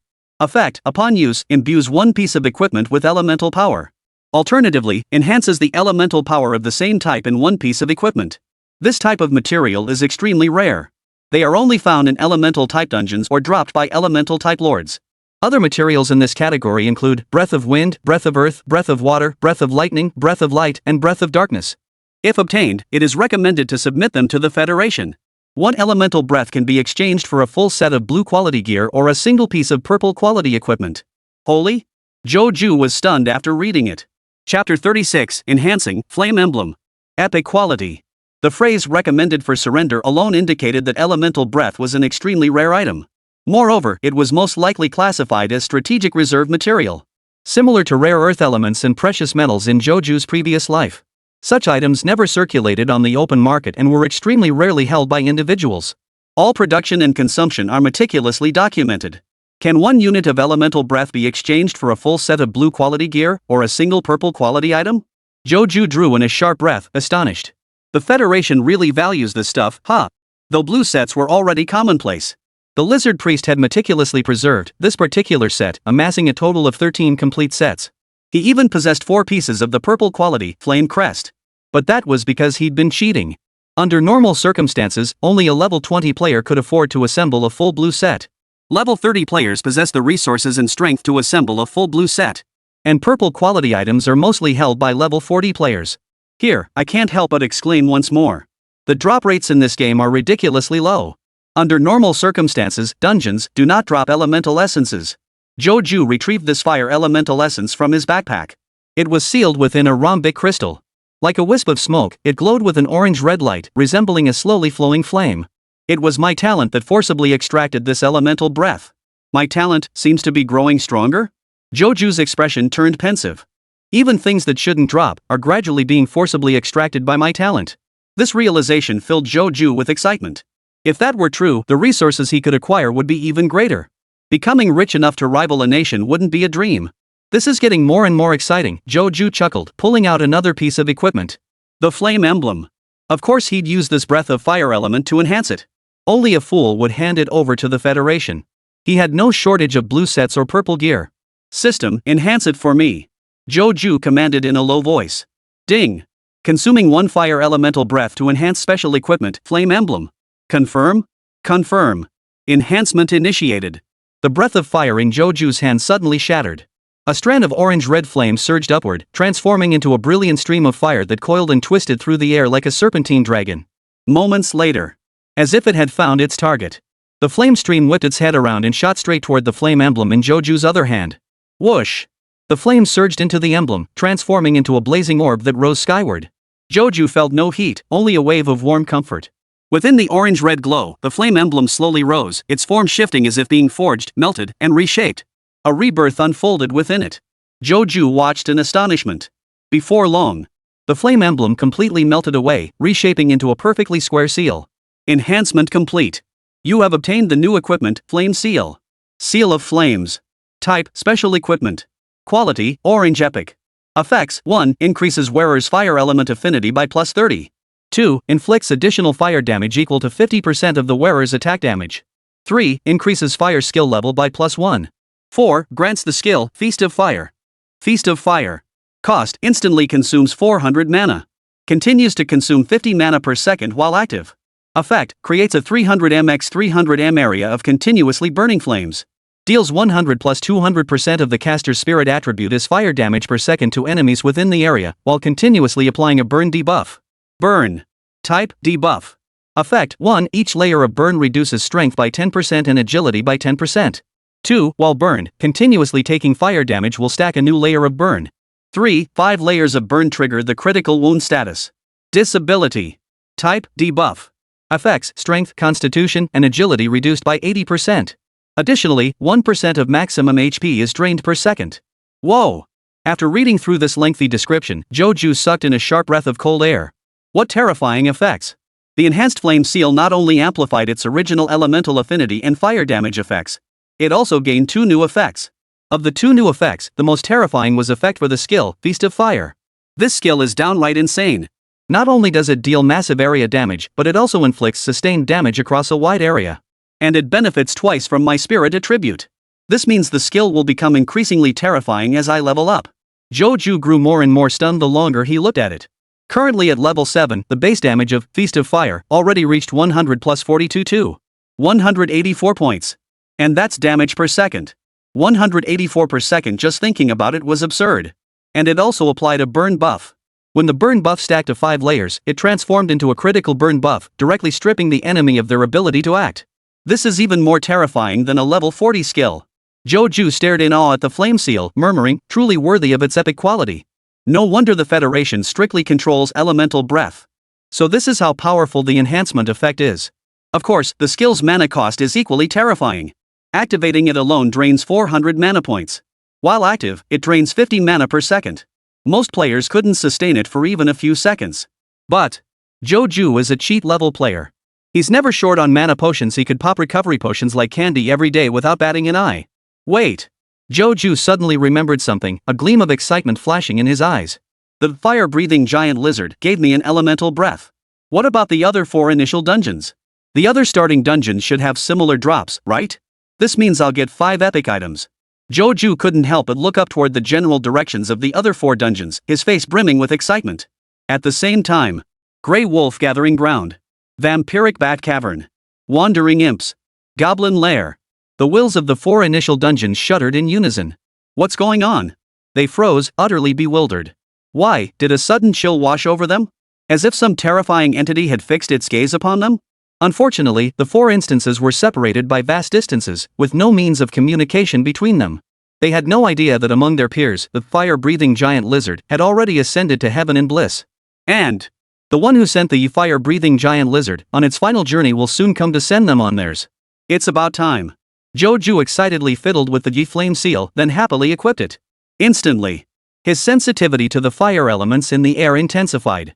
The free-floating fire elements swirled around him like curious little creatures, dancing playfully through the air. Fireball spell, what a total game winner. Joju couldn't help but chuckle. I didn't even lift a finger, and it just upgraded to LV3. Giant Lizard Priest set Fire-type skill level +1. Flame Seal Fire-type skill level +1. This brought Joju's Fireball spell level on par with Chain Lightning. Chapter 37. Hey, isn't that Redwood? What a coincidence. But I don't need Fireball anymore. Still, it's better than nothing. Joju shrugged indifferently. His gaze fell upon the prompt window before him. Return to reality? The retry challenge option was gone. The fire-breathing lizard instance had been cleared 3 times in a row by him, and it was now gone. From now on, it would never appear again. Of course. The game will gradually generate new initial instances to replace the fire-breathing giant lizard. But that wouldn't be Joju's concern anymore. Return. Joju nodded and murmured softly. As the words fell, the surrounding white light rippled like waves, engulfing Joju.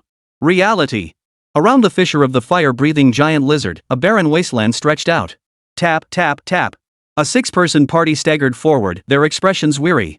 Leading the way was a man clad in a red patterned shirt. In his 30s, he sported a beard and a weathered look, his brow hinting at a touch of unrestrained charm. He resembled a young nightclub owner adept at dealing with all sorts of characters.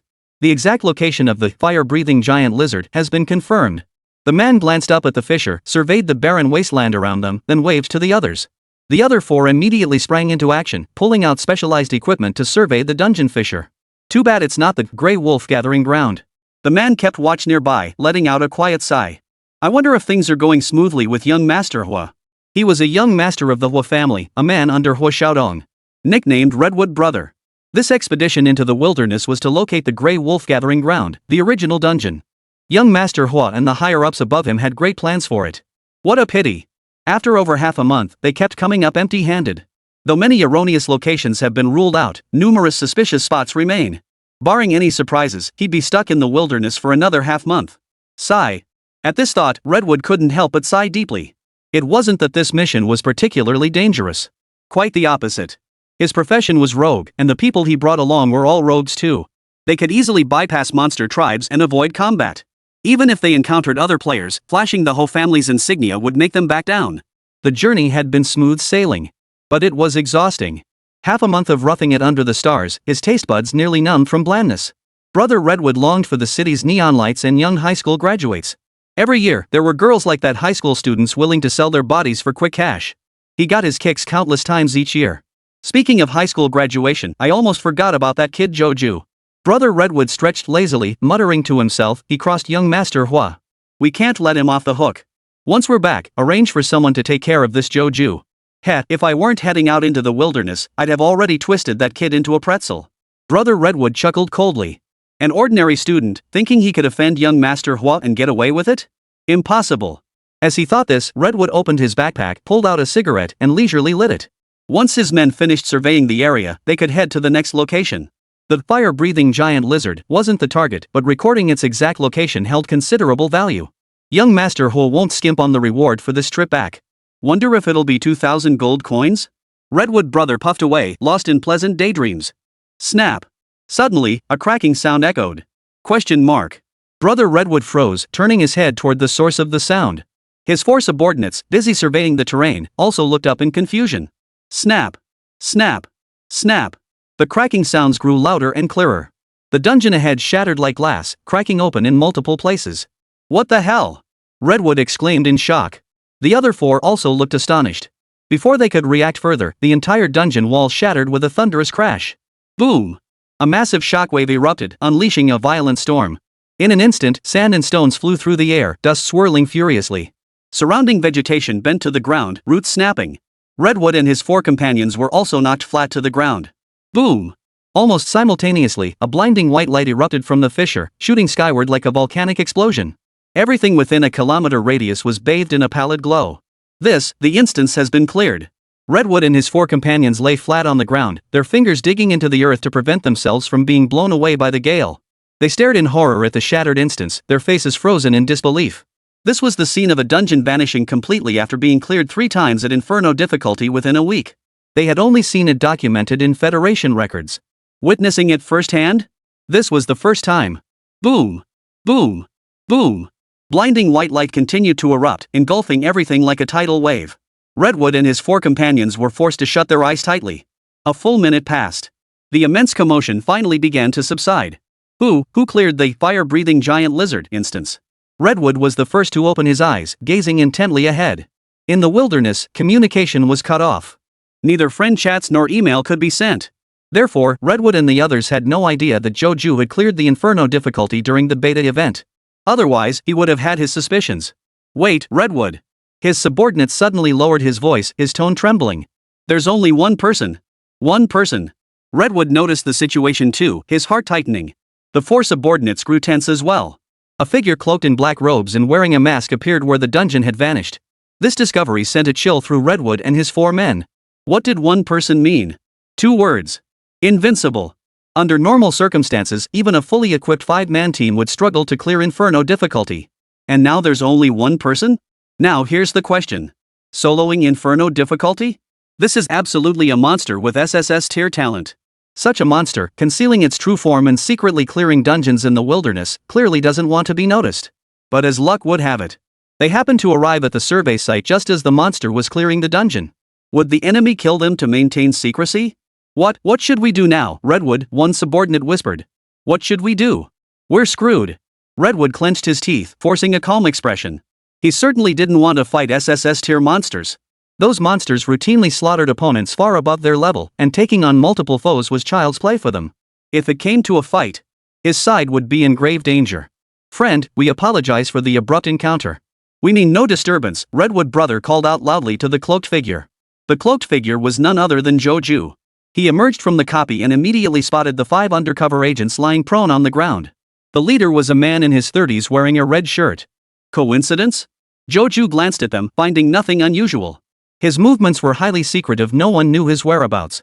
The appearance of these 5 individuals at the fire-breathing giant lizard instance could only be coincidence. Yet this man in the red shirt felt strangely familiar. I'm no murderous maniac who kills people on sight, Joju mused silently.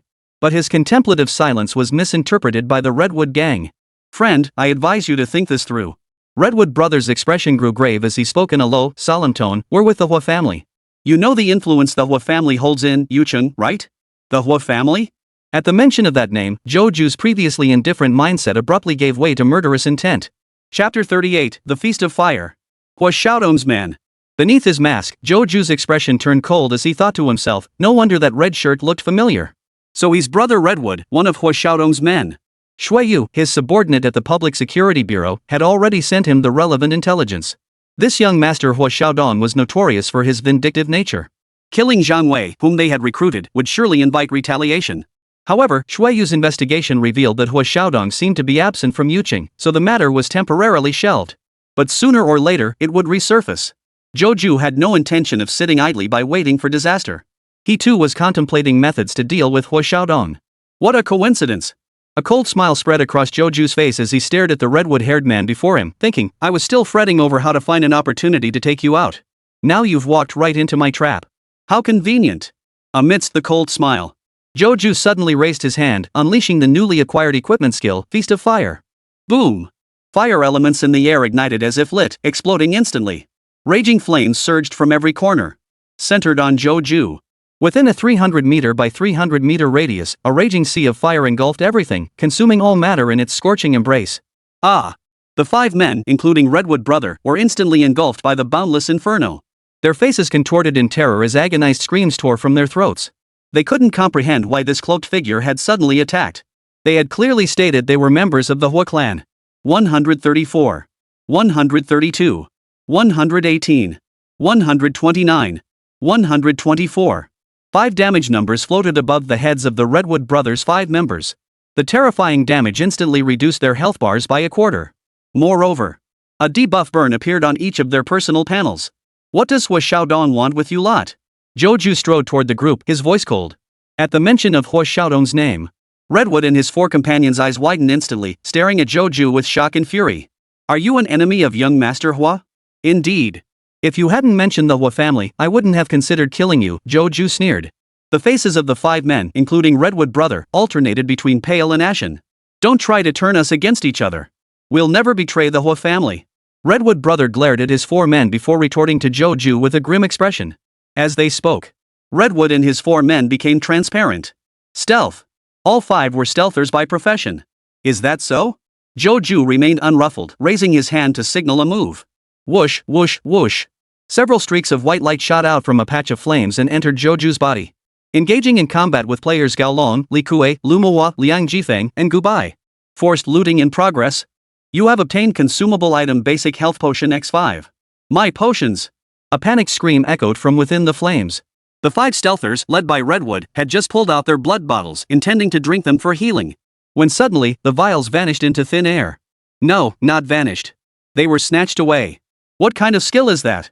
Redwood's voice rang out, filled with shock and rage, his tone dripping with apprehension toward Joju. He could actually forcibly take another player's items. You have obtained equipment: Sharp Dagger, Recruit's Dagger, Worn Dagger, York-Souled Dagger, Wolf-Fang Dagger. Multiple flashes of white light shot out again. This time, Joju snatched gear from 5 players. Damn it, my dagger's gone too. Mine too. What do we do, boss? Should we run? The 4 subordinates' resolve shattered instantly. If even the weapons in their hands could be forcibly taken away, how could they possibly fight on? Run? Redwood snapped back, growling, look at the size of this fire. It's so vast we'll die before we even reach the edge. Hearing this, the 4 subordinates' spirits sank even lower. Calm down. Redwood brother analyzed coolly. I don't know what kind of skill this is, but with such a huge range, it must be draining his mana like crazy. He can't sustain it for long. Once the skill ends, that's our chance to strike back. Hearing this, the 4 subordinates calmed down considerably. Redwood brother was right. A skill with such a wide area of effect must be incredibly draining. This black-robed guy won't be able to keep it up for long. Gulp. Just then, a gulp echoed through the air. Redwood and his 4 companions looked up, their expressions freezing in unison. There stood the cloaked figure Joju unfolding a large blue flask. He poured its contents into his mouth. The moment it touched his tongue, his nearly depleted mana instantly recovered by nearly half. You consumed a high-grade mana recovery potion. Your mana has been restored by 200 points. High-grade mana restoration potion. Redwood brother let out a shriek, unable to believe it. You've got to be kidding me. This stuff is hard to come by even in major safe zones. Even young Master Hua only has 1 bottle. How did you? He hadn't finished speaking.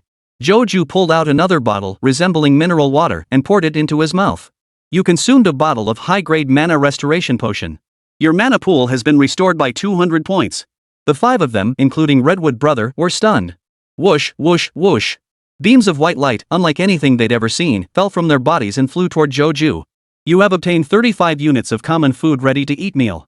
You obtained clean water 100L. You obtained 1254 gold coins.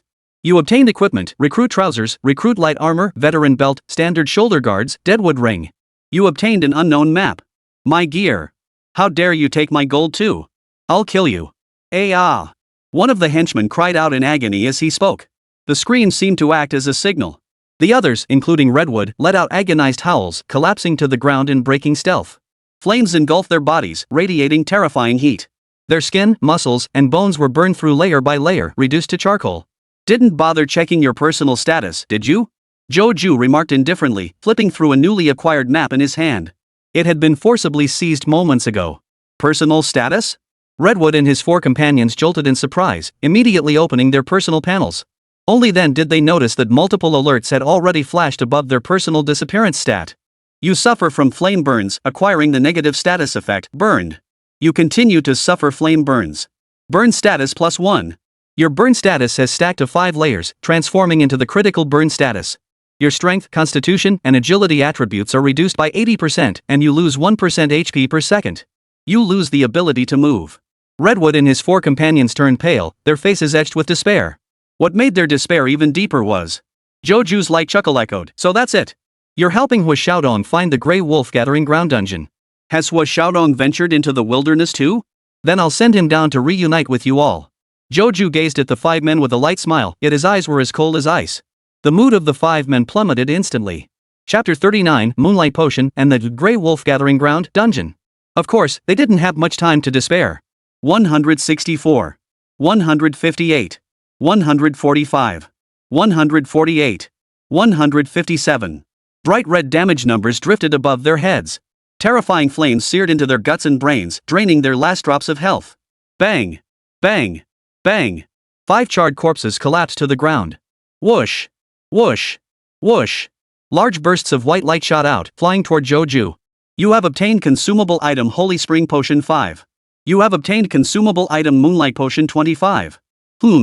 Joju saw the unfamiliar terms and instantly felt curious. He ended the Feast of Fire skill, casually downed 2 bottles of high-grade mana restoration potions, and replenished his mana. He then retrieved a Moonlight Potion from his backpack. It was an oval glass vial containing a silvery white liquid, as if moonlight had been highly condensed into a pure luminous essence. Moonlight Potion. Type, consumable. Effect, upon use, projects a full moon projection directly above the player for 3 minutes, illuminating a 30-meter radius. Inflicts 20 purification damage per second to dark attribute creatures within range. 20 per second? Against dark attribute creatures? Joju stroked his chin. That damage seems a bit low. Not even as good as a giant lizard's fire poison glands. But the primary purpose likely isn't damage, it's the illumination. I remember now. The U-City records mention that the Inferno difficulty of Grey Wolf Gathering Ground is shrouded in darkness. The wolf pack gains dark attribute buffs while players lose their vision. It's the toughest of the 5 original dungeons. Joju murmured to himself, nodding. With both the Holy Spring Potion and the Moonlight Potion, their intentions were painfully obvious. They're aiming to farm the Inferno difficulty of Grey Wolf Gathering Ground. Oh dear, I can't let you have that. Joju stowed away the potions, his gaze growing intense. Clearing the Inferno difficulty of all 5 starting dungeons grants a hidden achievement, the perfect one. This title grants a one-time bonus of 10 free attribute points. I'm determined to get it. He declared. Joju picked up the map once more. The map was marked with numerous circled locations, interspersed with many crossed-out spots. Xiaodong and the others were unaware of the exact location of the Grey Wolf Gathering Ground. Therefore, they had to proceed step by step. The crossed-out areas were places the Redwood Five had explored but determined not to be the Grey Wolf Gathering Ground. Thank you for Redwood Brothers' efforts. It saved me a lot of trouble. Joju bowed sincerely before the 5 corpses. Though they were enemies, debts are settled with death. Thank you for your hard work in life. The harder you toiled, the richer I became. My deepest gratitude. Let's go heading for Grey Wolf Gathering Ground. Joju consulted the map, confirmed the direction, and set off. Theoretically, Xiaodong should be at least level 15. He couldn't possibly enter the initial dungeon capped at LV.10. I wonder what Xiaodong intends to do at the Grey Wolf Gathering Ground. But the more the enemy wants to do something, the more I refuse to let them succeed. Joju planned to clear out the Grey Wolf Gathering Ground first. No matter what Xiaodong had in mind, he'd come back empty-handed. On another front outside Yucheng. Before a massive void fissure, a dashing young man with an earring shook his head as he stared at the rift. Squeak! Squeak! Squeak! A gigantic bat-like shadow materialized within the fissure, baring its teeth at the handsome man. The vampire bat cave? Xiaodong shook his head. After recording the exact location, he turned and walked away without a second glance. He only wanted the Grey Wolf Gathering Ground. That involved the plans of the organization he had joined, the Salvation Society. Wonder if Redwood has any leads?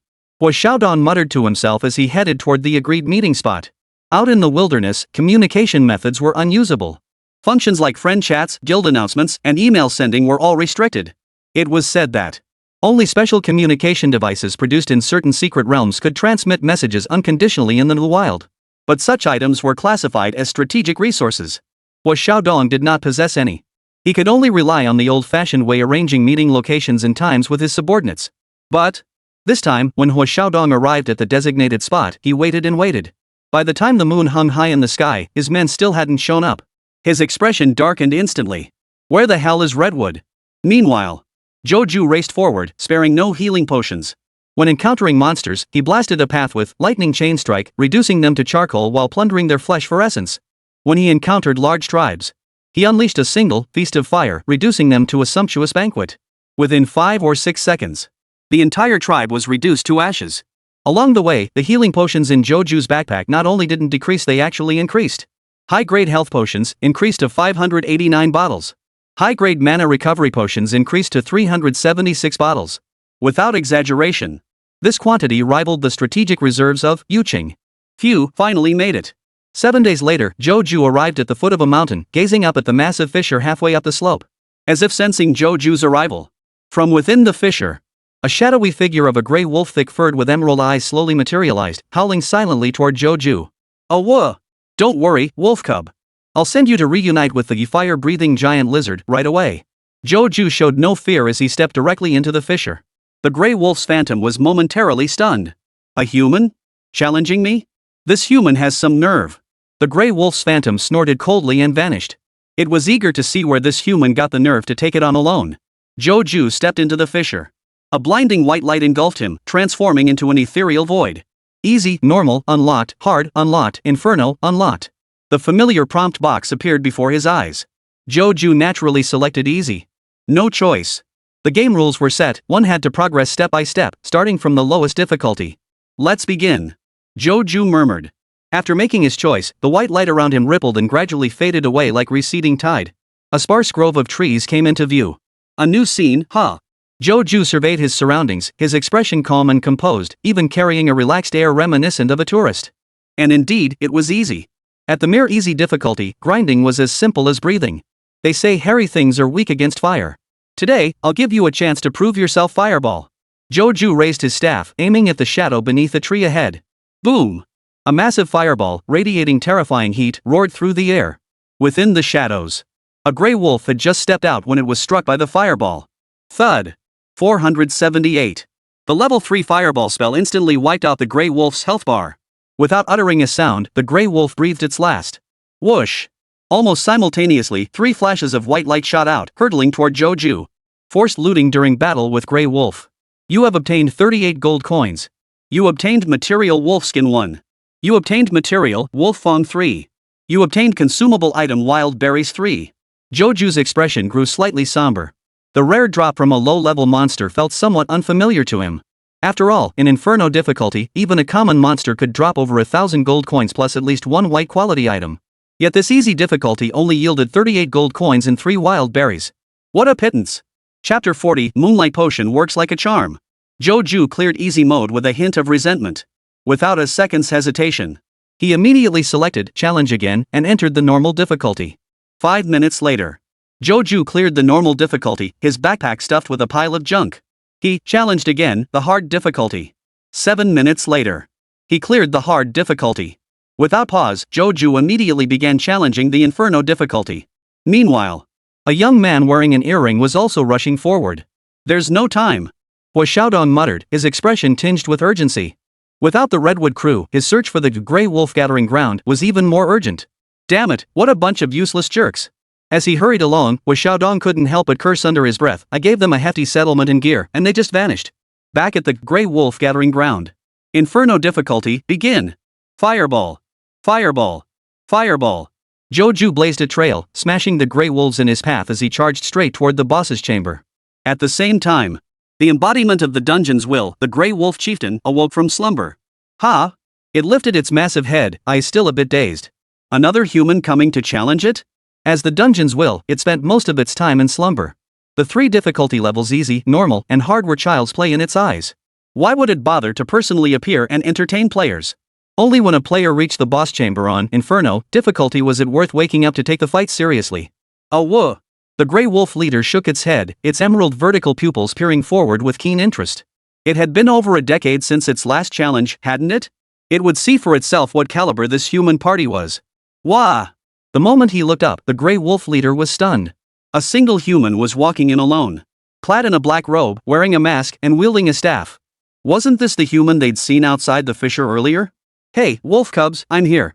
Joju waved in greeting, his voice booming with cheer. Woof! The Grey Wolf's eyes widened in shock. No way. You're serious? You actually soloed the first 3 difficulties and now you're taking me on alone? The Grey Wolf leader flipped through the dungeon logs in astonishment. Then he grew even more astonished. Joju breezed through the first 3 levels like slicing through cucumbers, as effortless as an after-dinner stroll. What astonished the wolf even more was, Joju possessed some unknown talent that had forcibly plundered its internal resources. What had been a 1% item drop rate had somehow become 100% in this human's hands. The resources this human gathered in a single run equaled what other teams obtained in 100 attempts. Oh whoa! The Grey Wolf leader's expression grew serious, his voice deepening. This human is no ordinary foe. Not an opponent to be taken lightly. But as a purgatory tier instance, it wasn't to be underestimated. Roar! The Grey Wolf leader let out a low growl. Darkness surged forth from all directions. This darkness was profoundly deep, like ocean waves, engulfing the surroundings and swallowing all light. In an instant, the boss room plunged into pitch blackness, vision completely lost. Ha! The Grey Wolf leader let out a low chuckle. Even in the darkest environment, his vertical pupils could discern some outlines. He wasn't completely blind. Moreover, wolves possess keen noses. Its keen sense of smell could also help it pinpoint the enemy's location in the darkness. This time, the odds are in my favor. Countless teams over the years had been blinded by this tactic and driven back. This time, that lone human would meet the same fate. The Grey Wolf leader bristled with fighting spirit, brimming with confidence. Is this the darkness that blocks vision? Up ahead, Joju was engulfed in darkness, unable to see his hand in front of his face, yet his expression showed no panic. Perfect timing. Brother Redwood's relic, the moonlight potion. It'll come in handy now. He calmly produced a vial glowing with a pure white light. His thumb pried open the cap, flinging it upward with a sharp toss. Whoosh! The liquid within the vial vaporized, coalescing into a brilliant full moon suspended 20 meters above. Threads of pure white light cascaded down, like a delicate veil enveloping Joju. Instantly, the darkness receded. A radius of 30 meters became bright and clear. This pure white light naturally fell upon the Grey Wolf leader, illuminating its crawling form. Moreover, a damage number floated above the Grey Wolf leader's head. 12. The Grey Wolf leader froze, its newly ignited ambition instantly doused by a bucket of cold water. Arg! It glared furiously at Joju, baring its fangs. That's not fair. How dare he use a potion to subdue it? Don't get mad. Watch my fireball. Joju showed no shame, raising his hand to unleash a fireball spell. So what if I used potions? I stole it fair and square, it's my strength. Whoosh! A massive fireball roared through the air. Arg! The Grey Wolf leader grew even more furious. Using external means was one thing, but to actually ambush? But he wasn't one to be trifled with. It darted to the side, dodging the attack with a swift sidestep. Not entirely. Boom! The fireball grazed the Grey Wolf leader's lower back, scorching half its hindquarters. 89. A vivid red number floated above its head. Oof! The Grey Wolf leader froze in surprise. This shouldn't be possible. With its agility, a mere fireball should have been easily dodged. Just as he was puzzling over it. Whoosh! A flash of white light leapt from its body and shot toward Joju. Engaged in combat with the Grey Wolf leader, forcibly looting. You obtained material, Wolf Meat X12. The Grey Wolf leader suddenly felt a wave of weakness wash over its body. It quickly looked down. Its once robust frame had suddenly thinned, a layer of muscle vanished. It was instantly horrified, staring at Joju in terror. What the hell? Had this human taken its muscles? It was precisely this loss of muscle mass that had diminished its agility, preventing it from dodging the earlier fireball spell. Why the shock? Joju was equally surprised and retorted, didn't you see the previous dungeon records? The Grey Wolf leader's eye twitched. Of course it could see. And it saw everything clearly. This human's bizarre talent could forcibly plunder its internal resources. But Joju had instantly defeated the first 3 levels. This led the Grey Wolf leader to mistakenly believe that only by defeating the projected monsters would their internal resources be seized. But that wasn't the case. Does simply inflicting damage cause the resources to be seized? Whoosh, whoosh, whoosh. As the Grey Wolf leader stood in stunned disbelief, several more streaks of white light fell from his body, flying toward Joju. You obtained material, Grey Wolf Fur X1. You obtained material, Wolf Meat 15. You obtained equipment, Wolf Fawn Dagger 1 blue quality. You obtained equipment, Dark Iron Ring 1 blue quality. The Grey Wolf suddenly felt a chill run through its body. Wah! He looked down, his eyes going wide with shock. Its thick, dense fur had vanished completely. Only smooth skin remained, exposed to the air. But that wasn't all. Its once robust body had grown noticeably thinner, dropping from sturdy to merely fit. Arg! Arg! The Grey Wolf leader felt a chill run down his spine. Something's wrong. Where was the damage? The humans across from him hadn't even cast a spell. Why were his resources being drained? Chapter 41, New Purple Equipment, Gale Emblem. 15. Until a damage number floated above its head. The Grey Wolf leader suddenly realized the moonlight overhead had been inflicting damage all along. Those 10 points of damage were but a mosquito bite. Its health bar held thousands of points. Under normal circumstances, it wouldn't have given a second thought. Any random nibble was insignificant. But now, combined with Joju's plunder talent, it had become its nightmare. Whoosh, whoosh, whoosh, whoosh, whoosh. Before the Grey Wolf leader could react, more streaks of white light plummeted toward Joju. You have obtained consumable item Advanced Health Potion 1. You obtained consumable item High-Grade Mana Recovery Potion 1. You obtained material Wolf Fawn 21. You obtained 1256 gold coins. You obtained equipment Heavy Cloak 1 blue quality. Suddenly, the Grey Wolf leader felt his mouth go dry. It smacked its lips twice, its eyes widening instantly. This time, its teeth had been snatched away. Simultaneously, the muscles in its body vanished completely, leaving its frame gaunt and emaciated. Agility and strength plummeted. Wah! The Grey Wolf leader stared at Joju in terror. What's the point of fighting now? He'd just tossed in a vial of potion, didn't even lift a finger, and now he'd lost most of his strength. Don't worry, I've got plenty more moonlight potions. You can savor them slowly. Joju grinned as he pulled another bottle from his backpack.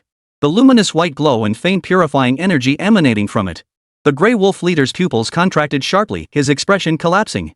It's over. His career spanning over 2 decades was about to end today. Awwah! Awwah! The Grey Wolf leader let out a few mournful howls. 18. 19. 20. The damage numbers flashing above its head grew ever higher. As muscle and fur were stripped away, its defenses weakened. Ah, I can't bear to see anyone suffer. Joju raised his staff with pity, and dazzling lightning danced upon its surface. Let me put you out of your misery. With that, a bolt of chain lightning erupted. Sizzle! Sizzle! Sizzle! The Grey Wolf leader instantly froze, paralyzed as if turned to stone, rigid amidst the flickering currents. 156. 178. 184. Though both were level 3 spells, the damage dealt by lightning chain strike still surpassed that of fireball. With just one strike, it dealt over 1,500 points of damage, slashing a significant chunk off the Grey Wolf chieftain's health bar. Simultaneously, more white orbs rained down from the Grey Wolf chieftain like falling fruit. You obtained equipment refined boots 1 blue quality. You obtained 2,489 gold coins. You obtained consumable item intermediate health potion 3. You obtained consumable item intermediate mana potion 3. Paralyzed.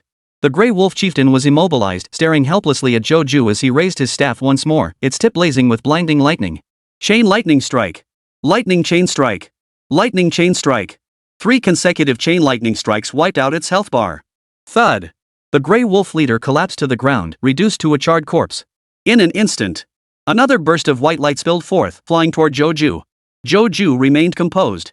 Amidst the piles of materials, gold coins, consumables, and equipment, he spotted a streak of purple light.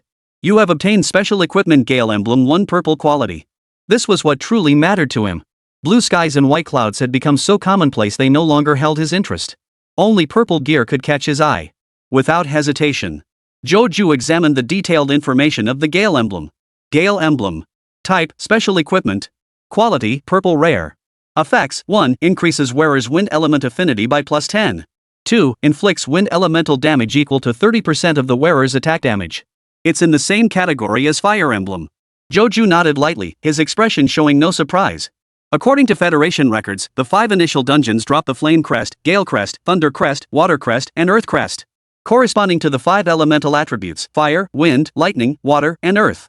Beyond these, there are also light and dark elements, but they only appear in special dungeons or unique secret realms. Joju took out the Gale Crest and examined it in his hand. Crafted from wood, it possessed a hard yet resilient texture. Its surface was carved with swirling winds, resembling a gust of rushing air.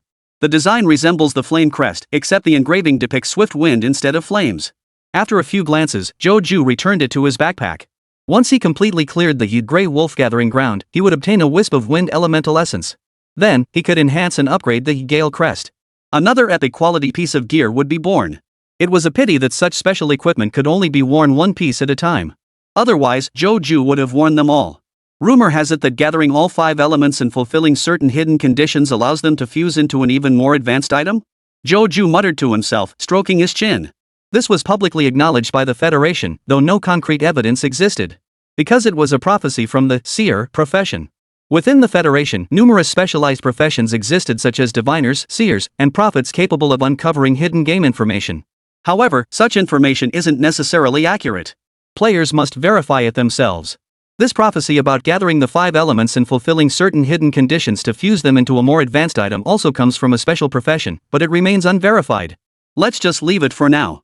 Joju didn't pay it much mind. Among mage classes, lightning-based spells were the most devastating. He would focus on lightning spells in the future. Elemental runes of other categories offered little benefit, it didn't matter if he didn't equip them. Now, let's continue the challenge. After a brief rest, Joju energetically launched into his second attempt at Inferno difficulty. Meanwhile, several kilometers away from the Grey Wolf gathering ground, a young man came to a halt, panting heavily as he leaned against a large tree to catch his breath. The youth was none other than Hua Xiaodong. Almost there. He gazed at the distant mountains, a flicker of excitement in his eyes. 3 days of searching and I've finally found you, Grey Wolf Gathering Ground. I almost didn't make it. Luckily, my professional skills significantly enhance mobility. He said this. Hua Xiaodong opened his interface and glanced at his personal status. Player, Hua Xiaodong. Level, 15. Talent, S-rank Soul of the Wind. Class, Archery Master. Strength, 20. Agility, 22. Spirit, 19. Constitution, 23. Health, 823-850. Mana, 815-850. Status, Fatigued. S-rank talent, Wine Soul, grants him 2 effects. 1. Wind element affinity plus 5. 2. When using wind attribute skills, agility is further increased by 30%. This led him to choose the Hunter class, and after reaching level 15, he specialized into the Archery Master. This class specializes in bows, boasts high mobility, and utilizes wind elemental support in combat, making it one of the most formidable advanced hunter paths. This is also why Hua Xiaodong operates alone. Subordinates would only slow him down. It's time to tell Mr. Wolf. After a brief rest, Hua Xiaodong opened his eyes and retrieved a talisman with a bell from his backpack. A communication talisman. This was a precious item only found in special secret realms. Judging by the time, he should be arriving here soon? Hua Xiaodong murmured to himself as he tore open the communication talisman. Instantly, a notification window popped up. Chapter 42, the second epic item, the Gale Seal. You have used the item, Basic Communication Talisman. Your message can be received within a 10-kilometer radius centered on Yucheng. To whom would you like to send this message? Hua Xiaodong selected the friend nicknamed Mr. Wolf from his contact list and sent a message informing him that he had located the Grey Wolf Gathering Ground and that everything was proceeding according to plan. Then, Hua Xiaodong glanced up at the fissure of the Grey Wolf Gathering Ground, a look of longing flashing across his face. The Gale Crest. His innate talent was perfectly suited for the Gale emblem. If he could get his hands on it, his strength would undoubtedly reach new heights, even allowing him to briefly hold his own against an SS-tier powerhouse. But alas, this special equipment had an extremely low drop rate. It only drops in Inferno difficulty, and so far, it's only appeared once. Hua Xiaodong shook his head and withdrew his gaze. In the 30 years since the Grey Wolf Gathering Ground instance was created, the Gale Crest has only dropped once. You can imagine the drop rate. He didn't harbor hopes for something impossible to obtain. Grey Wolf Gathering Ground. Crack. Thunderbolts as thick as arms exploded upon the Grey Wolf leader, coalescing into a shimmering web of electricity. Multiple damage numbers floated above the Grey Wolf chieftain's head. 224. 256. 258. The Grey Wolf leader's health bar vanished completely. Wah! The Grey Wolf leader let out a defiant howl before collapsing into a lifeless corpse. Boom! In an instant, hundreds of white lights rained down from the Grey Wolf leader's corpse, rushing toward Joju like a torrent. Among them, a faint purple glow shimmered. You have obtained Special Equipment Gale Emblem 1 Purple Quality. Gale Emblem. Type, Special Equipment. Quality, Purple Rare. Effect, 1. Increases the wearer's affinity with wind elements by +10. 2. The wearer's attacks deal wind damage equal to 30% of the damage dealt by the attack. Ding! Congratulations to player Joju for clearing the dungeon, Grey Wolf Gathering Grounds. You have obtained an additional 100,000 gold coins. You have obtained an additional 25 pieces of equipment, all equipment that can drop in this dungeon. Your experience points are doubled for this clear. Boom! A familiar, powerful shockwave erupted from Joju's body.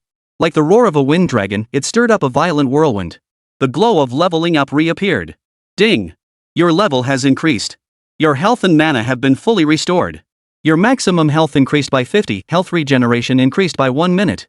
Your maximum mana increased by 50, mana regeneration increased by 1 minute. Ding! Your strength, agility, spirit, and constitution each increase by 1 point. You have gained 1 free attribute point. Add the stat point to spirit, Joju said indifferently. It was standard practice. For the mage class, the primary stat to focus on is spirit. Ding! Your spirit attribute +1. Player, Joju. Level, 8. Talent, EX Endless Plunder. Class, Mage. Strength, 24 equipped. Agility, 23 staff. Spirit, 44 equipment. Constitution, 25 equipment. Health, 550-550. Mana, 550-550. Skills, Fireball LV2 base damage 100, mana cost 30, Chain Lightning LV1. Status, Pure Yang Immortality max HP MP +100, Constitution +3, Spirit +3, Earth Vein Hardened Armor LV2 fixed damage reduction 100. These stats are getting ridiculous. Joju murmured in awe, reaching out to grab forward. Snap! The collapsing instance suddenly convulsed, as if seized by an invisible colossal force, its essence brutally extracted. You have defeated the instance, Grey Wolf Gathering Ground. Forced looting in progress. You obtain special material, Breath of the Wind Element 1. Ding! Upgradable item detected. Consume 1 Breath of Wind Element to upgrade the special equipment Gale Crest? Just as I thought. Joju nodded lightly, murmuring to himself, the 5 initial dungeons correspond to the 5 fundamental elements. They drop emblems of their respective elements. Simultaneously, the dungeon core hides a rare elemental breath, the source of the emblems. However, under normal circumstances, elemental breaths do not drop. But his innate talent had forcibly extracted it. Joju smiled as he flipped his hand. The Breath of Wind element emerged from his backpack, held firmly in his grasp. Just like the fire elemental breath. This Breath of Wind element was also sealed within a rhombic crystal, resembling a faint blue stream of air, slowly rotating. Enhance the Gale Seal. Joju commanded the system. Ding! Consuming 1 fire element breath to enhance special equipment flame emblem. Confirm? Confirm. Enhancement initiated. The crystal in Joju's hand shattered abruptly. The pale blue energy within erupted as a gust of wind, swirling around and tightly binding the Gale Seal. The emblem shattered within the pale blue wind, reshaping itself. Soon, it solidified into a perfectly square seal. Enhancement complete. You have obtained the new equipment, Gale Seal. Gale Seal. Type, Special Equipment. Quality, Orange Epic. Effects, 1. Increases wearer's wind element affinity by plus 30. 2. Wearer's attacks deal wind elemental damage equal to 50% of the attack's base damage. 3. Increases wearer's wind elemental skill level by plus 1. 4. Grants the skill Wind Mastery. Wind Mastery. Cost, instantly consumes 400 mana. Continues to consume 50 mana per second while active. Effect, generates a powerful gale within a 1000 mx 1000 m area, stripping enemies of their wind element manipulation and permanently reducing the power of projectiles or skills by 150 points. Simultaneously applies a cumulative dehydration debuff to enemies. Dehydration buff. Type, debuff. Effect, 1. Each layer of dehydration reduces strength by 20%, constitution by 20%, and agility by 20%. 2. Each layer causes the target's HP to decrease by 0.5% per second. 3. Applies 1 layer of dehydration every 5 seconds. 5 layers trigger the Wither buff. Withered buff. Type, debuff. Effects, strength, constitution, agility reduced by 100%. Action ability lost. Life recovery ability lost. All healing effects reduced by 30%. Whoa! Joju stared at the enhanced Gale Seal, unable to suppress a gasp. So powerful. A different kind of power compared to the Flame Holy Seal. The Flame Seal is the aggressive type. But the Gale Seal is all about large-scale field control. It continuously suppresses, weakens, and seals off enemies, trapping them alive in the raging winds. Joju marveled as he gripped the Gale Seal. Truly worthy of its epic quality, its effects are overwhelming. Especially the ability to strip enemies of wind elemental manipulation while simultaneously weakening projectiles and flight skills. This effect is practically like cheating. Mages and hunters would absolutely be driven mad by it. Chapter 43, was Xiaodong, delivered right to his doorstep. Hunter class, primary weapons are bows and crossbows. Both are projectile weapons. I've got them completely countered. Joju remarked with admiration, tucking the Gale Seal back into his backpack. Then, he looked ahead. A prompt appeared. Return to reality? Return. Joju murmured softly. Grey Wolf Gathering Ground had been cleared 3 times on hell difficulty by him and no longer existed. There was no reason to linger. Swish. As the words fell, layers of white light surged around him, engulfing Joju. In reality. Finally made it. Xiaodong climbed halfway up the mountain, panting and drenched in sweat. The location of Grey Wolf Gathering Ground lay deep within a mountain range, where the trails were exceptionally treacherous. Even with the wind element enhancing his agility, he was utterly exhausted. Now we just wait for Mr. Wolf. Xiaodong stared at the massive fissure before him and couldn't help but snort coldly. All thanks to that bunch of useless redwoods. If nothing had gone wrong, we'd already be inside the dungeon capturing monsters by now. Why bother searching for them now? A shadow passed over Xiaodong's eyes. He was now level 15, unable to enter the Yi Grey Wolf Gathering Ground, which capped at level 10. The original plan was to send his redwood subordinates into the dungeon to seal the Grey Wolves within. This was crucial to the Salvation Society's major operation. But those useless redwoods, who knew where they'd ended up? They were supposed to be a group of stealth specialists, the very class most adept at operating in the wild, yet they'd died under mysterious circumstances. What a waste of the white gear he'd given them. Never mind. Worrying about it won't help. Xiaodong sighed and shook his head. At least we found the Grey Wolf Gathering Ground. Within the organization, that counts as a major achievement for me. Just as he spoke. Crack. Crack. The sound of shattering glass suddenly echoed from ahead. What was that? Hua Xiaodong's heart skipped a beat as he hurriedly looked ahead. Instantly, his eyes widened in disbelief. Crack, crack. Within the massive copy crack, countless fissures erupted like a dense spiderweb. Under Hua Xiaodong's astonished gaze, the dungeon fissures shattered with a thunderous roar, erupting in a blinding white light. Boom! A powerful shockwave swept outward, snapping trees within a 100-meter radius. The blinding white light shot skyward, overwhelming the sunlight above and momentarily turning the entire area pale and translucent. What is this? Hua Xiaodong braced against the fierce wind and blinding light, staring in shock at the scene unfolding before him. The instance has been cleared. He instantly grasped the significance of this scene. It was unmistakably the commotion recorded in Federation archives when a dungeon was cleared. Someone had cleared the Grey Wolf Gathering Ground instance. You've got to be kidding me. Who could possibly clear Inferno difficulty 3 times in a row? Even that SSS tier monster from Southeast Province never cleared Jiangnan University's starting instance. And this remote little town of Yucheng? Impossible.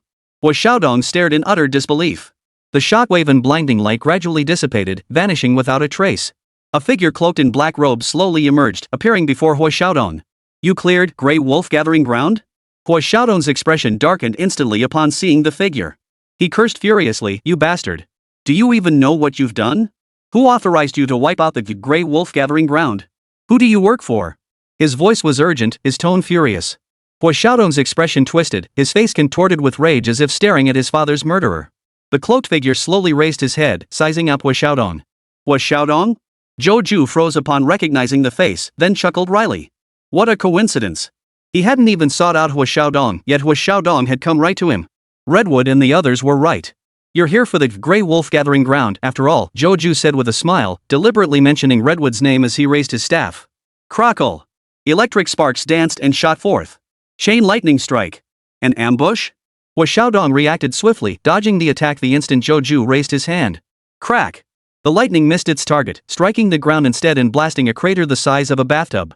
And Redwood, they died by your hand? Hua Xiaodong's face darkened as he drew his bow and began to knock an arrow. Then do you know who I work for? For whom? Zhou Ju asked indifferently. An accidental intruder? Hua Xiaodong frowned slightly, but a cold gleam flashed in his eyes. Never mind. Whether you are or not, you're going to die here. He had assumed it was aimed at the Salvation Society. But this cloaked figure seemed utterly clueless? The deaths of those Redwood guys accidents? Regardless of whether it was an accident or not. Hua Xiaodong had made up his mind this cloaked figure had to die. Did this guy come out alone to solo the Grey Wolf instance? He took out the Redwood guys too. That's at least S-tier talent. Hua Xiaodong aimed while silently musing. But so what if he's S-rank? He was S-rank too. And his level was at least 5 levels higher than this cloaked figure. To have entered the Grey Wolf Gathering Ground, this guy's level absolutely can't exceed 10. The advantage is mine. Hua Xiaodong's mind raced like lightning, swiftly analyzing the situation. A faint smile touched his lips. The one who ruined my plan die. He drew back the bowstring and unleashed his skill. Whoosh, whoosh, whoosh. Massive amounts of wind element gathered at the arrowhead, forming a high-speed spiraling wind cocoon. Wind arrow explosion. This skill channels wind elemental energy into your weapon, amplifying its power, accelerating arrow speed, and adding explosive damage. One arrow can take out half a level 10 player's health. Die! Hua Xiaodong roared, unleashing an arrow charged with wind elemental energy. Whoosh! The air seemed to tear apart, emitting a sharp ripping sound. A swift shadow streaked past, instantly appearing before Zhou Ju. Wind? An arrow? Beneath his mask, Zhou Ju wore a peculiar grin. How incredibly convenient. He activated the Swift Wind emblem and unleashed the wind riding skill. Whoosh! In an instant, a fierce wind swept across the ground.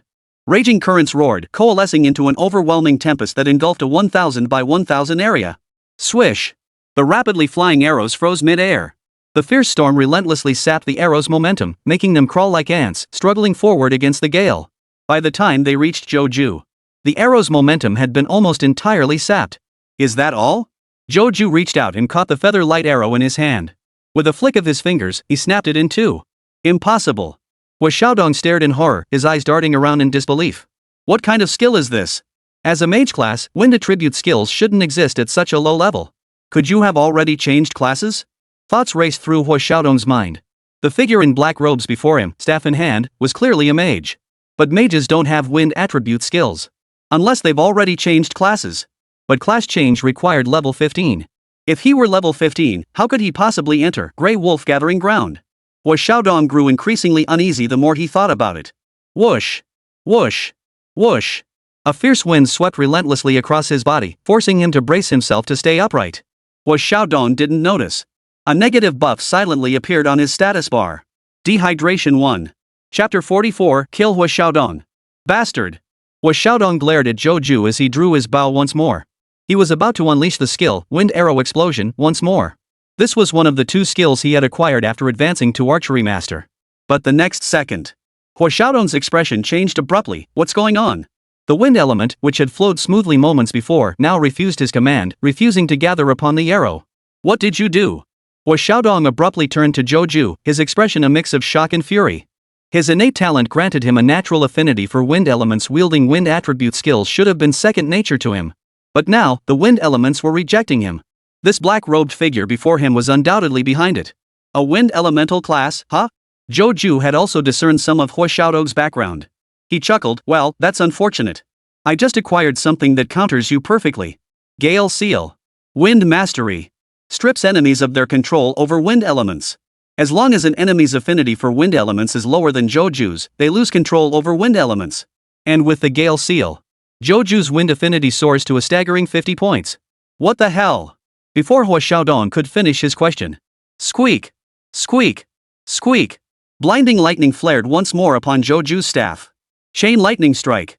Zhou Ju pointed his staff at Hua Xiaodong, unleashing a fierce bolt of lightning that momentarily bathed the surroundings in a harsh, pale glow. No! Hua Xiaodong dodged instantly, but his expression immediately darkened. He instinctively activated the second skill granted by the Archery Master at level 15. Wind Riding Technique. This skill allowed him to harness wind elements, enhancing his jumping power and mobility. But the problem was, the wind element wasn't obeying his command. Hua Xiaodong's evasive movement stuttered involuntarily. That brief moment of hesitation prevented him from fully evading the lightning chain strike, and the furious lightning struck his right leg. Ah! Instantly, excruciating pain and numbness spread throughout his entire right leg. Cold sweat broke out on Hua Xiaodong's forehead. Simultaneously, a vivid red number flashed across his mind. 185. How is this possible? Hua Xiaodong was stunned, a chill running through him. He was a level 15. At least 5 levels higher than the black-robed figure before him. A mere graze on his right leg had already shaved off 1/5 of his health. This guy is definitely up to something. Hua Xiaodong's thoughts raced as he hurriedly pulled 2 potions from his backpack.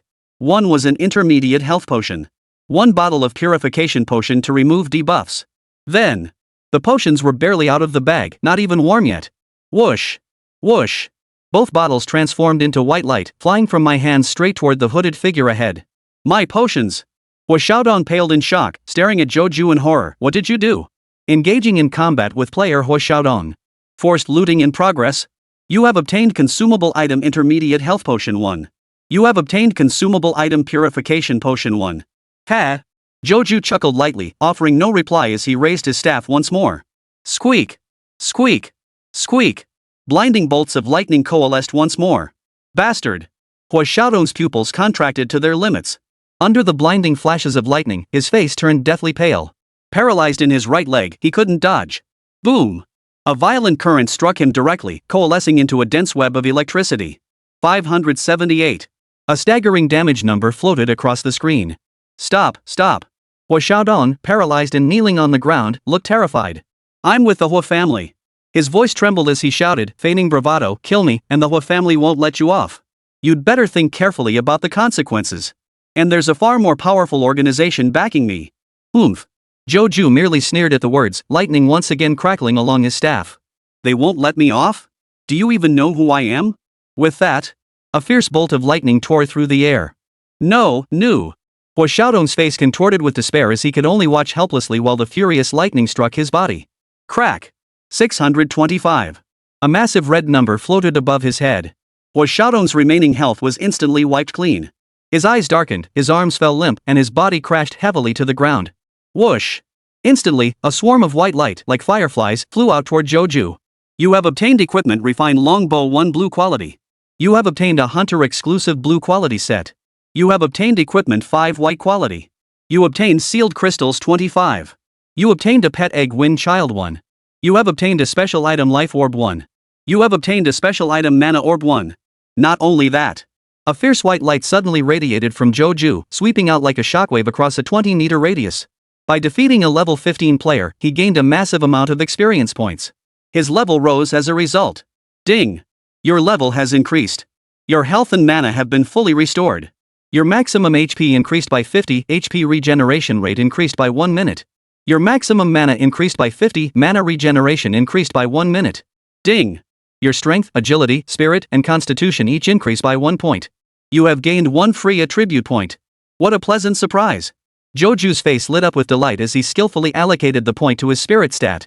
At that moment, his personal panel changed once more. Level 89. Strength 24-25.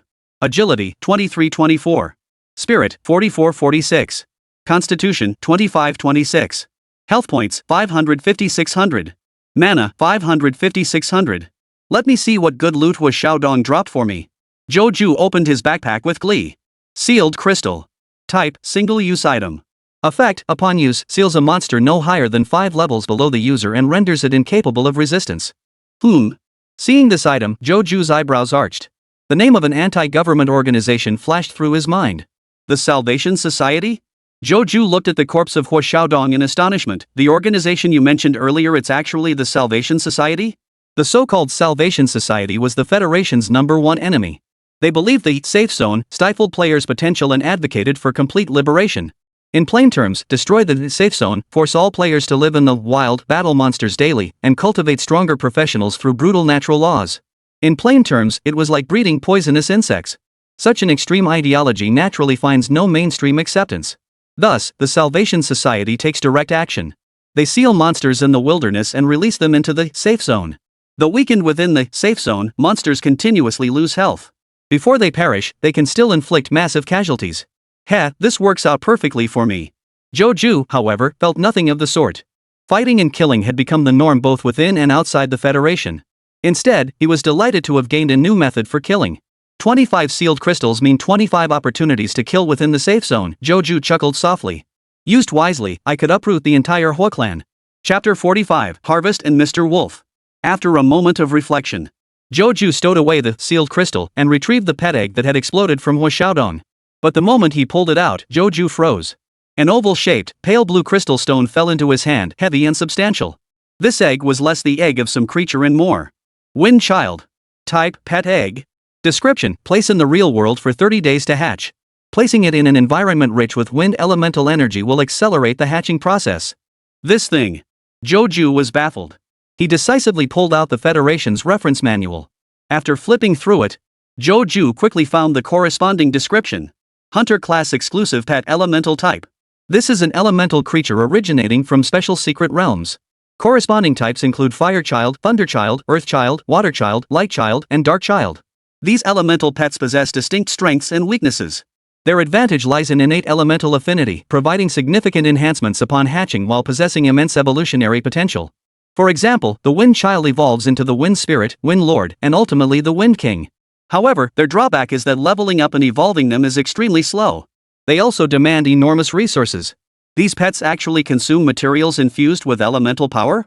Joju was genuinely startled upon reading this. Even the most basic elemental infused materials cost around 100 gold coins.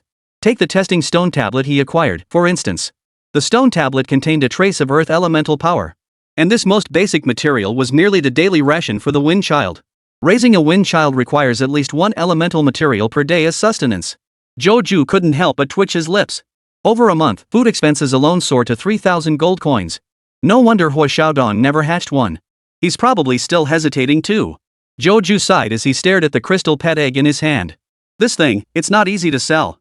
He wasn't a hunter class, lacking the intimate companion skill, so he couldn't contract a pet. So selling it was the only option. But the costs of raising a Wind Child would make even wealthy families wince.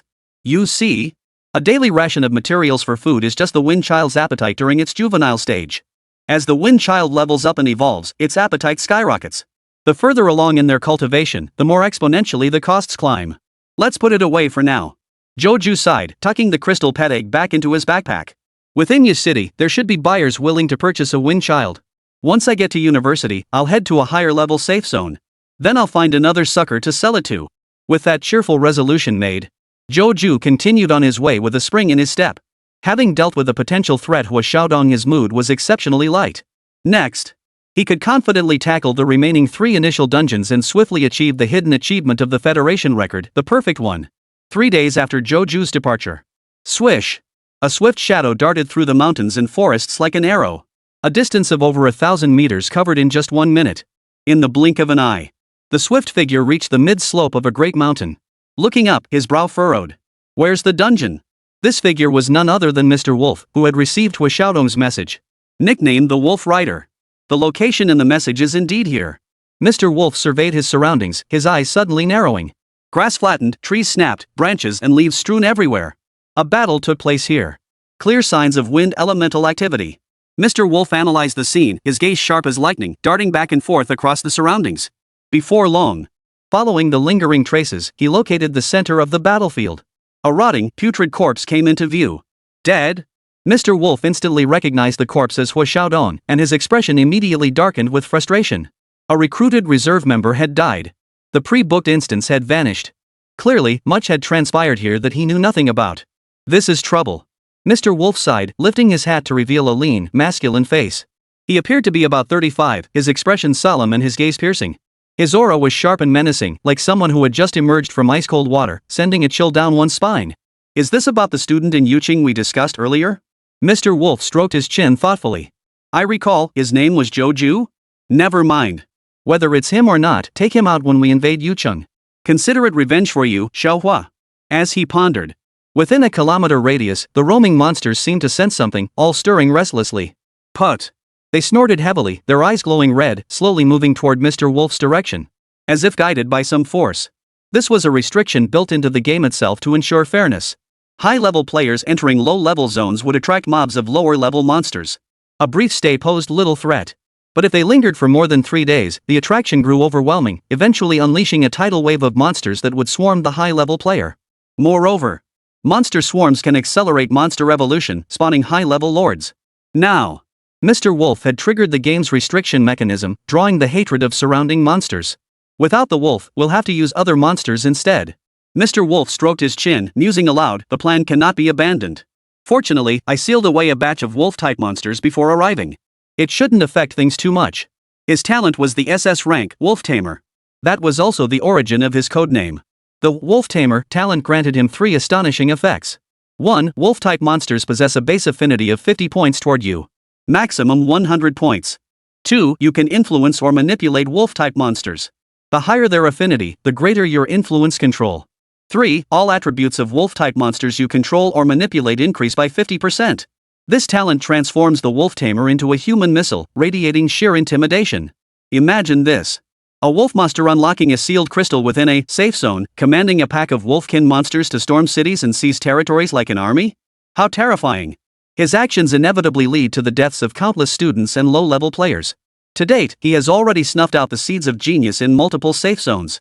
The Federation's bounty on him has soared to a staggering 100 million gold coins. Meanwhile, the Salvation Society places immense importance on the wolf monster, investing substantial resources in his cultivation.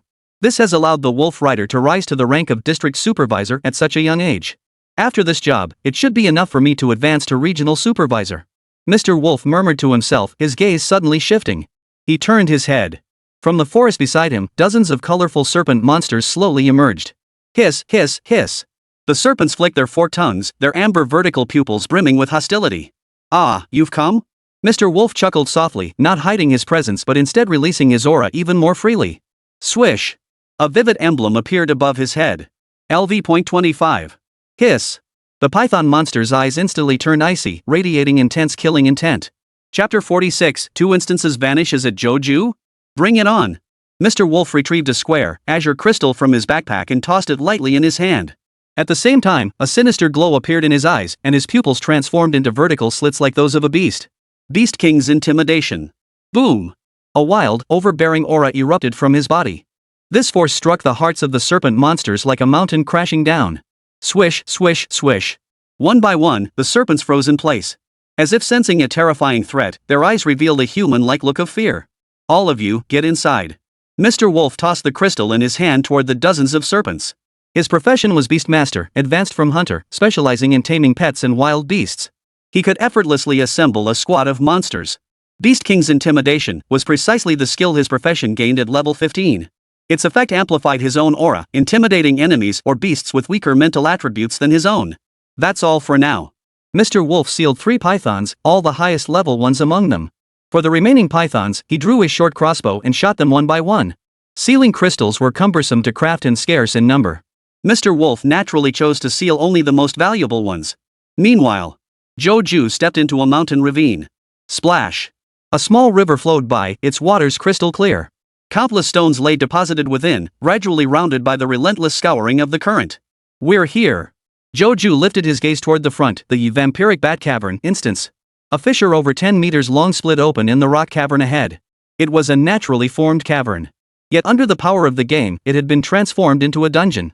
The initial dungeons in other safe zones were similarly adapted to their local terrain. Was this game deliberately cultivating its players? Joju's conjecture flashed through his mind before he promptly dismissed it. Such thoughts were too distant. He'd worry about that once he hit level 40 and became a big shot in the Federation. Let's begin. Without hesitation, Joju strode straight toward the fissure. Simple. Normal. Hard. The 3 difficulty levels flashed by, unable to hold him back.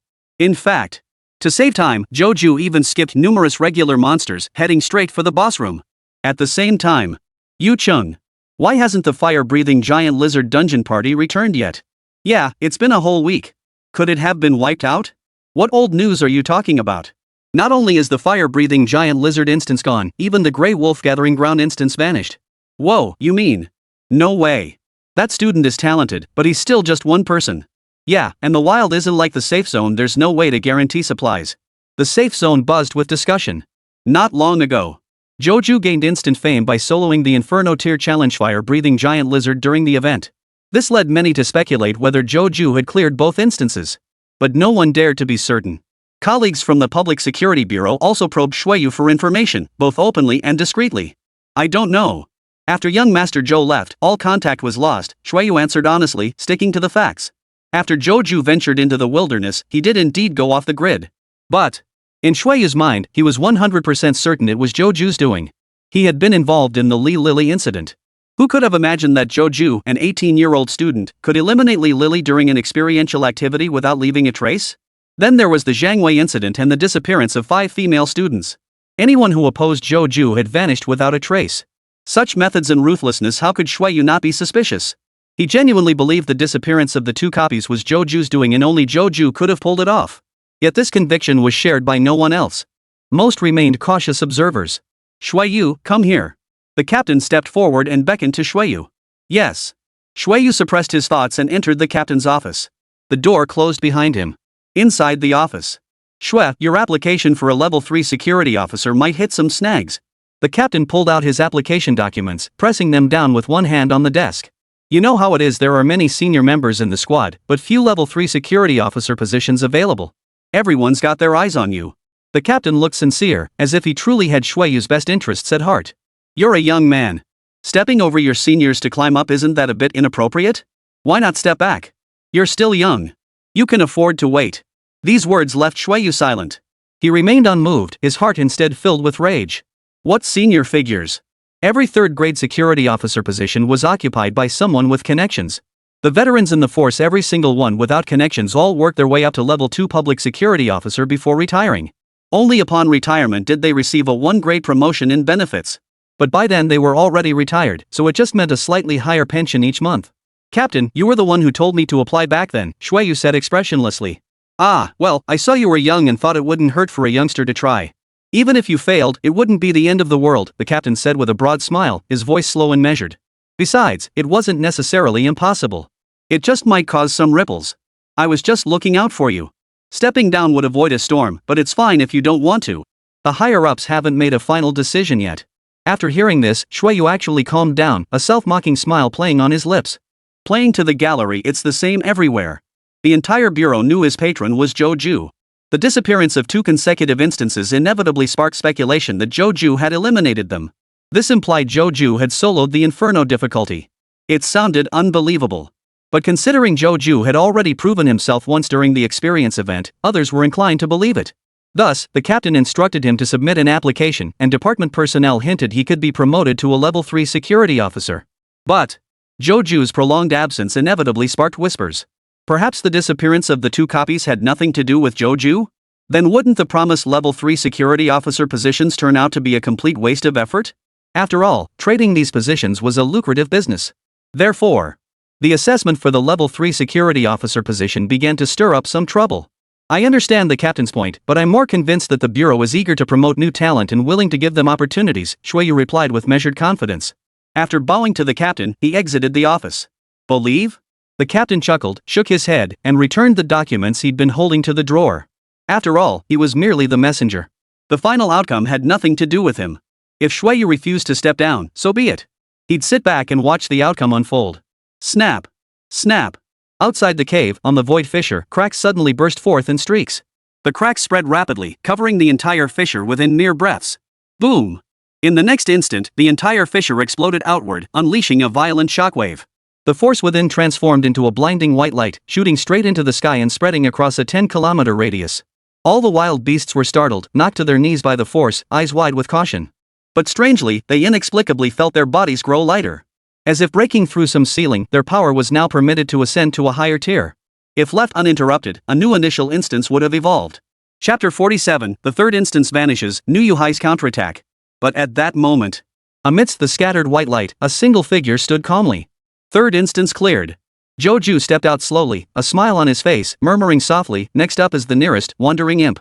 Thanks to Hua Xiaodong. His map provided considerable assistance. When I wipe out the Hua clan, I'll make sure my blade is extra sharp. He spoke as he did so. Joju began sorting through his latest haul. Standard gear, materials, consumables, and gold coins, nothing out of the ordinary. His backpack now held over 1,000 white tier items and more than 500 blue tier items. He had amassed over 50 complete sets of blue gear. And his gold coins had reached a staggering 3 million. This fortune surpassed many clans and rivaled the medium-sized merchant guilds of Yucheng. Are bats water elementals?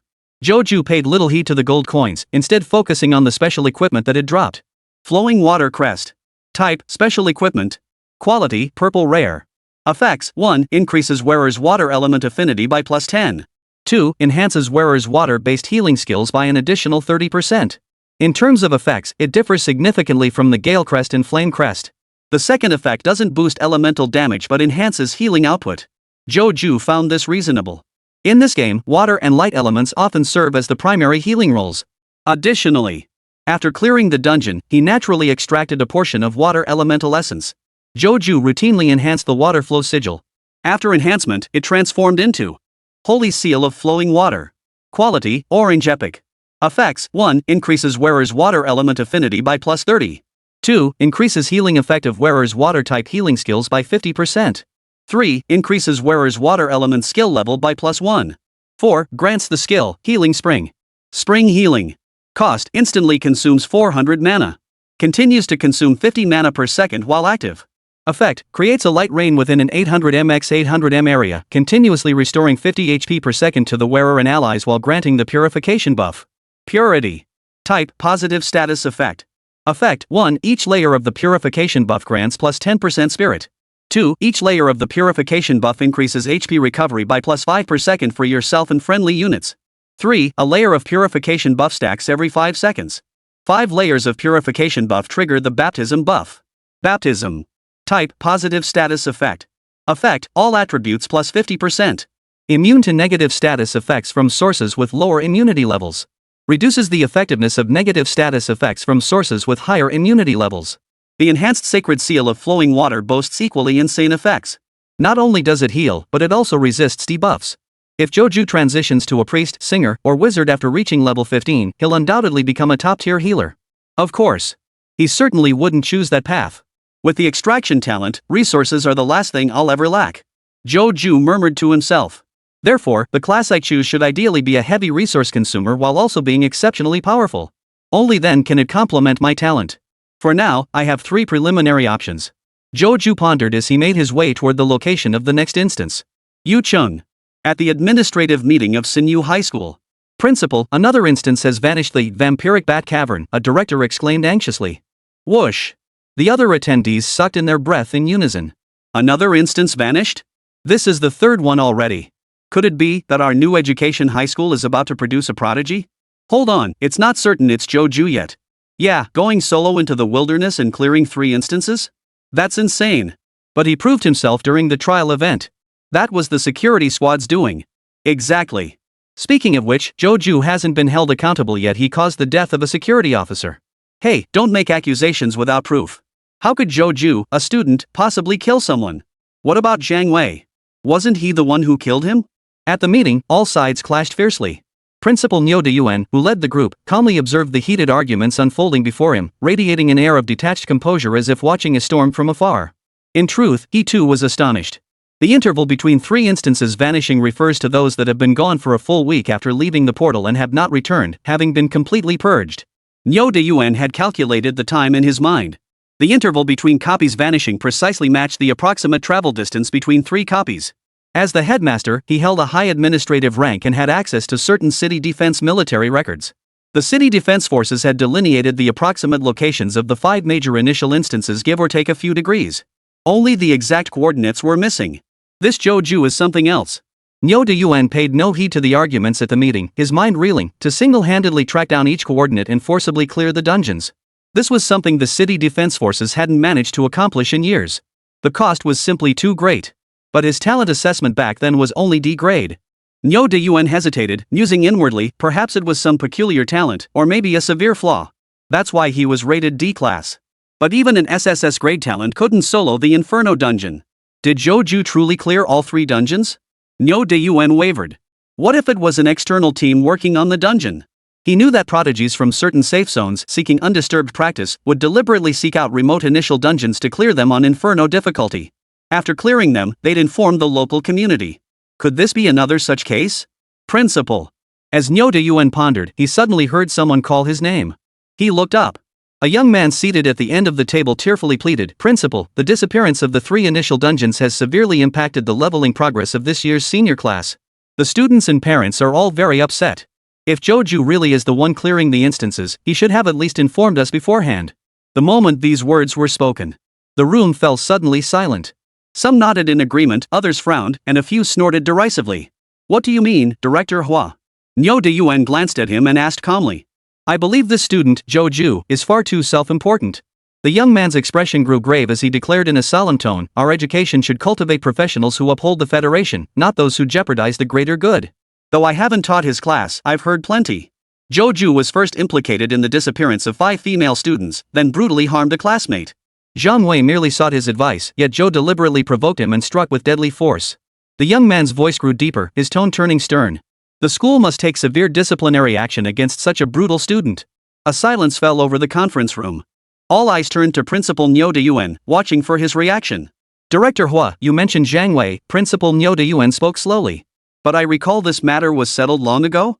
Chapter 48, the 4th copy. The young man paused slightly, then quickly replied with a smile. "Because Zhang Wei's parents refused to accept the school's handling of the matter and have decided to file a complaint. That's why I've learned a bit about it." The expressions on the others' faces grew even more peculiar. "Who didn't know that Zhang Wei was a henchman taken under the wing of one of your Hua family's young masters? Killed by Joju, and now you're stepping in to help? Seems Director Hua is quite the helpful soul. Even though it's not part of his job, he's taking the initiative to resolve issues for his colleagues." Niu Deyuan nodded calmly and said, "Well, I can't exactly refuse Director Hua's kind offer. You'll handle the complaint from Zhang Wei's parents. But remember, everything must be done within the rules." With those words spoken, the young man's expression stiffened. Niu Deyuan assigning him to handle this meant removing him from his current position and tying him to the Zhang Wei case. If he failed to resolve it properly, he couldn't return. But if he handled it well, how could he target Joju? He'd be shooting himself in the foot. Any objections? Niu Deyuan observed him impassively. No. The young man lowered his head, understanding this was the best possible outcome. At least he'd gauged Niu Deyuan's stance. He wasn't firmly backing Joju, just showing a slight bias. That was enough. The Hua family's prevailing consensus was that Joju wasn't responsible for the disappearance of the copy. Then it's in your hands, Director Hua. Niu Deyuan gave him a long, meaningful look before moving on to the next agenda item. Leaving the mountain ravine, Joju entered a muddy marshland. The swamp emitted a foul stench that mingled with the air and combined with the water vapor, forming a heavy, damp miasma that shrouded the area day and night. Even the midday sun was dimmed by half. Many adventurers, lacking the physical constitution, struggled to endure the miasma's effects. Shortly after entering the marsh, they incurred negative status effects. Disease, fever, vomiting, poisoning, dizziness, hypoxia, and so on. This scarcity of information made the swamp the least explored area. Without Washaodom's map, Joe felt it would take several times the effort to pinpoint specific coordinates. I wonder how much manpower and resources young Master Hua invested. Joe stared at the detailed coordinates on the map, his face filled with admiration. This feeling of reaping the benefits of others' hard work was truly satisfying. Though young Master Hua might not have wanted him to enjoy the shade. But Joe had reaped the tangible benefits, so he forgave him. It's just ahead. Joe checked the map, took a deep breath of the toxic mist, then strode forward. With his impressive 26 constitution points, he remained unaffected. After all, this was an initial dungeon, only affecting players below level 10 or those with less than 15 points in constitution. The fourth instance, Wandering Imps. Joe ventured deep into the swamp and spotted the void fissure concealed by the miasma. It vanished again. Yu Chung. A group of students using the auditorium portal were the first to notice the situation. This time it's the wandering little devil. Holy crap, Joe is that strong? Are we gonna clear all 5 starting dungeons? Absolutely possible. We're about to witness a living hidden achievement, the perfect one. The students were buzzing with excitement. They couldn't care less about the dungeons disappearing. Over this period, all students had leveled up to at least level 4, enabling them to tackle more challenging dungeons. Over the 30 years since Yucheng's founding, surrounding monsters had proliferated relentlessly. Over 60 new dungeons had emerged. Dungeons like the fire-breathing giant lizard were called initial dungeons because they had the lowest entry requirements, allowing access from level 1. They also drop set gear and contain hidden achievements. But players aren't stuck without options just because the initial dungeons are gone. Damn it! The other 6 high schools in Yucheng weren't exactly thrilled. With the 4th initial instance disappearing, it was now certain someone was securing the hidden achievement, the perfect one. That person absolutely couldn't be Joe. Otherwise, wouldn't Sinyu High School dominate them from now on? Even with SSS tier talent, one needs to grow before soloing Inferno difficulty. What gives Joe the right? Exactly. A D tier talent couldn't pull that off. My guess is it's an outside team secretly farming the dungeon. Exactly. The prodigies from the major safe zones love doing this. I've heard the SSS tier prodigy from Southeast Province has been in seclusion for ages. It's clear now it's outsiders, not this Joe. All 6 high schools unanimously agreed, pointing to an elite outsider. They analyzed it from every angle. They cited difficulties in field resupply, lack of precise coordinates, obstacles from wild monsters along the route, and so on. In short, they repeatedly concluded it couldn't be Joe. Joe alone could not have accomplished this. Under the weight of overwhelming skepticism, even the people of Yucheng began leaning toward dismissing Joe. Students from Sinyu High School couldn't help but doubt as well. Could it be that Li Lily, the security officer, played a role during the experience activity? Yeah, she even died in the dungeon. Even so, soloing Inferno difficulty is just absurd, right? If Joe had SSS tier talent, I might believe it a little. Exactly. The school and the Public Security Bureau covered up Li Lily's death. There's definitely something fishy going on. Whoa. Could Joe have some serious connections? Fewer and fewer believed it, while skeptics grew in number. Even without the 6 high schools stirring the pot, people were already coming up with their own theories. Meanwhile, Principal Shuiyu and Principal Niu Deyuan remained silent. One trusted his powerful backer and kept a low profile. The other, though hesitant, intended to wait for the final outcome. In the swamp. Snap. The void fissure shattered abruptly, spilling forth a flood of white light. Whoosh! The intense white light tore through the ever-present miasma, shooting straight up into the clear blue sky. Bright sunlight, long absent, finally bathed the swamp. Little demon, it's actually a lightning elemental? Joe strolled out from the rippling white light, his expression slightly peculiar. He couldn't help but mutter. This is ridiculous. A demon of the evil attribute actually possessing the power of lightning elements. Evil lightning? Seriously? Fortunately, evil lightning wasn't as fierce as his lightning chain strike. Joe followed the speedrun strategy, charging straight to the boss room and clearing the Inferno difficulty 3 times in rapid succession, farming the dungeon to the max. The corresponding drops were also secured by him. Thunder Emblem. Type, Special Equipment. Quality, Purple Rare. Effects, 1. Increases wearer's lightning element affinity by +10. 2. Boosts wearer's lightning-based skills by an additional 50%. Its effects differ slightly from other emblems. Specifically in the second effect. Whirlwind and Flame increase elemental damage by 30% per attack. The Lightning Seal, however, amplifies lightning-based skills. The scope of the boost is narrower. However, the amplification rate has increased. Flame, Gale, and Water all receive a 30% boost, but the Thunder Emblem grants a whopping 50% enhancement. Not bad. This suits me well. Joe nodded in satisfaction, then pulled out another Thunder Crest. Or rather, it was another one, the Sacred Seal of Thunder, enhanced with the essence of lightning. Chapter 49, Congratulations, player on clearing 5 initial dungeons. Sacred Seal of Thunder. Quality, Orange Epic.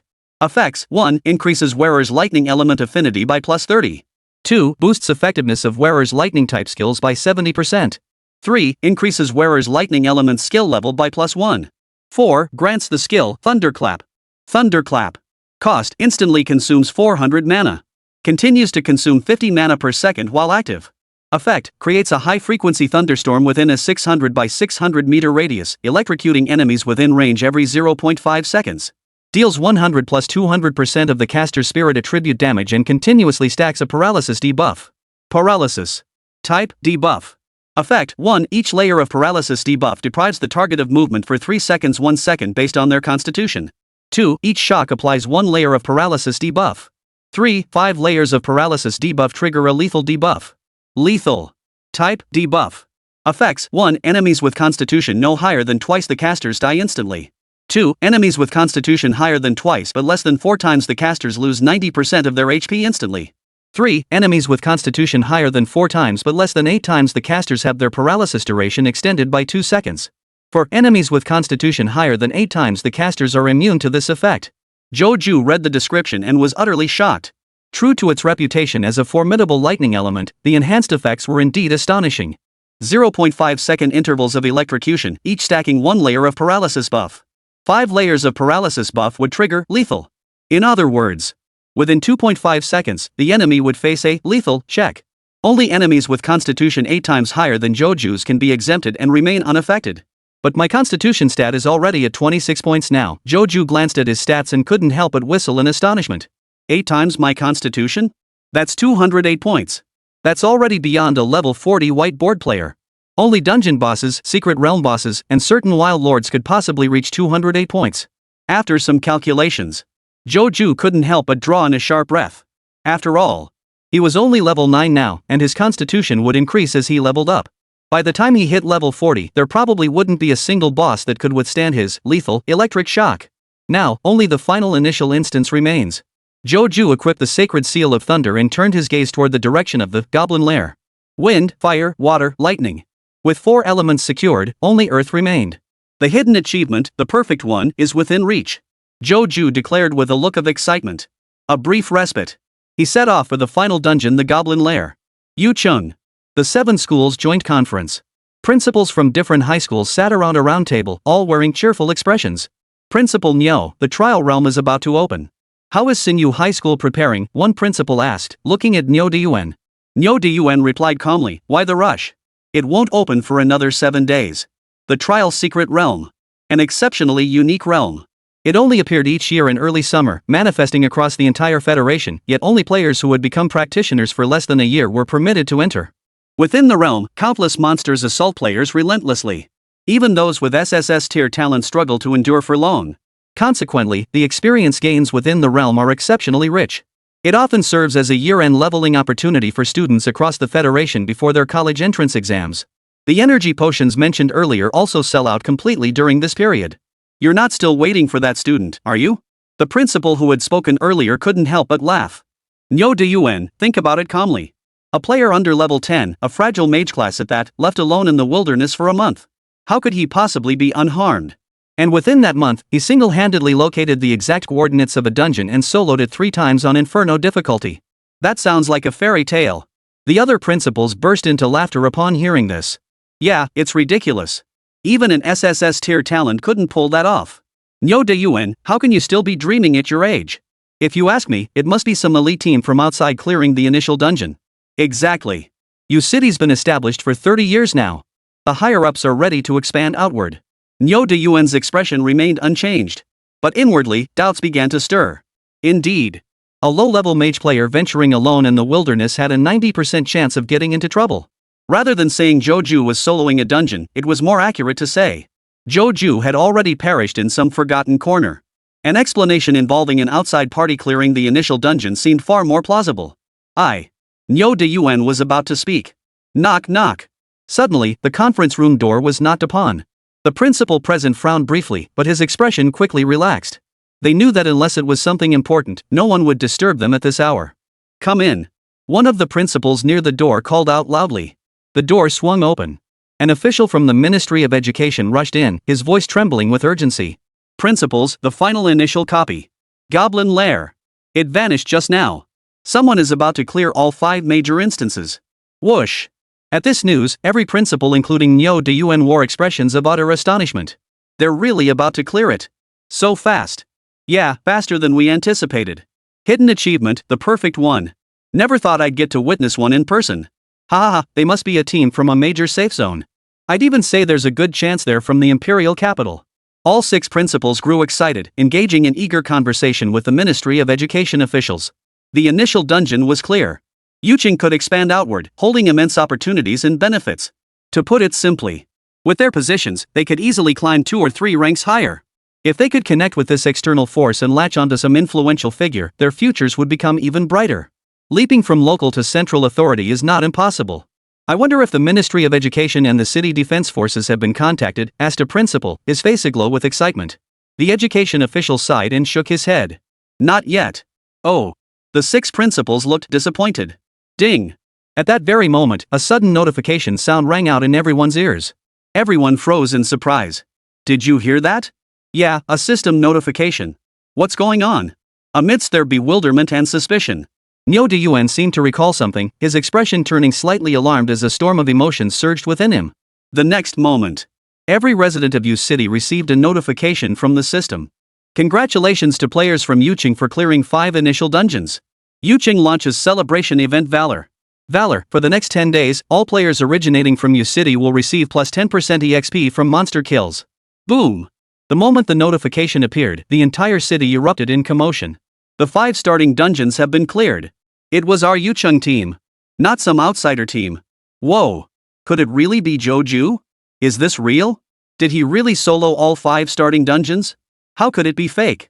The system even announced it. Chapter 50, Plundering the game itself. In the conference room, the air was thick with dead silence. After reading the system announcement, the faces of the 6 principals instantly darkened, turning ashen. The Ministry of Education official also froze for a moment, looking somewhat bewildered. Not an external team? It was a player from Yucheng. That Joju. Ha ha ha ha. I told you not to rush, your cultivation techniques still aren't up to par. Nyo De-Yuen roared with laughter. The 6 principals' faces alternated between pale and ashen. They had no rebuttal. The system announcement clearly stated it was a player from Yuching who cleared the instance. Not the external team they had assumed. This slap across the face stung fiercely. Preparations for the trial secret realm don't seem urgent to me, Nyo De-Yuen said with a smile, turning to the Ministry of Education official. It's the same every year, everyone's already familiar with the process. Better to hold off a bit and let those restless hearts settle down. Impatience often leads to stumbling. The 6 principals listened, their faces twitching as they gritted their teeth. Each of Nyo De-Yuen's words felt like a heavy hammer blow, striking deep into their hearts. You're beating around the bush, aren't you? But they couldn't refute it, forced to endure it anyway. Who asked them to jump out so eagerly before, claiming to be an outside team? Guess wrong, and you're bound to face the backlash. Principal Nyo has a point, the ministry official nodded in agreement, smiling. I think the hosting duties for the trial secret realm should be entrusted to Principal Nyo from now on. Principal Nyo is seasoned and steady, perfect for overseeing the whole operation. I trust there are no objections? As he spoke, the ministry official swept his gaze across the 6 principals. The 6 principals felt their hearts wrench in agony. This hosting role rotated among the 7 universities. There were benefits to it. The presiding institution could exert some influence over where students were assigned to secret realms. For instance, they could arrange for their own students to be placed in safer locations. As for the other schools? Random. I have no objections. Me neither. Principal Nyo truly deserves it. We truly need a steady hand to lead us. But inwardly, they were all deeply reluctant. None of the 6 principals objected. Instead, they accepted the arrangement with heavy hearts. That's just how the game works. When you lose, you must accept it. When you get hit, you stand at attention. If you flip the table, others can flip theirs too. Ultimately, you'll still have to bow your head. So it's better to bow your head sooner rather than later. Then we'll leave it to Principal Nyo, the ministry official said with a smile to Nyo De-Yuen. For the sake of the Federation. Nyo De-Yuen's expression turned solemn as he responded with righteous conviction. On a barren cliff. Crack. Crack. A massive void fissure shattered and collapsed, its power surging forth as a blinding white light. A figure emerged, walking slowly from within. Ding dong. Ding. Ding. The system prompt sounded like a storm, ringing incessantly. You have cleared 5 initial dungeons, achieving the hidden accomplishment, the perfect one. Ding! Detected player clearing dungeon solo. Achievement upgraded. Perfectionist Transcender. Ding! You have accomplished an incredible feat all by yourself. This achievement will be engraved in the history of your city and circulated to future generations via public announcement, accessible to anyone. Select your attribution method, real name anonymous, partially anonymous? Anonymous. Joju made his choice without hesitation. Though, in your city now, anyone could guess that he, Joju, had cleared the dungeon. But publicly? I'll deny it. He'd taken the credit. But if the Federation wants to promote him as some kind of role model? Sorry, but that wasn't me. I had absolutely no knowledge of it. I'm not about to stand in the spotlight, become a target for everyone to scrutinize, Joju muttered to himself as he continued scrolling through his messages. The system notifications weren't done yet. Ding! You have gained massive experience points. Your level has increased by 4. Level 913. Boom! A muffled thunderclap suddenly echoed across the sky. Dark clouds churned violently as howling winds swept across the land. As if some deity had descended upon this land, radiating boundless authority. System? Joju snapped his head up, his expression a mix of shock and doubt. He sensed a thread of the game's very essence descending in that instant. It was an indescribably colossal entity. Vast beyond measure, towering without end. As if transcending time and space, a thread of power descended from beyond the world. To the system, this thread of power was minuscule. Yet to Joju, to this world, it was staggering in magnitude, like an ant beholding a skyscraper, utterly incomparable. Whoosh! This force targeted Joju, pouring down a torrent of energy. Your maximum health increased by 50. Health regeneration rate increased by 1 minute. Your maximum mana increased by 50. Mana regeneration rate increased by 1 minute. Your strength, agility, spirit, and constitution each increase by 1 point. You gain 1 free attribute point. As if divine grace descended upon him. This immense energy surged into Joju's body, transforming into his experience points. But Joju's expression suddenly turned peculiar. Ding! Engaging in combat with forced plundering in progress? His innate talent had actually bared its fangs at the system. Rip! The thread of energy in the sky was abruptly severed by his innate talent, torn from the heavens and crashing down to earth. Boom! The sky erupted with boundless thunder, shaking the system itself. A vast will approached with astonishment and uncertainty, like a human observing goldfish in an aquarium. Even the system, separated by worlds, watched Joju in astonishment. Should I give it back? Joju's face flushed with embarrassment as he tentatively asked. The system remained silent. After a moment of silence, the dark clouds dispersed and the thunder faded. The system withdrew its gaze, as if it had dropped food from its hand only for a tiny ant at its feet to pick it up, utterly indifferent. Phew! Only then did Joju relax, wiping away the cold sweat. That was terrifying. He almost thought he was about to get a serious scolding from the big boss. Sigh, I can't do such dangerous things next time, at least not openly. Joju reflected earnestly. It wasn't that he was greedy. But just now, the moment the system's power manifested, an overwhelming craving surged through him. Like a starving worker spotting a steaming bowl of pork knuckle rice. Or like the moment when the little head takes control of the big head, on the verge of ultimate release. He simply couldn't resist. He had to devour it in one bite. Since the system boss doesn't mind, I can enjoy this without worry. Joju calmed down and examined the specific details. You have plundered a fragment of an unknown high-level power. Own hashtag @at hashtag @ percent hashtag IG. At hashtag @ percent 646516517984148461651. A string of gibberish. This power is far too advanced. It took his innate talent quite a while to fully process it. You have obtained an unknown item revelation. Revelation. Type unknown. Quality unknown. Description unknown. Note, use as is. Message from an unknown source. Ha! Joju froze upon seeing the note. This was a message from the system. Chapter 51, Brother Tonzi's Approval, Revelation. But why would Brother Tonzi leave a message? Could it be that the big shot was backing him? Joju scratched his head, feeling a bit overwhelmed by the unexpected attention. Though he didn't know why, if Brother Tonzi was looking out for him, he certainly wouldn't refuse. Moreover, within the Federation, there's been persistent speculation that the system favors humanity. Or rather, favoring intelligent life forms. It seems to be cultivating powerful professionals? Joju pondered for a moment before setting these thoughts aside. As he'd said before, these matters were too distant from his current reality. Dwelling on them served no purpose. Better to examine what Brother Tonzi gave me. Joju rubbed his hands together and pulled the revelation from his backpack. But this revelation wasn't a physical object. He hadn't physically retrieved an object from his backpack, yet something definite had been extracted.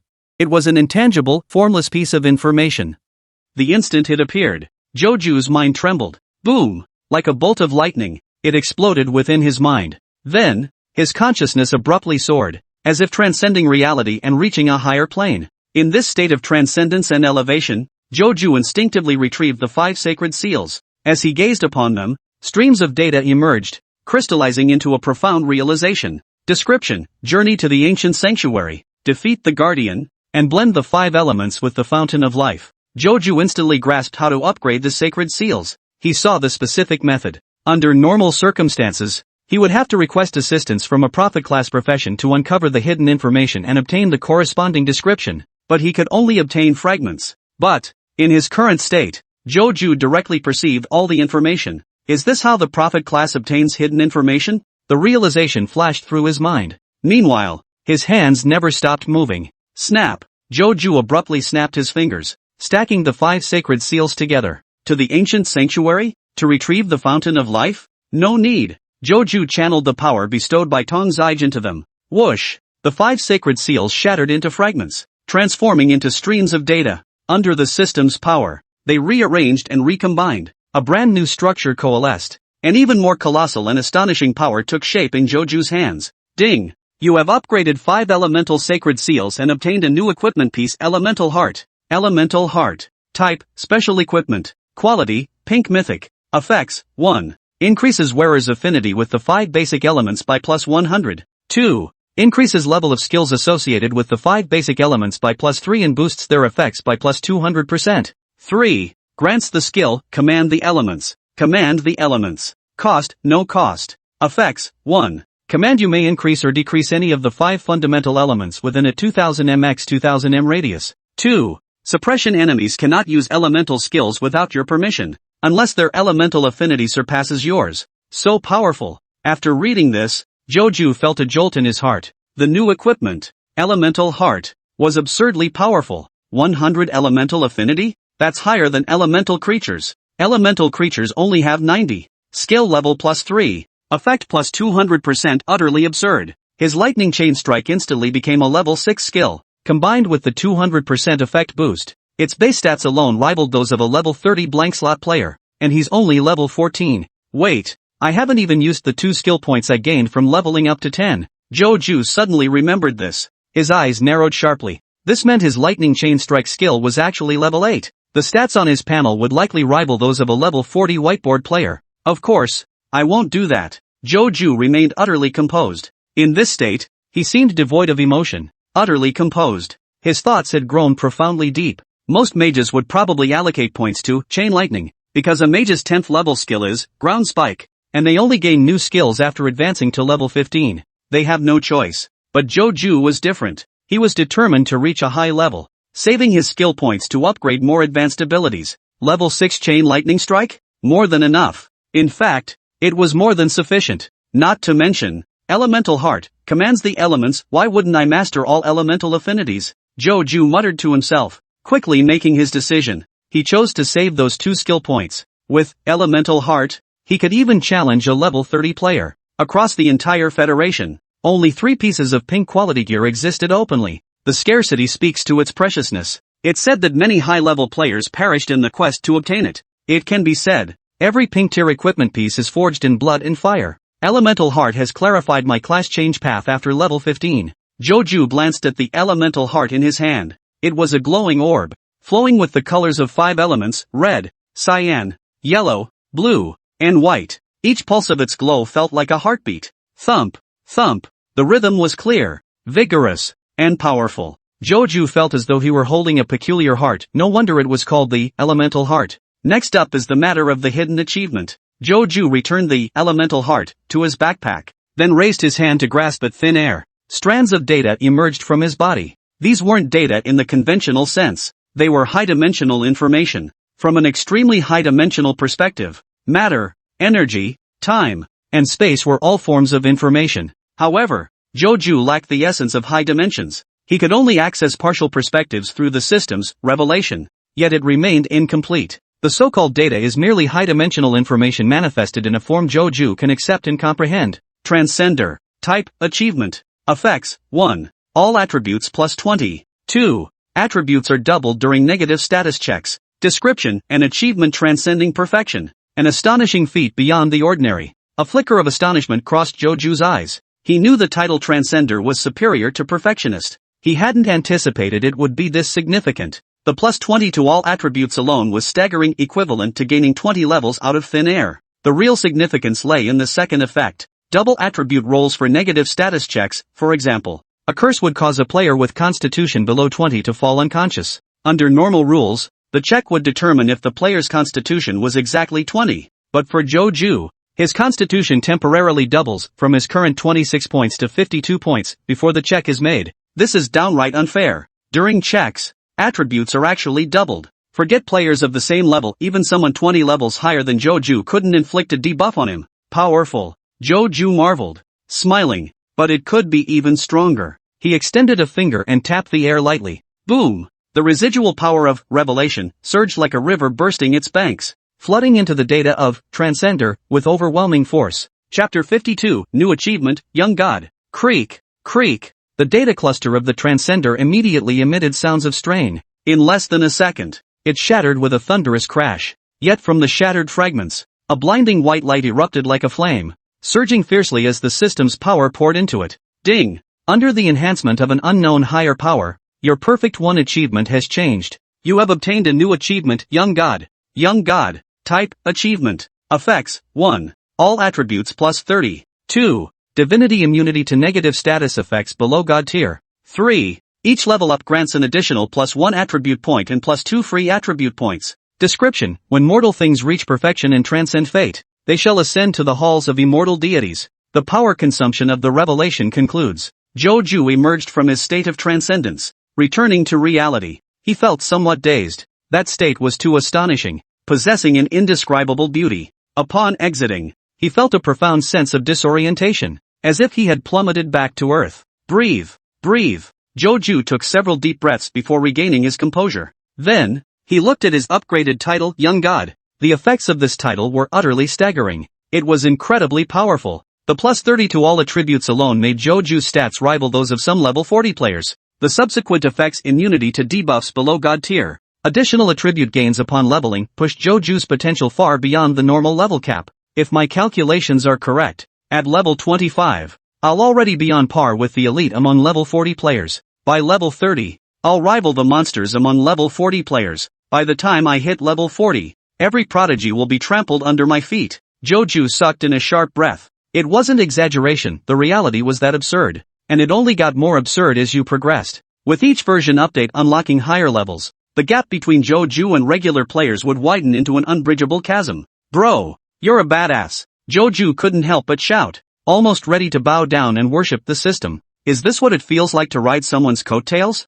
Love it. Am I gonna be unstoppable from now on? Joju opened his personal panel with glee. Player, Joju. Level, 913. Talent, EX, Endless Plunder. Class, Mage. Strength, 2529 plus 30. Agility, 2428 plus 30. Spirit, 4553 plus 30. Constitution, 2630 plus 30. Health points, 600 600 800 over 800. Mana, 600 600 800 of 800. Skills, Fireball LV3 LV2 LV5, Loose Flame Seals plus 1. Gain Elemental Hearts plus 3. Chain Lightning LV3 LV6. Status, Pure Yang Immortality, Max HP/MP plus 100. Constitution plus 3. Spirit plus 3. Earth Vein Armor LV2, Fixed Damage Reduction 100. Achievement, Young God. I'm too strong. Joju marveled aloud. With stats like these, he'd be unstoppable among students. Time to head back. Joju closed the interface and gazed toward Yucheng, murmuring, the trial secret realm is about to begin.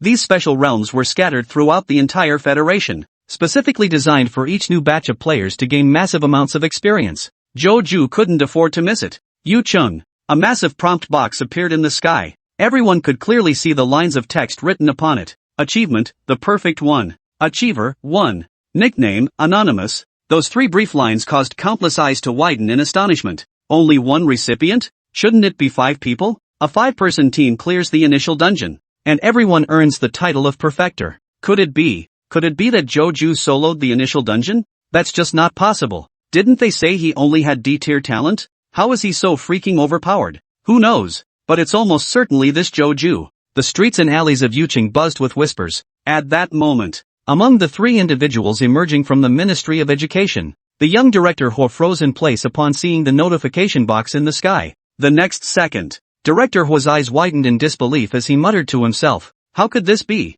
It really is Zhou Ju. How dare he?" Director Huo's expression shifted between shock and disbelief. A local player from Yucheng. Solo clear. With these two restrictions, it was almost certainly Zhou Ju. If only I'd known, I never would have taken this mission. Director Huo felt a wave of regret wash over him. Getting this position wasn't easy. Now the mission's unfinished, and my position's unstable. Bull asterisk asterisk asterisk asterisk. Why should we be the ones cleaning up Hua Xiaodong's mess? Director Huo felt as if ants were gnawing at his heart, growing more and more frustrated the more he thought about it. Meanwhile, a middle-aged couple, however, grinned and chuckled as they stared at the prompt floating in midair. Wonder which student's so talented. Yeah, young people these days are getting harder to figure out. They seemed utterly unconcerned, completely unaware of what the message inside the prompt box truly signified. Hey, Mr.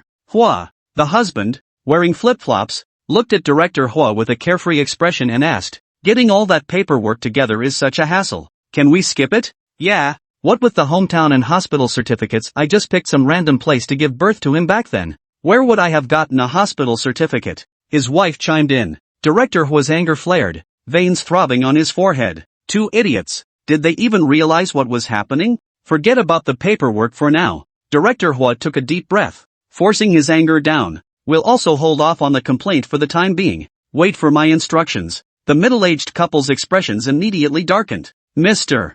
Hua, you promised we could get a payout. That's why I came with you. Now you're turning on me? Don't even think about reneging on our money. Though they were Zhang Wei's parents, they had never raised him. They had even believed Zhang Wei was long dead. It was the Hua family who came knocking, promising profit. That prompted this pair of thugs to step forward and make their case. I'll give you the money. Director Hua shot them a cold glance and said in a deep voice, "But once you take the money, you'll stay put and wait for my instructions before doing anything else. Got it?" At the mention of money, the couple immediately broke into laughter and nodded. Of course, you're the boss. Humph. Director Hua snorted coldly and turned to leave. However, no sooner had he stepped out of the Ministry of Education than he received an email from the administrative office. The email, written in an extremely formal tone, stated that higher authorities were taking the complaint from Zhang Wei's parents very seriously. It instructed him to fulfill his duties diligently, cooperate with the relevant departments, and handle the matter involving this couple properly. After reading the email, Director Hua's heart sank instantly. Others might not grasp it, but as a seasoned veteran, he instantly understood the hidden meaning behind the email. He had been exiled. As long as the Zhang Wei case remained unresolved, he had no chance of returning. But when would it end? That wasn't up to him anymore. It depended on when the relevant authorities were satisfied. He wouldn't be returning to Sinyu High for at least a year or two. But, after being gone for a year or two, his spot will surely have been taken by someone else. Ah, you bastard! Director Hua lost his composure, roaring angrily on the street as he clutched his head, yanking at his hair. Passers-by shot him astonished glances. Zhang Wei's parents, who were following behind, were also startled and froze in place. Ah, bastards! All of you bastards! Everyone stared in disbelief as Director Hua kicked the street lamp like a madman. Chapter 53, The Official Return. 3 days later, Zhou Ju returned to Yucheng. He still wore his black cloak, hooded and masked, blending in among other cloaked figures. He slipped unnoticed into Yucheng.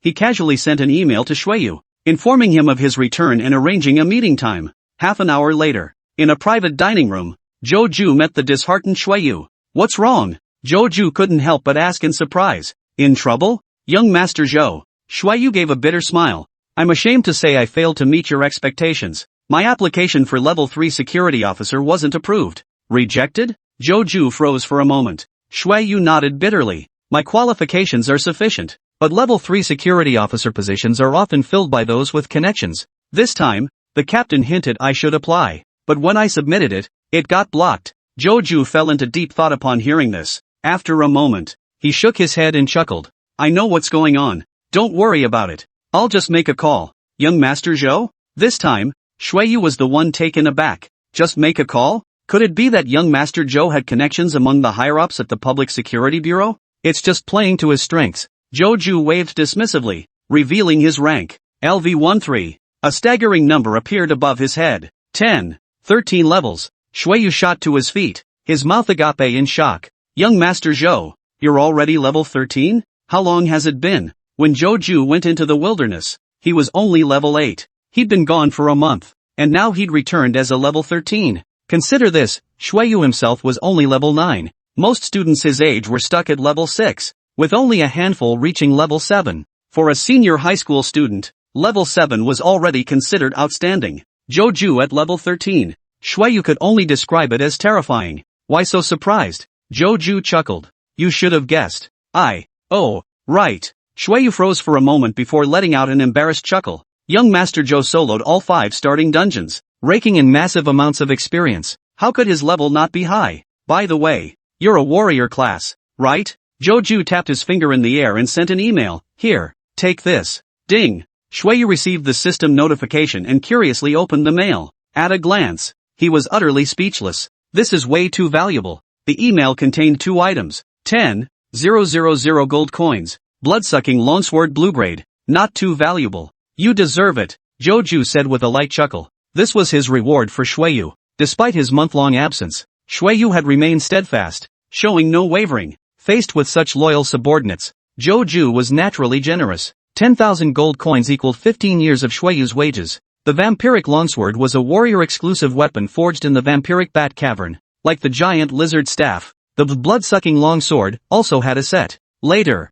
Zhou would find opportunities to gradually bestow upon Xueyu a complete warrior set. As for gold coins, he certainly wouldn't be short on that either. His backpack held nearly 2 million gold coins. Thank you, young Master Zhou. Xueyu's face flushed with excitement as he bowed deeply to Zhou. 10,000 gold coins. A blue weapon. Either one was something he could only dream of possessing. Yet Zhou had gifted them to him without a second thought. This boss was incredibly generous. If he didn't feel unworthy, Xueyu would have knelt down to ask Zhou to be his godfather. Keep up the good work. Zhou patted his shoulder with a smile, encouraging him. Positions at the Public Security Bureau have implicit rank requirements. Make time to grind through the dungeons too. I expect you to rise to greater heights. Xueyu, you're young, plenty of room to climb. A heartfelt encouragement. Xueyu was so moved that tears welled up in his eyes. This wasn't just empty promises, there were tangible rewards involved. Alright, big guy. No need to cry like that. Zhou offered further reassurance before concluding the meeting.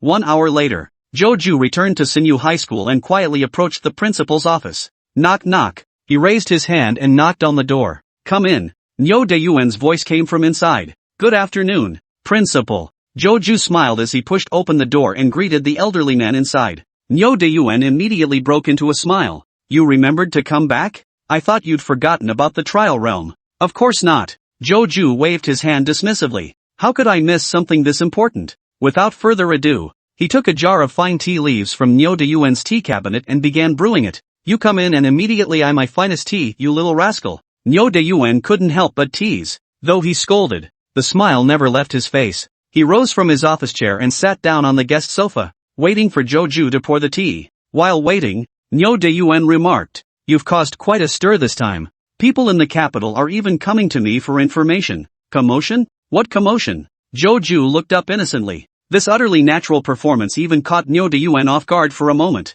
Seriously? Weren't you the one who cleared all 5 initial dungeons? Principal, you mean clearing the initial dungeons? Zhou sighed deeply, his face filled with emotion. To be honest, I was pretty shocked when I got back too. The youth are formidable. Today's youth have reached a level of strength I can't even comprehend, actually soloing all 5 initial dungeons. Niu Deyuan stared speechlessly at the level displayed above Zhou's head. LV13. If not for this, he might have actually been fooled by Zhou's performance. A typical high school senior would only be around level 6 at this stage, with a few reaching level 7. After completing the trial secret realm, most would reach level 7, with a few advancing to level 9. Level 9 was already considered an outstanding graduate. For someone like Zhou at level 13, Niu Deyuan could only describe it as outrageous. He couldn't have reached such an absurd level just by grinding the initial dungeon experience alone. Anyway, are you interested in going to the imperial capital? Niu Deyuan asked earnestly. I have some old classmates there who could assist you. If you're interested, you could be specially admitted to Imperial Capital University. Thanks for the offer, but I'll stick with Jiangnan University. I've already accepted their special admission letter. Zhou declined with a shake of his head. His talent didn't need anyone's help. Leveling up would be rocket fast wherever he went. If anything, the imperial capital was a melting pot of all sorts of people. which could easily become entangled and slow down his progress. It's just a suggestion. The decision is yours, Nyo De-yuen said, leaving it at that. Principal, have some tea. Joju poured the freshly brewed tea for Nyo De-yuen. Nyo De-yuen lifted the cup and took a sip, unfazed by the heat. A high-level practitioner's constitution could handle drinking boiling water straight. Now that you're back, I'll tell you about the trial secret realm. Nyo De-yuen set down his teacup and began his explanation. Joju listened attentively. The trial secret realm. This special realm appeared across the entire Federation every year at the start of summer. Within it lie 5 distinct environments: desert,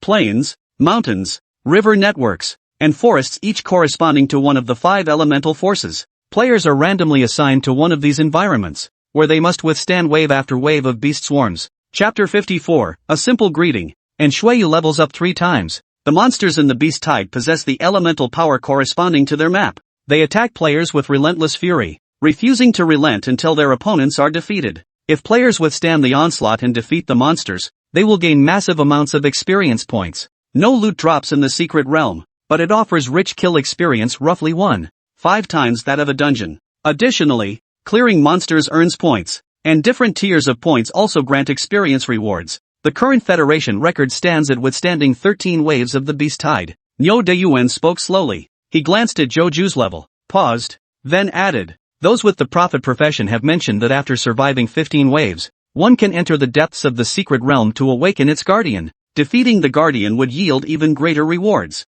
But this information has never been verified. Perhaps it can be proven through you. Prophecies can sometimes be false, not necessarily true. That's why players need to verify it. Principal, I'd be grateful just to make it to the 8th wave. Joju smiled, pointing to his level. Don't be fooled by my level 13, it's just a number. If you really want verification, you'll need to bring in that genius who cleared the initial dungeon in record time. He's the real deal. Nyo De-yuen was speechless. Everyone knows it could be you, Joju, but you just won't admit it. Ha, fine.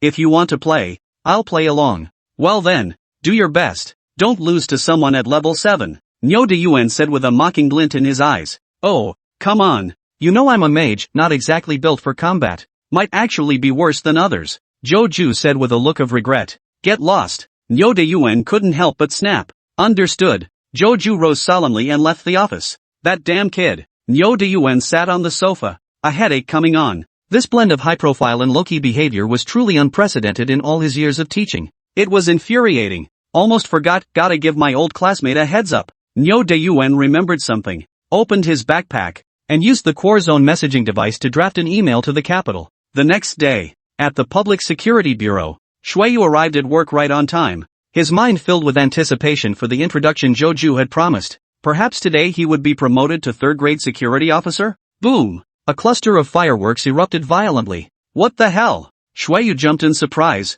snapping his head up. His colleagues from the Public Security Bureau beamed at him. Congratulations, Captain Shui. Captain Shui got promoted. I knew it. Captain Shui is a man of real ability. Yeah, a 25-year-old captain, the epitome of youth and talent. His colleagues surrounded him, showering him with congratulations. Shueyu was completely baffled. When did I become captain? Ha ha, Captain Shui doesn't know yet, does he? The deputy director emerged with a hearty laugh, slapping Shueyu on the shoulder as he led him into the office. Inside the office, the deputy director pulled out an appointment letter. Your application has been approved, Captain Shui, the deputy director said with a smile. Application. Shueyu glanced at the appointment letter, growing even more confused. I applied for a level 3 public security officer position. Why did it become captain? Above 3rd-grade public security officer is deputy team leader. Above deputy captain comes captain. Typically, Shueyu would need to be at least 35 to be promoted to deputy captain. By age 45, he might have a chance at becoming a captain. No need to be surprised, Captain Shui, the former captain explained with a smile. The higher-ups reconvened last night and decided that limiting your talents to a level 3 security officer position would be a waste of your capabilities and experience. You should be in a higher position, making your mark. Thus, your promotion to captain of Squadron 2 was unanimously approved. They belonged to the Robbery and Homicide Division. Below them were 3 squadrons, with Shueyu serving in Squadron 1. Now, he had been promoted to Squadron 2 as its captain. As for the original captain of Squadron 2, who knows? Shueyu wasn't stupid. He quickly figured out that this was thanks to Zhou pulling strings. Just a word from him, And I leapfrogged 3 ranks, from security officer to deputy squad leader, straight to squad leader? He stared at the appointment letter, his expression dazed. The events unfolding before him felt utterly surreal. So that's how it was. With the right connections, promotions could indeed be as swift as a rocket launch. Look after me from now on, Captain Shui, the deputy chief said to Shuiyu in a joking tone.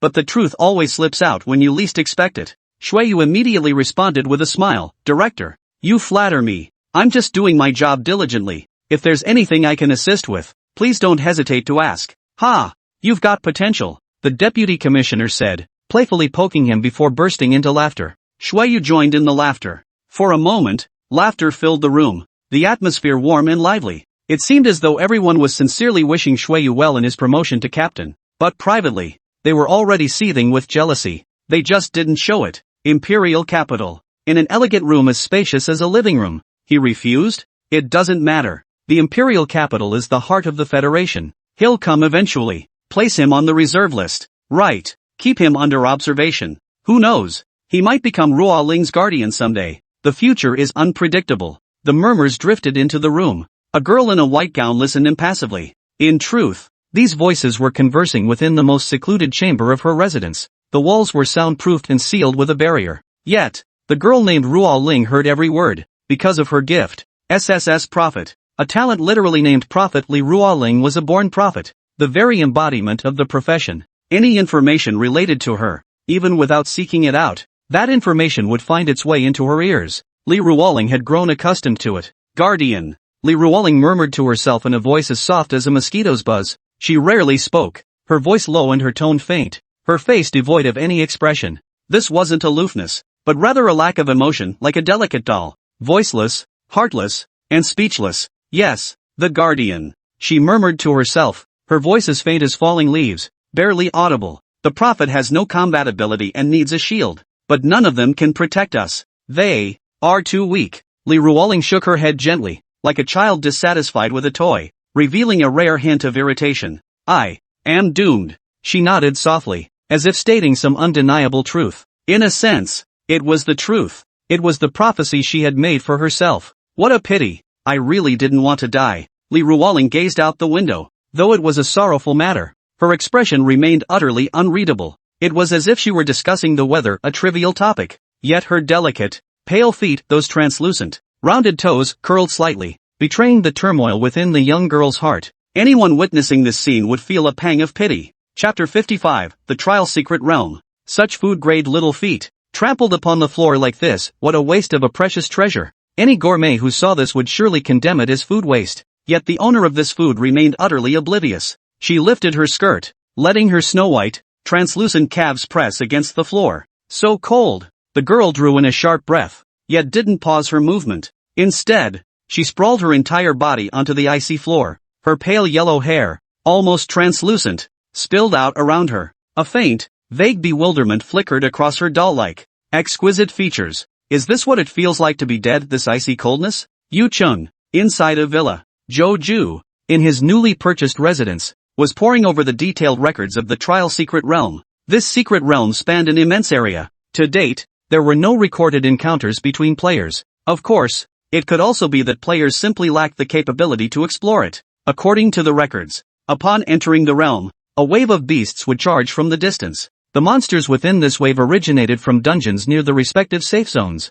The first wave consists of 30 monsters at level 5. Subsequent waves increase by 10 monsters and 1 level each time. By the 6th wave, the horde swells to 80 monsters, each reaching a formidable level 10. For new players, this is an almost insurmountable challenge. Historically, any team that made it to wave 13 was truly formidable, Zhou Ju remarked, admiring the records. Those players stuck to the rules. Unlike him, who went straight to using hacks. Because it's merely a trial for new players. That's why the highest level for the beast tide is 10. But the numbers kept increasing. Zhou Ju flipped to the back of the data. The Federation had already calculated the numbers for each subsequent wave of the beast tide. 7th wave, 90 beasts. 8th wave, 100. 9th wave, 110. 10th wave, 120. 11th wave, 130. 12th wave, 140 units. 13th wave, 150 units. 14th wave, 160 units. 15th wave, 170 units. The difficulty increases with each wave. Worse still, players tire. yet every wave features entirely new monsters. That's one use for energy potions. Joju stroked his chin and chuckled. Without stamina potions, don't even think about surviving past the 7th wave. But even with stamina potions, making it to the 10th wave is tough, because every 3 waves, the monsters change elemental properties, cycling through wind, water, fire, earth, and lightning until all 5 attributes have rotated through. Defeat all 15 waves of beasts, and you might encounter the Hidden Realm's Guardian. Joju flipped to the last page of the data. His expression relaxed. Because, elemental heart. Joju glanced at the elemental heart he wore, a faint smile curling his lips. Elemental power in the beast waves? That's perfect. Whatever comes his way, he'll bind it. These terrifying beasts were nothing but toothless tigers before him. 3 days later, on the playground of Sinyu High School, all the new players from U City's 7 high schools gathered here. Joju stood among them, towering like a crane among chickens. A 3-meter radius around him remained empty. Is that him? That's right. He's Joju, the one who soloed all 5 major dungeons. That's incredible. But wasn't the dungeon clearing player anonymous? So what if it's anonymous? Besides Joju, can you name another player who fits the criteria? I suppose you're right. The students whispered among themselves, occasionally glancing at Joju. It wasn't just the students from New Education High. Students from the other 6 schools also cast curious, scrutinizing glances his way, quietly observing Joju. Sigh. Joju sighed inwardly, but there was nothing he could do about it. He disliked being the center of attention, but as long as he kept climbing upward, drawing notice was inevitable. He'd have to learn to get used to it. Good morning, everyone. Fortunately, Nyo De Yuen stepped up to the podium to speak at that moment. The students' attention was instantly drawn to him, allowing Joju to breathe a sigh of relief. The trial realm is about to commence. Please prepare yourselves. Students who have formed teams, please stand together. Otherwise, you will be separated upon entering the realm. Nyo De Yuen briefly outlined the precautions. Behind him stood the principals of the other 6 high schools, their expressions clearly showing frustration. The hosting duties were supposed to rotate among them, but their failure had resulted in Nyo De Yuen taking complete control. This was a disaster. The presiding officer could roughly control the deployment locations. Past rotating hosts had always placed their own students in areas far from monsters and with open terrain. This allowed students ample time to prepare. Students from other schools get assigned randomly, it's all down to luck. Currently, this privilege is monopolized by Nadeyuan and Sinyu high schools, leaving other schools at the mercy of chance. Long term, this will also impact enrollment and college placement rates at the other 6 high schools. But it's not entirely hopeless, one principal murmured, glancing at the other 5. The 6 exchanged glances and nodded imperceptibly. It wasn't that they were scheming. There was no need for that. I hear Joju entered the secret realm alone. That gives us an opening. One principal remarked. The others murmured in agreement. Exactly. The trial secret realm isn't like a dungeon. The monsters are hundreds of times more numerous. He won't last long alone. Those skilled at clearing dungeons aren't necessarily adept at tackling secret realms. Exactly. Historically, the teams that achieved great results weren't particularly skilled at dungeons. Even SSS tier talents only excel in one specific area. They all felt their analysis was sound and well-reasoned. After the discussion, their expressions brightened considerably. A few principals even broke into smiles. Time's almost up. Nyo De Yuen paid no attention to the 6 principals, instead keeping an eye on the time. When the appointed time arrived, he announced loudly, "Everyone to your stations. Enter the portal." No sooner had the words left his mouth. A beam of white light materialized out of thin air, slicing through the sky. The students had been instructed beforehand. Upon seeing the white light, they were to step forward immediately. Whoosh, whoosh, whoosh. One by one, the students vanished into the white light. Joju was no exception. He glanced at the immense white light and stepped forward. The next instant, he found himself in a vast, open plain. The view was wide open, with nothing to obstruct it. Beyond that, scattered around were boulders as tall as small buildings, serving as cover for players to take shelter behind. What a prime spot! Joju surveyed the area and exclaimed in admiration. This was the advantage of having someone above. With Nyo De Yuen in charge, they didn't have to worry about being dropped into unfavorable terrain like swamps, lakes, dense forests, or basins. Nor did they have to worry about being dropped right in front of a beast tide. Students from the other 6 high schools didn't enjoy such perks. They relied entirely on luck. Every year, many unlucky souls landed with a horde of beasts right before their eyes. Before they could do anything, they were sent away. They gained not a shred of experience. Let me see, what's the first wave of beasts? Joju scanned the area with a relaxed expression. After a glance, he noticed a cluster of dark shadows ahead. their footsteps rumbling closer. Chapter 56, Beast Tide? Instant kill. Goblins? Joju focused his gaze and nodded to himself. Looks like the first 3 waves are earth elemental in nature. Then I won't hold back. He immediately activated Elemental Heart and cast the Command Elements skill. Banish. The moment the command was issued, all earth elements within a 2,000-meter radius centered on Joju prostrated themselves on the ground, bowing in allegiance like subjects. At the same moment, 500 meters away, 30 goblins striding forward suddenly halted in their tracks. Creak! Their expressions flickered with panic as the faint yellow glow on their skin abruptly vanished. That was their earth elemental defense. It reduced damage, strengthened their physique, and boosted their strength. But now, that power vanished, as if stripped away. Squeak creak, creak creak, squeak squeak. They stirred in agitation, voicing their unease in their own language. They could clearly sense the presence of earth elemental power,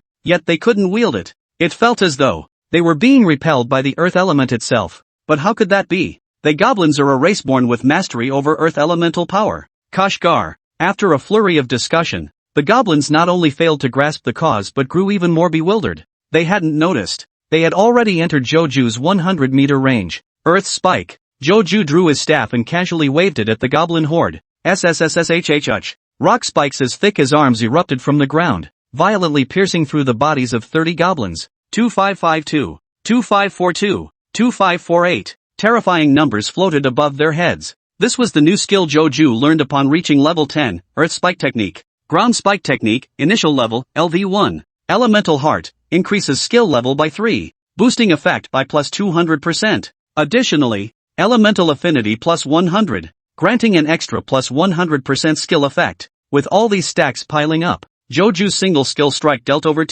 500 points of damage, instantly obliterating this group of mere level 5 goblins. Puff, puff, puff. 30 goblins dissolved into white light. Massive amounts of experience points flooded into Joju's experience bar. Outside, Sinew High School's playground, a luminous screen stood suspended overhead, visible to all. Open the personal panel. A smaller light screen also broadcasts the rankings and points in real time. Trial Secret Realm Southeast Region Yuqing Sub-Rankings. Ranking, none yet, since it had just begun. No one had killed any monsters yet. Instead, some unlucky souls were teleported back. They landed right in the middle of a beast horde, caught off guard and overwhelmed before they could defend themselves. Principal Nyo seems quite confident. The 6 principals paid no mind to these unlucky souls. Every year brings a batch like this, they're used to it. I'm just keeping a level head. Nyo Deyuan waved his hand dismissively, smiling at the others. But you lot? You seem pretty confident yourselves. Ha, ha ha. As it happens, I have a few students whose talents are perfectly suited for grinding through hordes of monsters.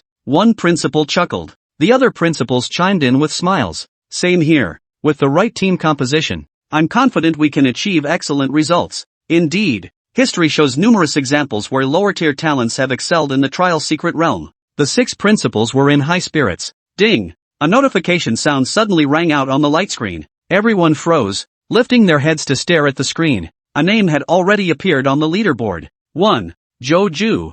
30 points. Silence. In an instant, the 6 principals fell silent, their voices caught in their throats like roosters being choked. They stared at the light screen in disbelief. Around them, many spectators gathered to watch the trial also gasped in astonishment. A kill already? Not even half a minute. Not only that, look at his score, it's 30. Those nearby drew in sharp breaths. In the trial realm, each monster yielded 1 point. Joju had scored over 30 points, meaning he'd wiped out the entire first wave of monsters in under 30 seconds. That's ridiculously fast. No wonder he soloed all 5 major dungeons. Insanely strong. He's definitely going to be first. He might even break the record. The crowd around him erupted in gasps. On stage, Nyo Deyuan froze, surprise flashing in his eyes. Then, he turned with a smile and looked at the 6 principals. It seems my students' talents are also well suited for grinding monsters. The 6 principals were speechless. Within the Trial Secret Realm, second wave, 40 giant scorpions, level 6,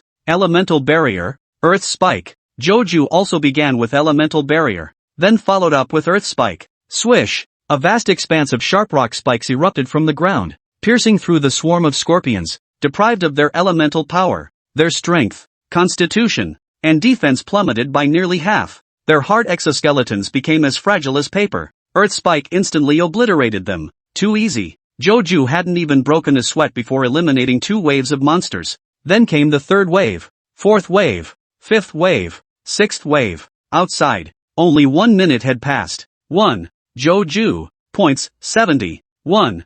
Joju. 120 points. 1. Joju. 180 points. 1. Joju. 250 points. The 6 principals stared dumbfounded at the wildly fluctuating points. Could it really happen this fast? Wave 7, 90 level 10 blood-sucking bats. Joju finally felt a hint of pressure. Banishment. Enhance. Earth spike. This time, he added an extra step. He suppressed the lightning element within the blood-sucking bats, then intensely amplified the earth element within the environment. Boom! In an instant, a 2,000-meter radius became an ocean of earth element. The other 4 fundamental elements were driven out one after another. Joju unleashed his earth spikes technique once more, amplified by the concentrated earth element. The technique's power surged by 300%. SSSSHHH. Rock spikes as thick as water barrels shot over 10 meters into the air, piercing and shredding the flying blood-sucking bats. 2894, 2798, 2901. Nearly 3,000 damage numbers floated above the vampire bat's head. Another instant kill. On the playground. Ding. The system alert sounded once more. The leaderboard refreshed once more. 1. Joju. 420 points. Whoosh. A commotion erupted on the playground. This is already the 7th wave. Are you kidding me? It's only been 4 minutes. Even mopping the floor doesn't go this fast. Is he a monster? Exclamations of astonishment echoed continuously. On stage, 6 principals froze with smiles on their faces, staring stiffly at the projection screen. Nyo Diyuan watched with a cheerful smile. Before he could speak, ding dong, the system's alert sounded once more. The 8th wave is done too? Everyone looked up in surprise. The next moment, everyone froze, staring upward in stunned silence. A second light screen appeared mid-air. Trial Secret Realm Southeast Region Leaderboard. Rankings, 1. Joju. 420 points. 2. Lin Yen. 3. Bai Xinjin. Chapter 57, top of the regional leaderboard. The air fell briefly silent. The next instant, a thunderous scream erupted, nearly shaking the entire playground to its foundations. We made it onto the Southeast Regional Rankings. This is the Southeast Region Rankings, over 400 high schools. Joju has outshone every genius in the Southeast region. Unbelievable. I feel like I'm dreaming. Who would have thought our Yuqing could produce such a monster player? On stage, the 6 principals stared blankly at the newly displayed rankings, speechless. Not only did they make it onto the Southeast Regional Leaderboard, and they'd claimed the top spot, how could they possibly compete? No matter how well prepared they were, they couldn't compete with a monster. Within the Trial Secret Realm. Banishment. Enhance. Ground spike. Joju swept through the waves, facing the 13th wave of monsters. Gah! Gah! This time, it was an old acquaintance, the fire-breathing giant lizard. Of course, these fire-breathing giant lizards were merely projections from the Trial Secret Realm. There was no aggro system like in dungeons. Otherwise, Joju feared the lizards would turn tail and flee at the sight of him. Even with aggro, the fear Joju instilled in them ran far deeper. Banish. Enhanced Earth Elemental. Earth Spike. Joju unleashed his signature 3-combo opener. Thud. Thud. Thud. Rockshot spikes erupted, piercing the flaming giant lizard's body. They howled in agony, opening their mouths wide in desperation. Yet not a single flame escaped. The fire element was suppressed. No being other than Joju was permitted to wield the element of fire. 2054, 2031, 2045. A string of damage numbers flashed across the screen. Yet these 150 fire-breathing giant lizards remained alive, still clinging to over 400 HP. After the 6th wave, while the monsters' levels wouldn't increase, their health, attributes, and other stats would rise slightly. This was one reason why the difficulty increased as the game progressed. Joju suddenly raised an eyebrow. It wasn't because the fire-breathing giant lizards hadn't been instantly killed. In fact, starting from the 10th wave, his skills could no longer instantly kill them.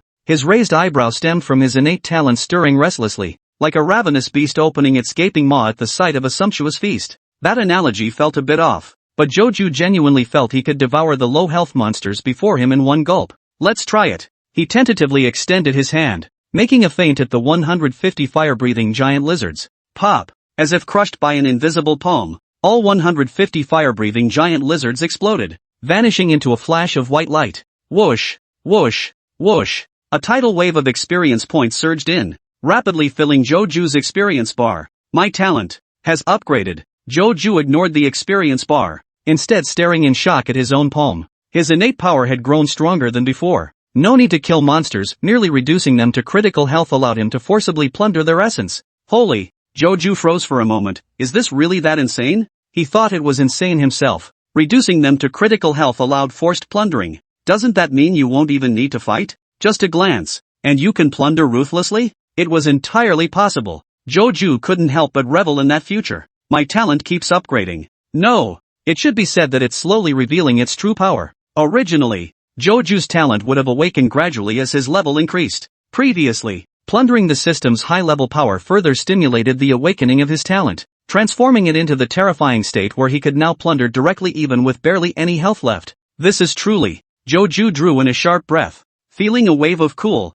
refreshing sensation surge up his spine and straight to his forehead. He felt utterly exhilarated. Keep going. I'm going to grind through 15 waves of monsters, grind through the guardians, and squeeze every last bit of energy out of this trial realm. Joju's face flushed crimson as he stared ahead with intense excitement. He sensed something. This trial realm contained a special energy, much like the elemental essence extracted from the initial dungeon. He could feel that power. Once he cleared it, he would surely be able to seize it. It's increased again. Southeast Safe Zone. Jiangnan University's sports field. University students stared in shock as the rankings refreshed. Trial Secret Realm Southeast Subranking. Rankings. 1. Joju. 750 points. 1. Joju. 880 points. 1. Joju. 1020 points. Refreshing almost every minute. The faculty and students of Jiangnan University were utterly dumbfounded. Even if monsters took time to respawn, they couldn't help but suspect Joju could instantly rack up points. That's insane. He's already broken the time record. Is this our future junior? University prestige -1 inch. University status -1. Stop fooling around. Everyone, pull some strings and get him to join our club. Right. With him on board, we'll dominate the club league. The students chattered excitedly. Joju received the special admission letter, and they all understood what the notice stated. But before, no one paid attention. After all, every year, between 30 and 50 students were admitted through special recruitment. One more like Joju made no difference. Besides, Joju's talent assessment had only reached a D level. Students at Jiangnan University cared even less. As students of a top-tier institution, even their weakest students were B level, and exceptionally strong B level at that. What was Joju? A mere D-grade talent. Supposed to be? But at this moment, their perceptions shifted completely. D-grade? Talent? What the hell is that worth? All I know is this junior possesses the grace of a dragon in Phoenix. A talent that shines as brightly as the sun and moon. This junior is even more formidable than I am. Inside the academic building, an orange-haired girl gazed at the light screen through the window. She bit her lip lightly, her expression tinged with reluctance. The team I painstakingly assembled only made it to wave 12. Damn it! If my talent had upgraded sooner, I could have broken the Federation's record. Lu Xiaoyu sighed in frustration. SS Unbeatable Valkyrie. Her talent was a special, upgradable ability. Upon awakening, it was an S rank, Valkyrie. Further upgrades would lead to SS rank, Unconquered Valkyrie, and SSS rank, Eternal Valkyrie. But the conditions for advancement were extremely demanding. She must clear high-difficulty dungeons and defeat numerous peers with similar talents in PvP battles. It took her until she gained admission to Jiangnan University to achieve her first upgrade. Junior Joju. Lu Xiaoyu extended a finger, gently pressing it against the glass as if tracing the light screen through the air. A hopeful smile curved her lips. I await your arrival. The path of a Valkyrie was inevitably paved with battle. Lu Xiaoyu had only one goal: victory.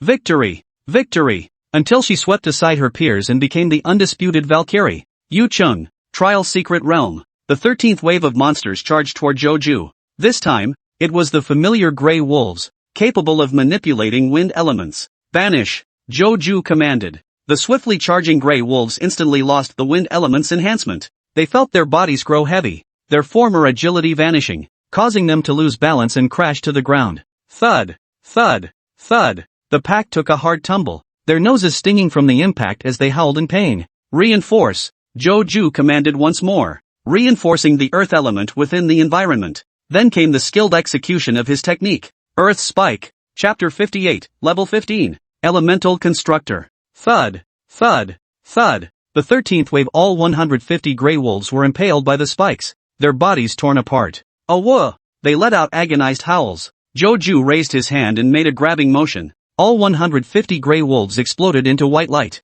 filling his experience bar. The howling abruptly ceased. Yu Chung. Ding. Amidst the stunned gazes of everyone present, Joju's points refreshed for the 13th time. 1. Joju. Points, 1170. Boom! Instantly, the entire playground erupted in commotion. He defeated the 13th wave of beasts. He broke the record. And the fastest time record too. Is he really only a D-rank talent? Everyone stared at the screen in disbelief. On stage, the Ministry of Education official froze for several seconds before asking, Are you certain it's a record breaker? The official's voice trembled slightly, tinged with excitement and agitation. It is indeed a record breaker. Nyo Dun replied. The Federation has the records. 1. 170 points, exactly the total sum of 13 waves of monsters. Wonderful! The officials shouted, overcome with joy. Joju had broken the record, and they would share in the credit. This was a surefire political achievement. Inside the trial, 14th wave,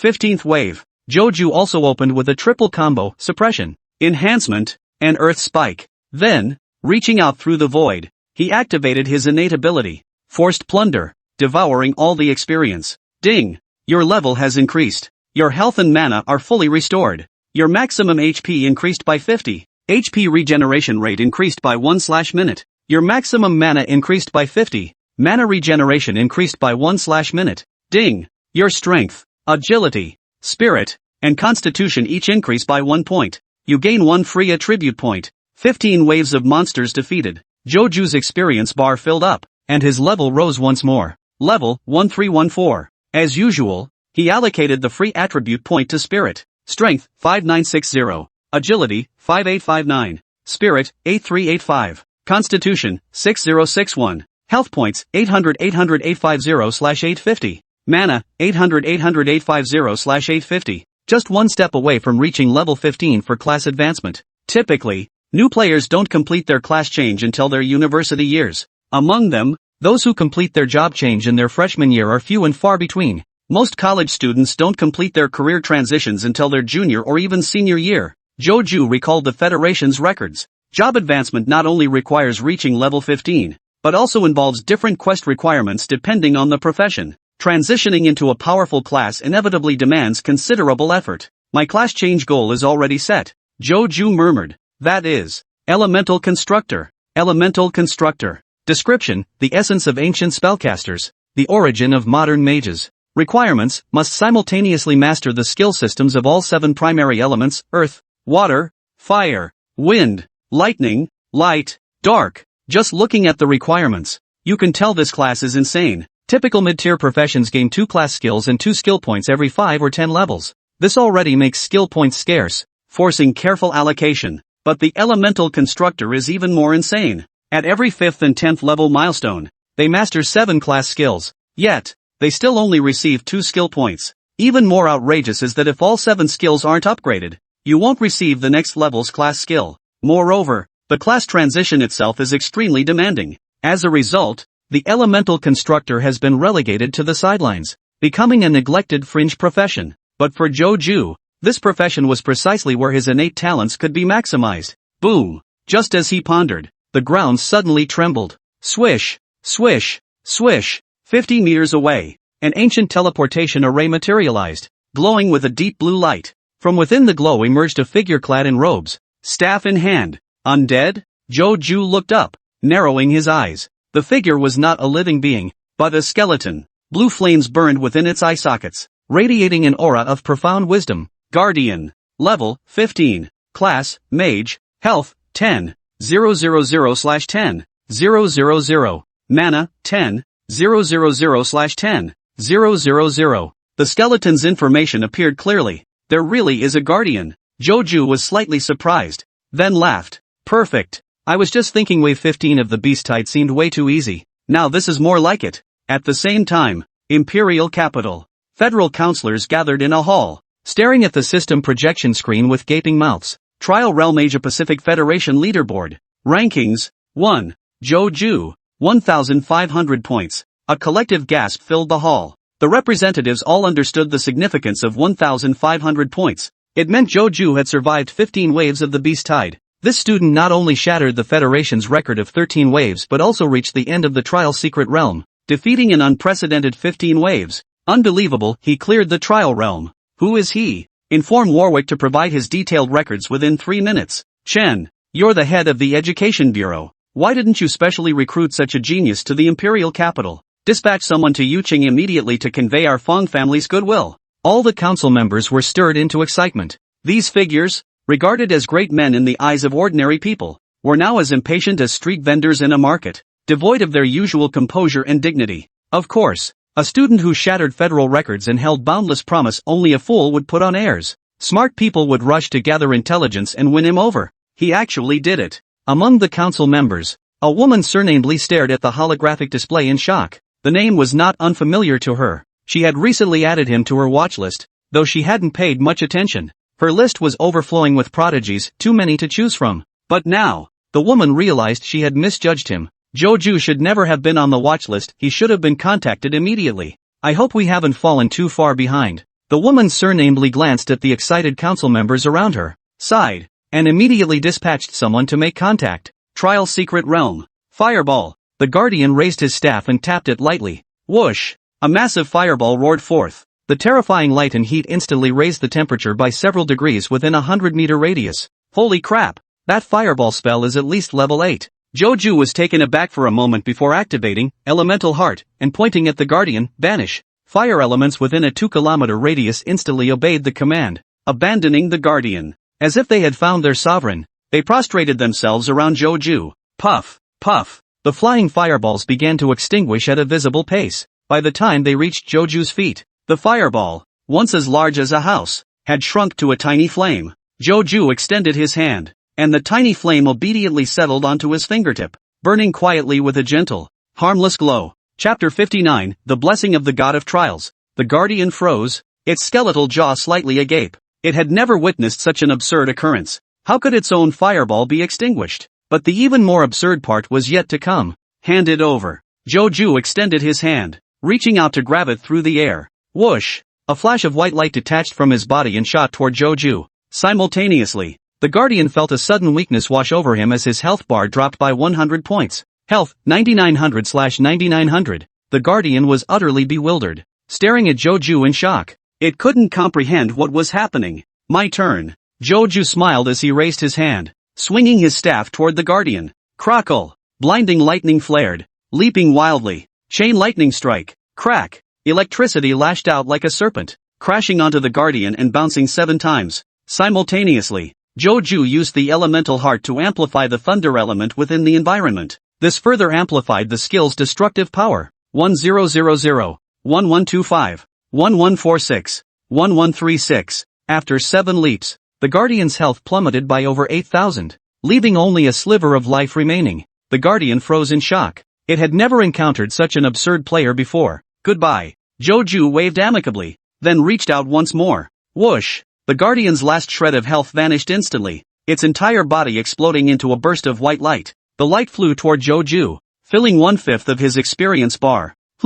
Joju stared at his experience bar, lost in thought. The next second, the teleportation array in the distance lit up once more, revealing a figure wielding a heavy sword. Guardian 2. Level, 16. Class, Warrior. HP, 12,000/12,000. Mana, 12,000/12,000. Oh, so this is how it's gonna be? Joju saw it and immediately understood the pattern. After defeating 15 waves of beasts, the 5 Guardians would appear. Each Guardian corresponds to one of the 5 base classes. Let's be real, can you actually clear a trial this hard without cheating? Joju couldn't help but grumble. Tap tap. Up ahead. The Warrior Guardian gripped his swords in both hands, striking a charging stance, a classic opening move. Charge, plus, heavy slash, could wipe out a significant chunk of an enemy's health in one move. But against Joju, it clearly wouldn't work. Lightning Chain Strike. Joju raised his hand and unleashed a bolt of lightning. Crackle! The charging warrior was instantly bathed in electric light, his body stiffening and paralyzing.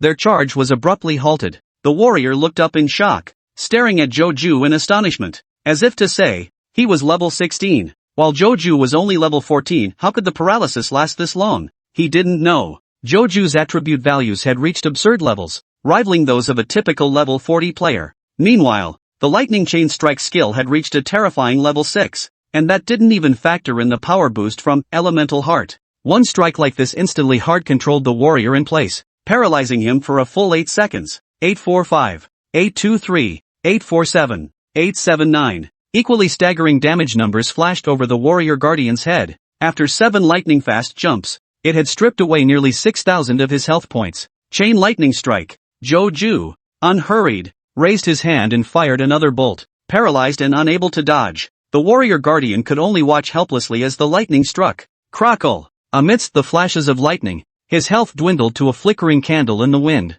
Joju reached out, forcibly plundering the warrior guardian's power and absorbing it into his experience pool. Throughout the entire process, the warrior guardian remained silent, his expression one of profound speechlessness. Bye-bye. Joju waved with a smile. The next moment, the teleportation array in the distance lit up once more. A slender figure stepped out, casually twirling a dagger in their hand. Guardian 3. Level, 17. Class, Rogue. Health, 14,000/14,000. Mana, 14,000/14,000. Humph. Seeing Joju's mage attire, the guardian let out a derisive snort. Rogues are the ultimate counter to mages. This player's journey ends here. Whoosh. Amidst the mockery, Guardian 3 vanished in a flash. Stealth opening move. A classic play indeed. Is that all? Joju merely smiled, activating Elemental Heart to amplify the fire elements within the environment. Boom! Endless flames surged forth. Within a 2,000-meter radius, the area instantly transformed into a sea of fire, with scorching flames spreading to every corner. 552, 552, 552. A string of damage numbers flashed past Joju's left front. Crack! Guardian 3's figure crashed to the ground, forcibly exiting stealth mode. It stared at Joju in terror. What the hell kind of skill is this? A level 14 mage with a fire field skill this wide? Goodbye. Joju merely smiled and nodded. Under the scorching flames, the burn buff rapidly stacked to 5 layers, transforming into a critical burn buff. Joju didn't even need to lift a finger. Guardian 3 had its health completely depleted by the flames. Whoosh! Another streak of white experience light flew in, filling Joju's experience bar. At the same moment, in the distance, the teleporter manifested another figure. Guardian 4. Level, 18. Class, Hunter. No need for further explanation. Joju dispatched it with equal ease. The subsequent Guardian V Knight was also swiftly dispatched by him. Honestly, Joju felt a bit like he was bullying them. His stats were so absurdly overpowered that fighting these guardians felt like picking on little kids. But at least it's finally over. After eliminating all 5 guardians, Joju's experience bar filled to capacity, and he heard the system's notification sound. Ding! Your level has increased. Your health and mana have been fully restored. Your maximum HP increased by 50. HP regeneration rate increased by 1/minute. Your maximum mana increased by 50. Mana regeneration rate increased by 1/minute. Ding! Your strength, agility, spirit, and constitution each increase by 1 point. You have gained 1 free attribute point. Level, 1415. Strength, 6061. Agility, 5960. Spirit, 8587. Constitution, 6162. Boom! Simultaneously, the surrounding environment shattered, transforming into boundless white light. Another system notification sounded in Joju's ears. Ding! First clear of Trial Secret Realm, experience plus 100%. Ding! First clear of the Trial Secret Realm, EXP plus 500%. Ding! Player Joju detected. Solo cleared the Trial Realm, received additional rewards. Ding! You have obtained the special aura, Blessing of the Trial God. Blessing of the Trial God. Type, Buff Aura. Effect, plus 50% EXP gain. Chapter 60, Forced Plunder. Guardian Set. The sheer volume of information left Joju dizzy. Of course, his attention was nowhere near the system's notification messages. He was immersed in sensing the Trial Secret Realm itself. During the settlement phase, the power of the Trial Realm manifested intensely, like a mass of jelly, clearly perceptible to him. After gathering a bit of power, Joju suddenly reached out. Endless Plunder. The power of his innate talent, like an invisible giant hand, abruptly seized a tiny fragment of that jelly-like mass within his perception. This tiny pinch felt subtly akin to grabbing a single hair. Boom! The Trial Realm trembled violently, as if startled, its power abruptly recoiling. But that single hair was firmly grasped in Joju's hand, engaging in combat with the Trial Realm, forcibly plundering. You have obtained. The innate talent stirred, digesting for several seconds. The single hair transformed into a purple glow, splitting into 9 separate fragments. Ding! You have obtained the Guardian Set. Guardian Set. Type, Equipment. Quality, Purple Rare. Quantity, 9. Equipment Requirement, Level 15. Set Effect, 1. All spell skill levels plus 1. 2. Spell skill effects plus 30%. Guardian Set. Joju's eyes lit up instantly. This was exactly what he needed. The giant lizard set he was wearing was gradually falling behind his level. Change it! Change it! Change it! Joju immediately equipped the new set. Swish! His stats shot up again. Strength, 6268. Agility, 6166. Spirit, 8999. Constitution, 6369. Simultaneously, his skill levels also increased. Lightning Chain Strike, LV6 LV7. Earth Spike, LV4 LV5. The original giant lizard set only provided a +1 bonus to Fireball spell level. This Guardian set, however, grants a +1 level boost to all spellcasting skills, benefiting both his Lightning Chain Strike and Earth Spike. But that wasn't all. Joju's gaze fell upon the experience bar. LV15, locked. A massive surplus of experience points was sealed away. His level was temporarily locked at 15, and he can only advance beyond that after completing his class change. Job change? Joju smiled. His expression relaxed. I just need to make a trip to the Inheritance Temple, and it'll be done. The Temple of Inheritance is another special secret realm. It was specifically designed for class changes. Joju already knew the requirements for job advancement. A single trip would see him through it. The playground of Sinyu High School. Joju actually. Young Director Hua watched the light screen from afar. His fists clenched tightly. He turned away in fury, his face ashen as he walked off. No one noticed his departure. Nor did anyone know. Director Hua sent an email to a player not affiliated with Yucheng. Ding! A figure cloaked in black robes, strolling leisurely into Yucheng, suddenly received the email. He opened it and glanced at the contents, letting out a soft chuckle. The new contact person, so impatient already? The message read plainly, blatantly instructed him to find an opportunity to eliminate Joju, who had emerged from the trial secret realm. Forget it, Mr. Wolf murmured softly. I was already planning to avenge Hua Xiaodong. Whether Joju is involved or not, he'll be sent down to keep Hua Xiaodong company. Now, I have even more reason. He lifted his head, gazing at the light screen above. Yucheng. Trial Realm Asia Pacific Federation Leaderboard. Rankings. 1. Joju, 1,500 points. 2. Li Yuanshan, 758 points. 3. Fong Haifeng, 739 points. Joju, ranked first, had nearly doubled the gap to the second and third places. This gap is as wide as a chasm. There's simply no catching up. What a talent! If only he belonged to the Salvation Society. Mr. Wolf couldn't help but sigh. But it was no longer possible. Joju's name was on the list, his exposure skyrocketing as if he stood under the spotlight. The Salvation Society couldn't even get close to Joju. In fact, should they dare make any move, the Federation would spare no expense to launch a thunderous crackdown against them. Mr. Wolf knew full well that the Federation was the most powerful violent organization on this land. If the Federation chose to, any other organization could be wiped out, though the cost would be immense. Moreover, rats will always breed in the dark corners. This niche cannot be eradicated. For various reasons, the Federation refrained from crushing the clandestine organizations within its borders. It simply wasn't worth the effort. I'd better stick to my assigned task. Mr. Wolf withdrew his gaze and headed toward the administrative district of Yucheng. Sinyu High School playground. Whoosh! A figure materialized. Under the gaze of the crowd, a startling level number appeared above the figure's head. LV15. The entire crowd fell silent. This level wasn't particularly shocking across the entire Federation.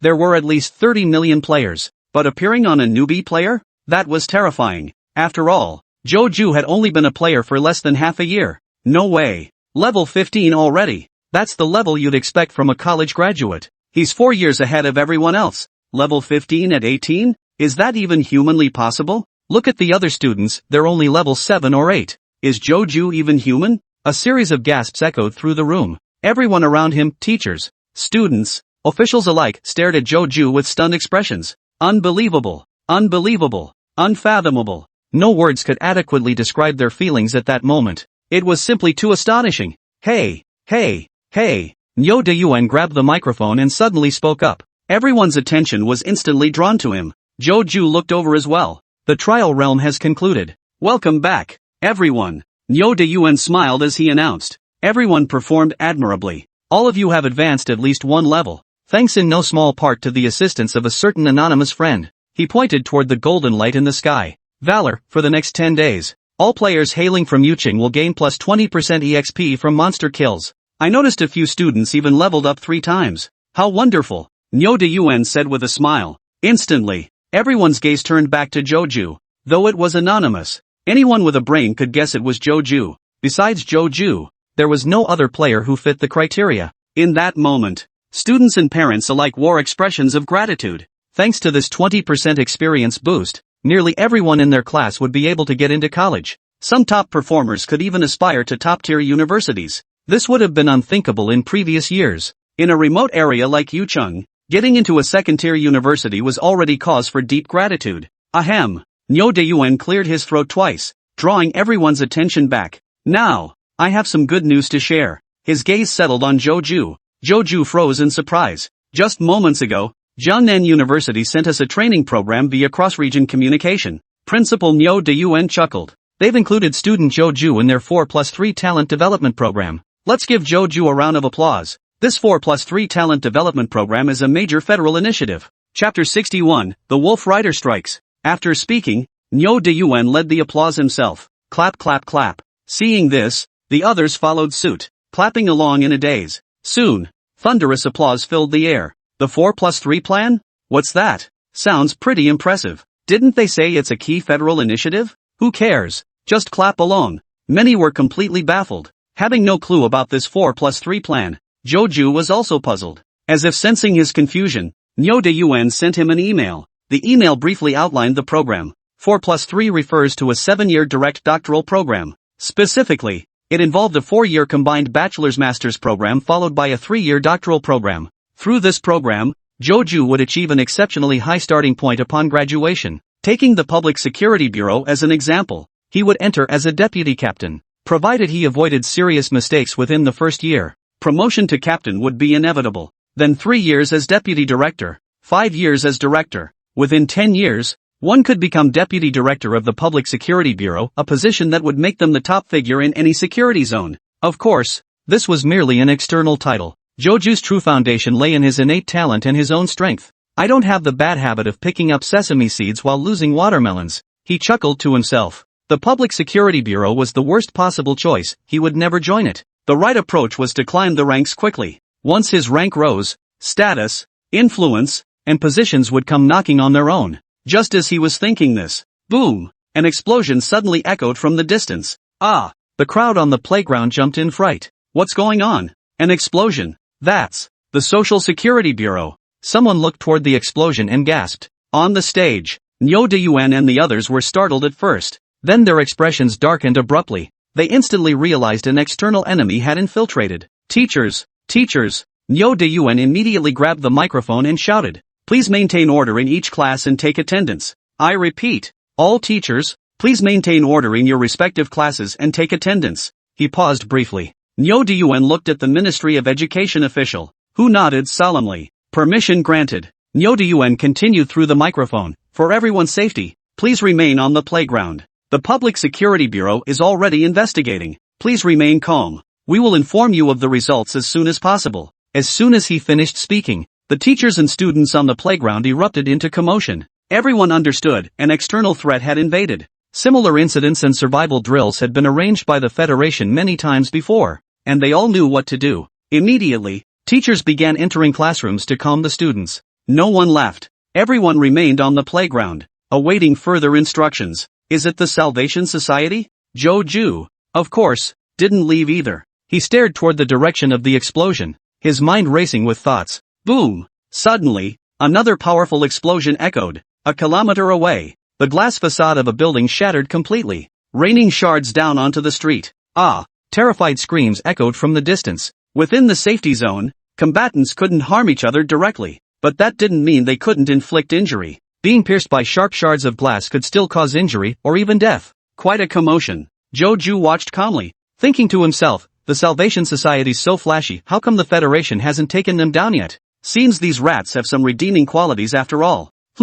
Or perhaps they're just the white gloves for some bigwigs? Joju pondered casually. Whether it was the Salvation Society or the Federation, these were major events that had nothing to do with him. A mere pawn like him had no place getting involved. The Salvation Society's attack will naturally be handled by the bigwigs in the safe zone. Joju glanced at the stage, a faint smile playing on his lips. Nyo Deyuan and the officials stood gathered together, their expressions grave as they discussed something. Several principals from other schools tapped their fingers in the air, seemingly communicating with someone outside. I'll just sit back and watch the show. Joju simply sat down, crossing his legs on the ground. Those around him, seeing this, followed suit, sitting down on the ground one after another. Meanwhile, in the living room of a mansion within a private residential complex in Yuching, over a dozen middle-aged and elderly individuals sat in their seats, waiting silently for something. Boom! A distant explosion echoed. The intense shockwave, even from several kilometers away, caused the water in the cups to ripple gently.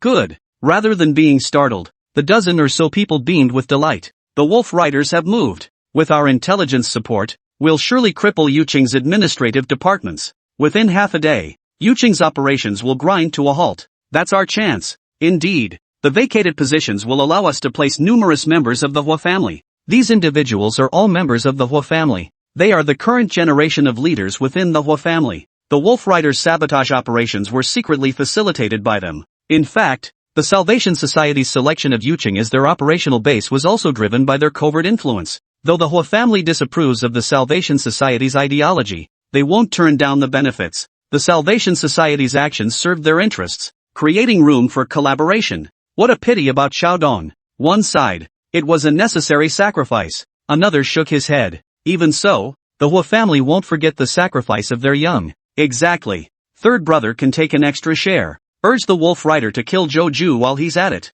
As they spoke, their gaze fell upon a middle-aged man. His face bore a trace of sadness, but upon hearing the other's words, his expression swiftly softened into a calm, composed smile. Agreed. Ha ha ha. Third brother truly understands the greater good. Come, let's toast third brother. Cheers. The atmosphere instantly grew lively. This middle-aged man called third brother was none other than Hua Xiaodong's father. Losing an outstanding son was heartbreaking, to be sure, but sons are something you can simply have again. High-level professionals live long lives, and over the course of a lifetime, they might father dozens of children. With so many children, each one becomes less precious. Moreover, the family had compensated him generously, which was sufficient to ease his grief over losing a son. On the street, a wolf rider clad in black robes stood in a second-floor cafe. He operated the machine, leisurely brewing himself a cup. Nice beans. The wolf rider took a sip and smiled with satisfaction. Bang! Boom! A violent explosion erupted nearby.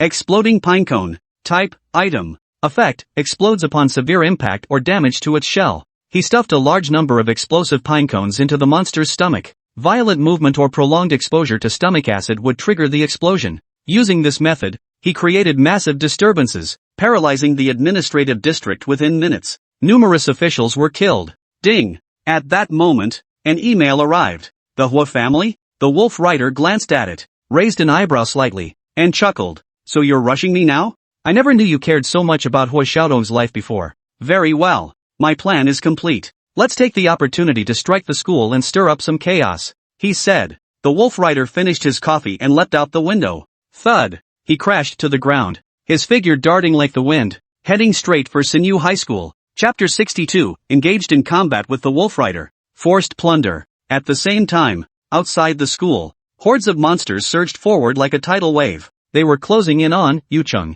As mentioned earlier, high-level players entering low-level zones attract monster swarms. The wolf rider was such a high-level player. He deliberately lingered in the wilderness for a while, drawing monsters to gather. Once the monsters had gathered in sufficient numbers, he would infiltrate Yucheng. Under normal circumstances, the movements of monsters in the wilderness are constantly monitored by the city guard. Any unusual monster activity should have been detected and reported long ago. However, under the manipulation of certain individuals, the reports were intercepted mid-transmission, ensuring no one higher up learned of the monster's unusual activities in the wild. Sinew High School's playground. This commotion will take a while longer, Joju muttered under his breath. He wasn't worried about Yuching falling to the Salvation Society. The chaos was only temporary. Yuching could request reinforcements from the higher-level safe zone. Once support arrived, the Salvation Society would be useless. Suddenly, a wolf's howl captured everyone's attention. Wolves? The crowd turned toward the entrance of the playground, their expressions instantly turning grim. Swish, swish, swish. A pack of gray wolves charged toward them, their glowing green eyes filled with malice. Ah! Someone let out a shriek. Instantly, everyone fled in terror. The crowd scattered like headless flies. Joju frowned, sensing something was amiss, but he too joined the flight. Guard! A principal roared, brandishing his shield as he resolutely positioned himself at the front line. Clang! An invisible light, like armor, enveloped him. The The warrior's basic skill guard. 4-5 seconds. Damage taken is reduced by 30%. Charge. Another headmaster drew his heavy sword and charged forward in great strides. Thud. Thud. Thud. His footsteps shook the ground like a speeding car as he roared into the wolf's flank. Not far away, other teachers and officials, also warriors, coordinated their charge. They aimed to carve out a safe passage. Lightning chain strike.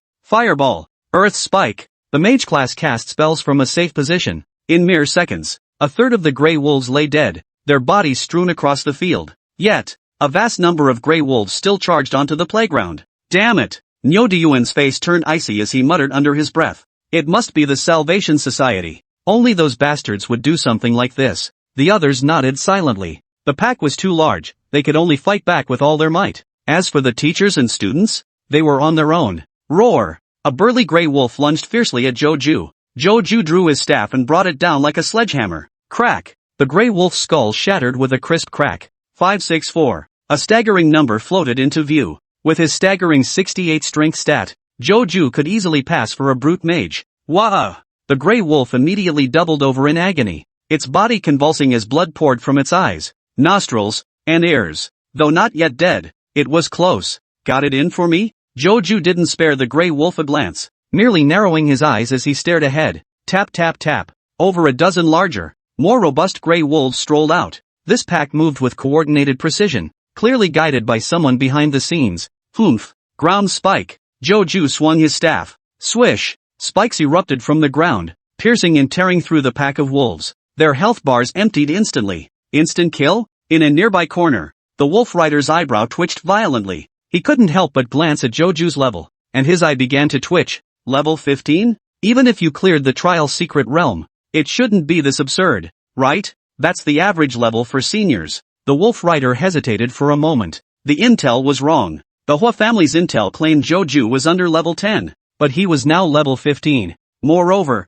Joju had one-shot the grey wolf. His skill damage was abnormally high, far exceeding what a level 15 should be capable of. The wolf rider still hesitated. Earth spike. Joju commanded the elements directly, amplifying the earth element to unleash a massive range earth spike technique. Swish, swish, swish. A vast expanse of razor-sharp rock spikes violently pierced the ground within a 500-meter radius. Ha! The wolf rider was among those caught in the onslaught, pierced by countless spikes like a hedgehog. He startled at first, but quickly relaxed. Almost forgot no harm allowed within the safety zone. But then, Joju, far away, suddenly reached out and grabbed at his location through the air. Found you. His innate talent sensed that among the enemies present, one possessed exceptionally formidable power. It made his mouth water. Without hesitation, Joju recognized this as the true adversary. He immediately activated his talent to plunder, engaging in combat with the wolf rider, initiating forced plunder. Whoosh! A streak of white light suddenly fell from the wolf rider's body. Before he could react, the white light shot toward Joju in the distance. Simultaneously, he felt a sudden lightness. The light armor covering his upper body vanished without a trace. What the hell? The wolf rider stared at Joju in utter shock, disbelief written across his face. What kind of skill is that? Earth spike technique. Joju sneered coldly, offering no reply as he continued unleashing the earth spike technique. Swish! Another massive rock spike violently pierced the wolf rider's body. This time, multiple flashes of white light fell to the ground. My gear! The wolf rider's face drained of color in shock. His equipment had been forcibly stripped from his body. Whoosh! Whoosh! Whoosh! Streams of white light flew into Joju's body, transforming into gear and stowing away in his backpack. Not just your gear, your entire backpack is mine now. Joju sneered coldly, continuing to unleash his ground spike technique. Bastard! The wolf rider was pierced once more, white light spilling from his body. He tried to dodge, but Joju's earth spikes covered an enormous area. There was no escape. Die! He could only grab the sealing crystal and explosive fruit, hurling them both at Joju. Swish! One by one, the crystals shattered. They transformed into over 30 massive grey wolves, charging fiercely toward Joju. Is that all? Joju still used his earth spike technique, swinging his staff. Boom! Rock spikes over 10 meters long shot out violently. Thud! Thud! Thud! Over 30 grey wolves were torn apart mid-air. 3985, 3965, 3945. A series of horrifying damage numbers floated above the grey wolves' heads. What kind of damage is this? The wolf rider's expression darkened. Was this the kind of damage a level 15 mage should be dealing? You've got to be kidding me. Damn it, the Hua family tricked me. The Wolf Rider fled without hesitation. The intel was wrong. Staying any longer could get him killed. Think you can escape? Joju chuckled as he followed behind, his staff swinging relentlessly. What? The Wolf Rider spun around, horrified to find Joju closing in behind him. Instantly, cold sweat broke out on the Wolf Rider's back. What kind of agility was this? How could he keep up with his pace? Lightning chain strike. Joju aimed at the Wolf Rider and unleashed his skill. Zzzzz. Blinding bolts of lightning shot forth, striking the Wolf Rider. The lightning danced wildly across his body. Cold sweat poured from the Wolf Rider as white light flaked off his body. Whoosh, whoosh, whoosh. He glanced down and instantly felt darkness overtake his vision. Only 1/3 of the items in his backpack remained.